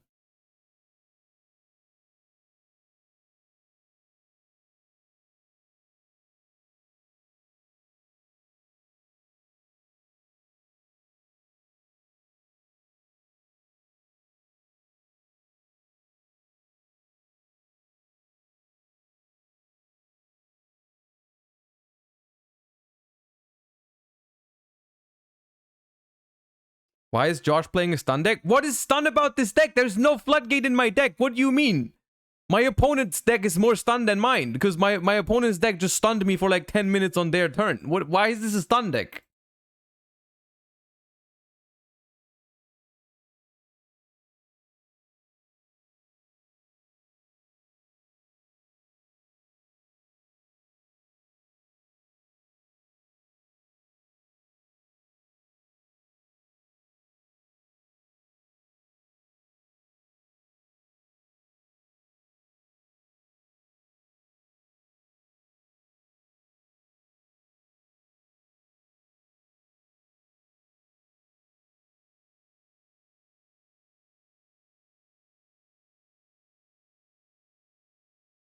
This hand is awkward.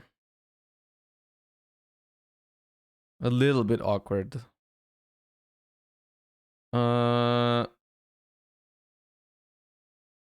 We only draw 2 with Demise and we drew evenly. This deck is not good. Tribute Ignis. I mean, we could tribute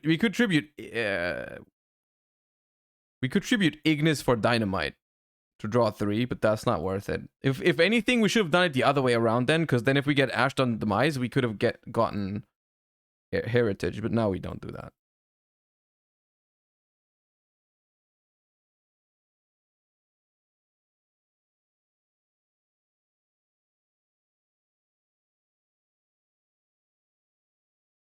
This is so bad. It's so bad. I demised and I have 3 cards left and one of them is evenly matched.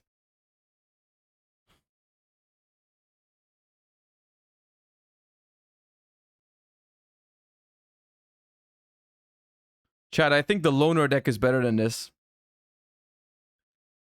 I think the loner deck is better than this. Yeah, sure.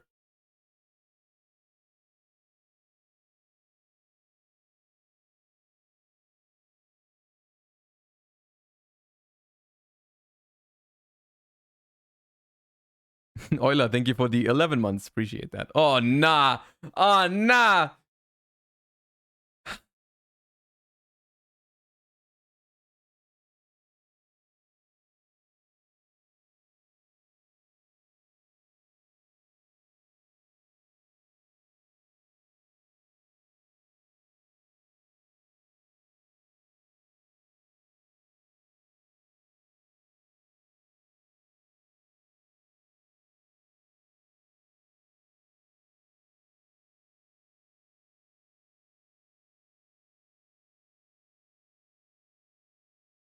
I'm gonna be real.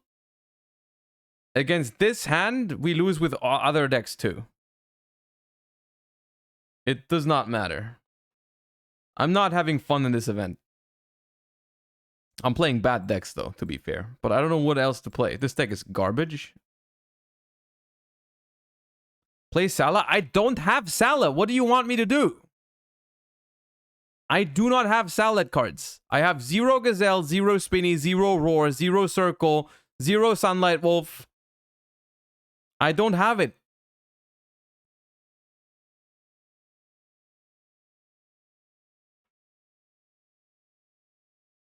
I have Prank Kids. Actually, I don't have. Why do I not have Prank Kids? I used to have Prank. We've played Prank Kids before. Where did my Prank Kids go? But I don't really want to play Prank Kids anyways. Salad structure is 500 gems. I have 1,300 gems. And I only want that deck for this event. So like, why would I spend 1,500 gems to earn gems in the event?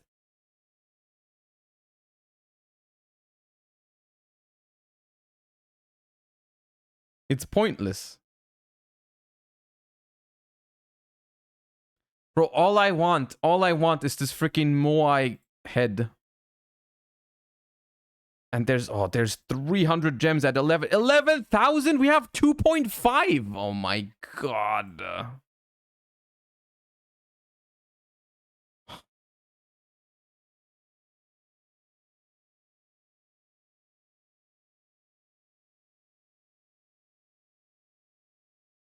What do we have that's legal?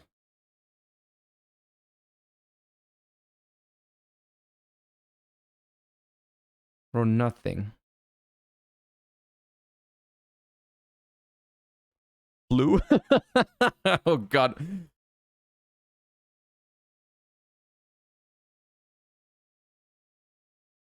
No. No, we will not do that. We will not do that, chat. Swordsoul kinda legal?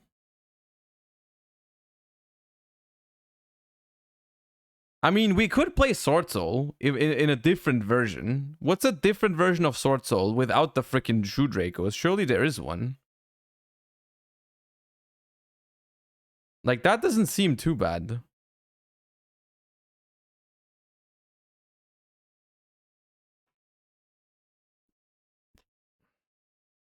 It's missing the tennies.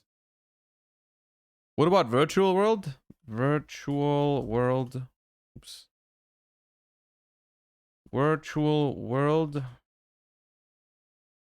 I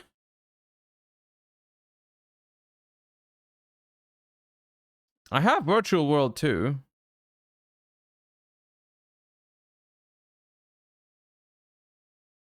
Virtual World Swordsoul? Oh, come on.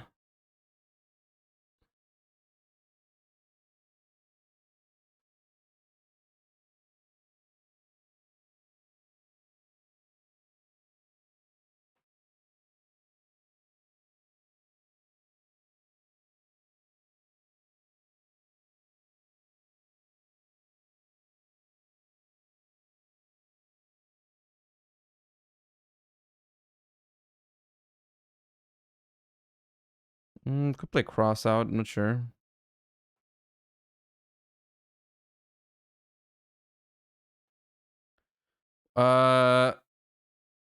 We need some more engines.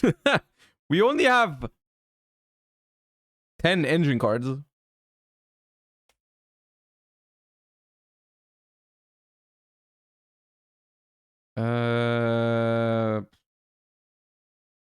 Worm.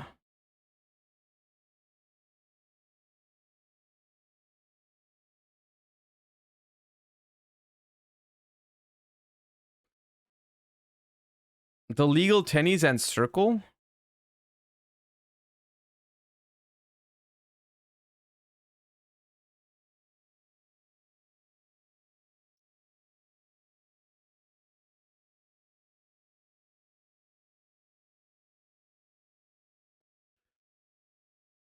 If a face-up non-effect monster you control is destroyed by battle or card effect, banish this card from hand or grave, target one of those.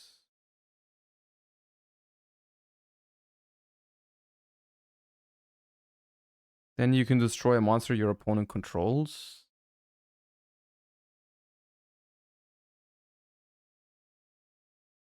Up Taya to 3. We could up Taya to 3 and play this.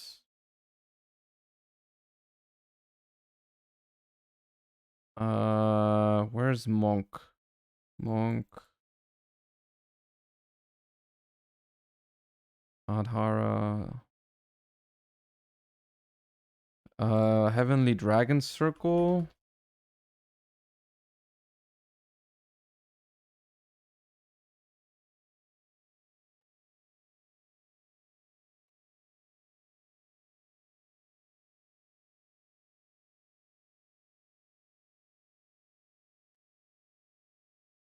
Oops. Whale.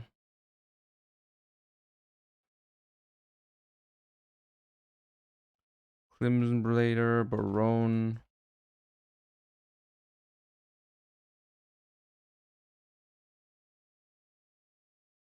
Stardust? I don't think I have Stardust. No, I don't have Stardust.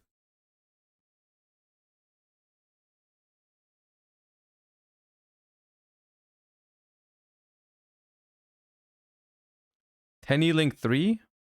There's no Tenny Link 3 in the event. It's probably a dark. Send a worm from deck to grave. That does not... It's probably not worth it.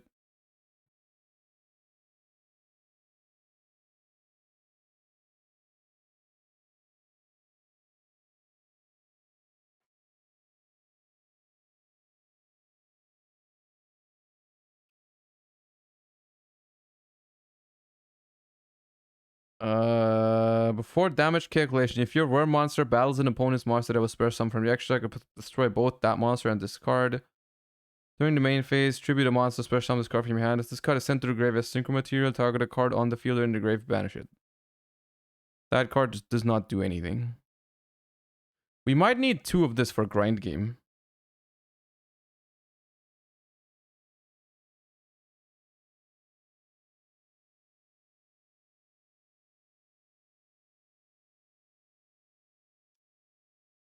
If a card is banished, you can banish a worm, synchro, or a Swordsoul card from hand, deck, or grave.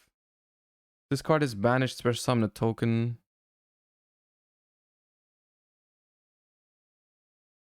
Is there an updated spreadsheet for this format? Not that I know of.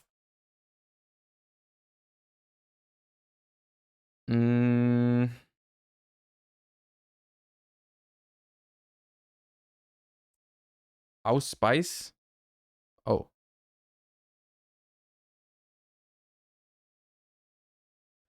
House Spice is good when you get Taya or Moyi impermed. But where do I get the token from? Does it make a token? No.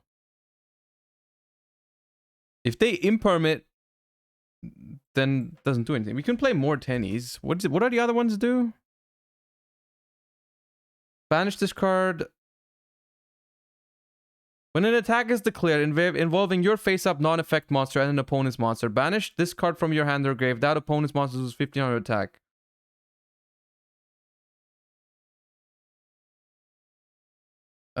When your opponent activates a card effect that targets a non-effect you control, banish this card from hand or grave, negate the activation, destroy the card.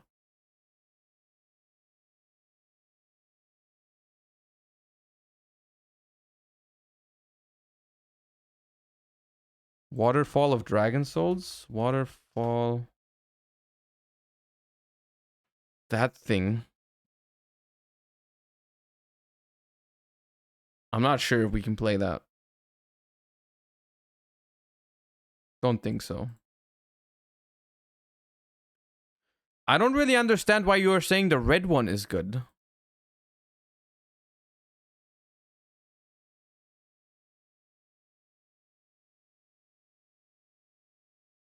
Auspice summon is quick effect, can dodge imperm. Oh, it is quick effect. Tribute a monster, special summon this card from hand. It's gonna be so bad.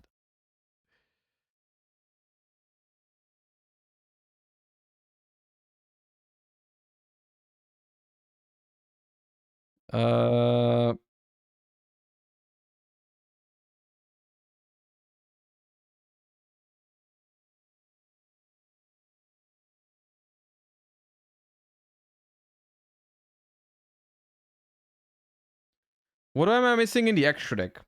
Is there another good level 8 synchro that I'm missing? Hold up. Synchro level 8 or 10. Or 5 because of Adhara. We could... Is there a good level 5 synchro we could use for Adhara? Probably not.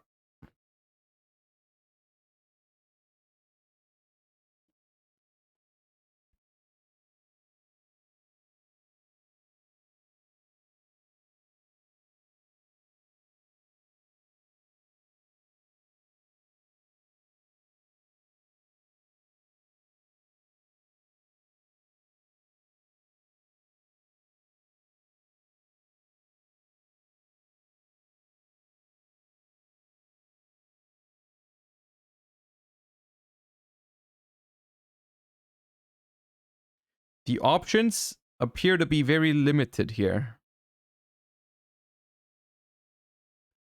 Let's look at only the 5s.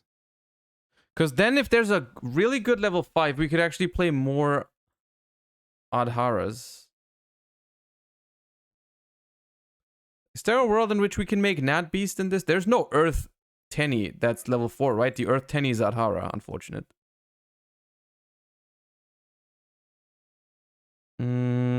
Chanbara. No, not worth it.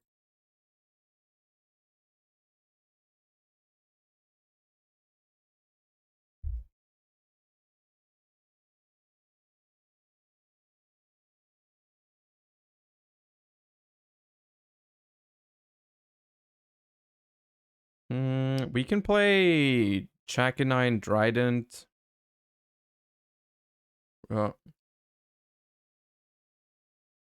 And Nightmare Phoenix. I don't know, dude. I don't know.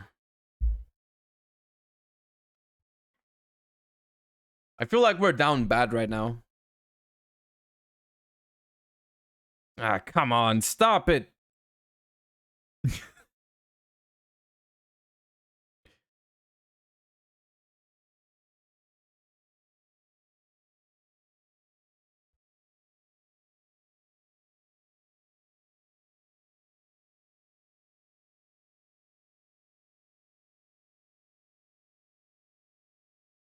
All right, Barone Pass.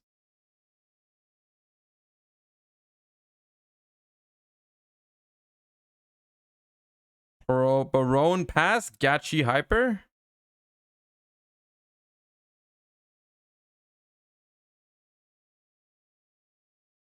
Feel like that's as good as it gets.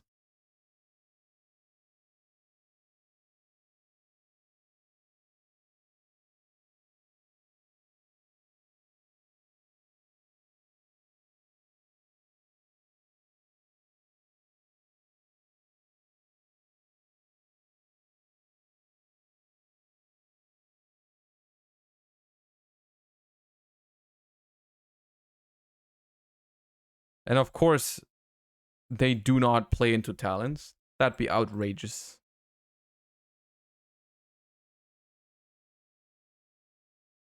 Three interruptions. Yeah, true. And we win in 3 turns. Isn't that great?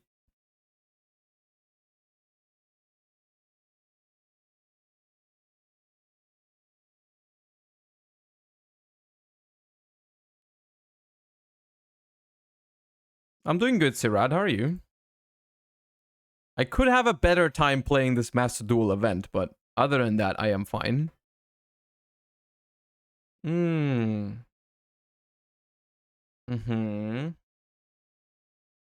Cool.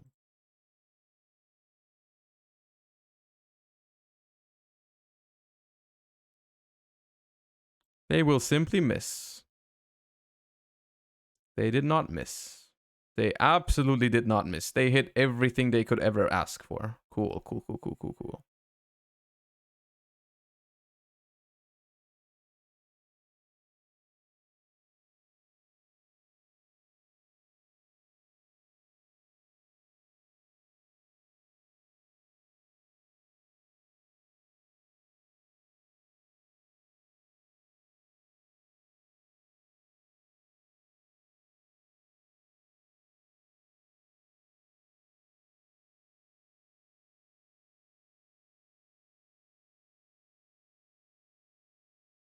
I think this one isn't it. I think I'm not very good at these types of things. I hate playing mediocre decks, but this is all these events are about. Or like this event. And it's just like I just don't have the cards to build a good deck, and I'm not really willing to craft a bunch of cards just to play in an event. You know what I mean?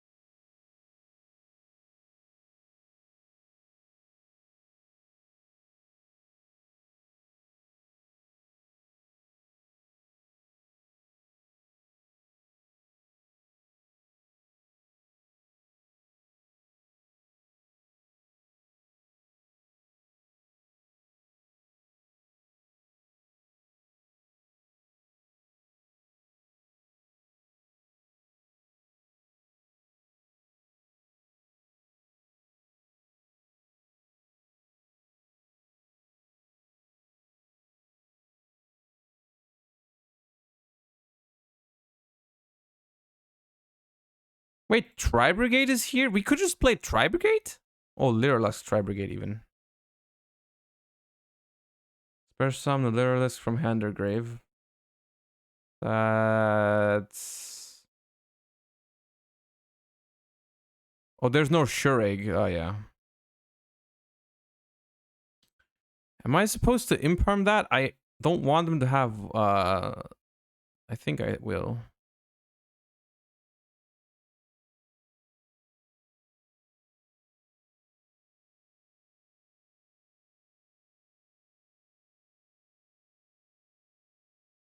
They had Cobalt Sparrow. That's what I was afraid of.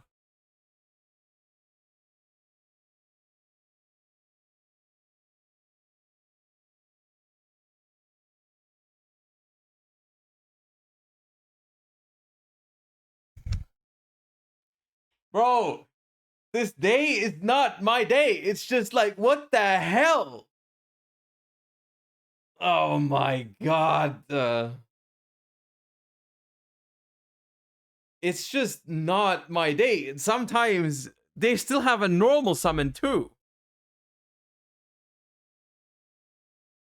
Good god. I mean, you can't use Nerval because you're locked into XYZs, but still, come on.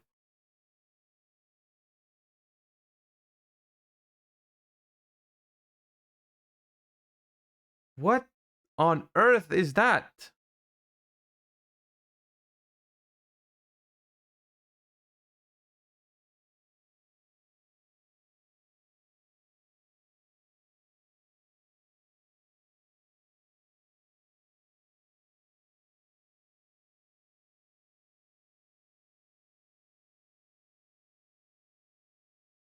Why do you make that? You know I have a 1700. Oh, it's also set. Why is it also 17? Oh.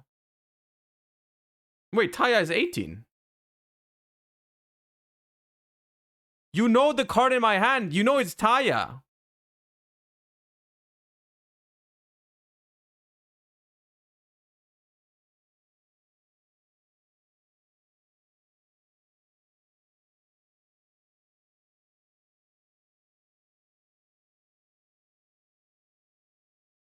They have follow-up is the problem.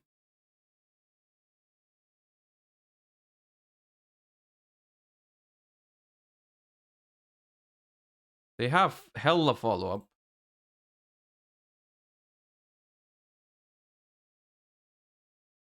Warbler.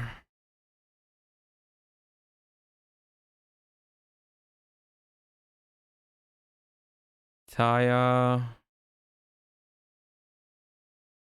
Do we banish Blackout? Does that do anything? Getting 2 tokens now? I don't feel like it does anything.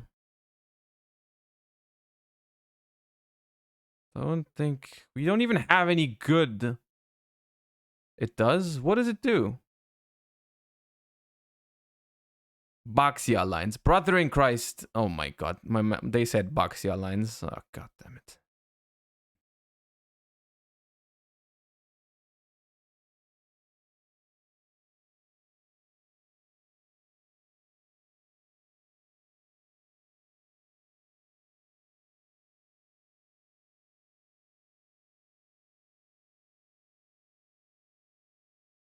The thing is, Dragite doesn't do anything.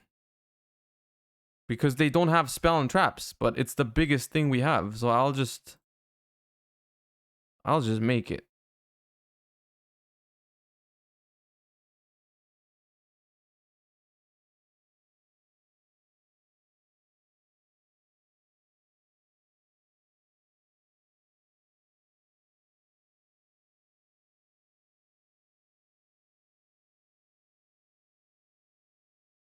Excavate!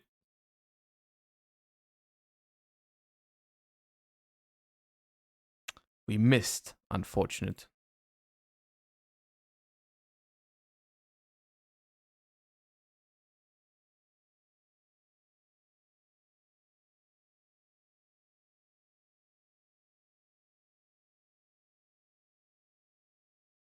Warbler and Fractal in hand. Cool.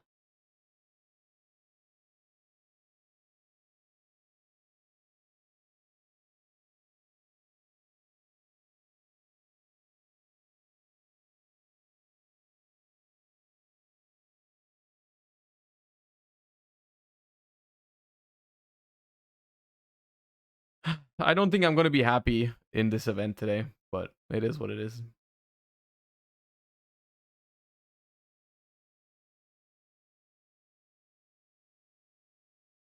I'll think of a good day tomorrow. I'll think of a good deck for tomorrow so that we can actually play, you know. Maybe we play some Lyralast. I'll see what cards I'm missing for these decks. Maybe we'll play some Rika. Oh, they have Stamorg.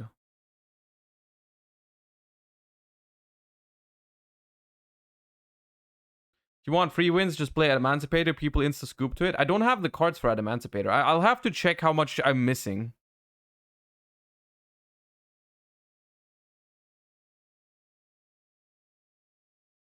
Oh, I should have summoned up here.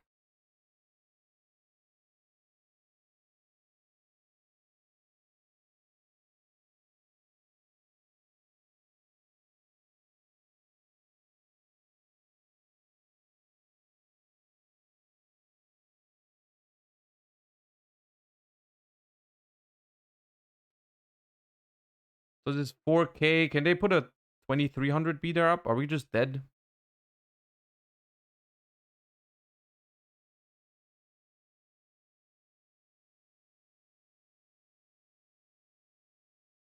This can attack 3 times, right? So it's 2400. I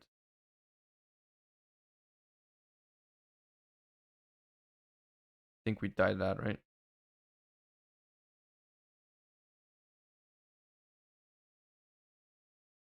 Yeah, damn. that Barrel Canary last card in hand was unreal. Bro. This event did not go easy on me today. I did not have fun, but I played bad decks, so I guess that's how it is. We did make some gems, so I guess that is something. But I'll think of a better way to do this tomorrow.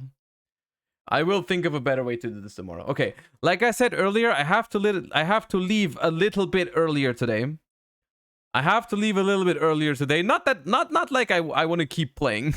Not like I want to keep playing anyways like this. I hope you enjoyed the stream. Let me see who I can send you guys to. But before we hop off, thank you guys so much for letting us hit 1,000 subs today. I appreciate you guys so much. Thank you for the support. I really hope you enjoyed the stream, and I will find you guys somewhere to send you. I'll send you to Trishula. Why not? Yeah, I'll send you to Trishula. There we go. Yeah, thank you guys so much for watching. Hope you enjoyed, and I'll see you tomorrow. Until then, have a great rest of your day. Enjoy your time, rest of your day, rest of your night, wherever you are. And I will see you tomorrow. Bye-bye, chat, and say hi to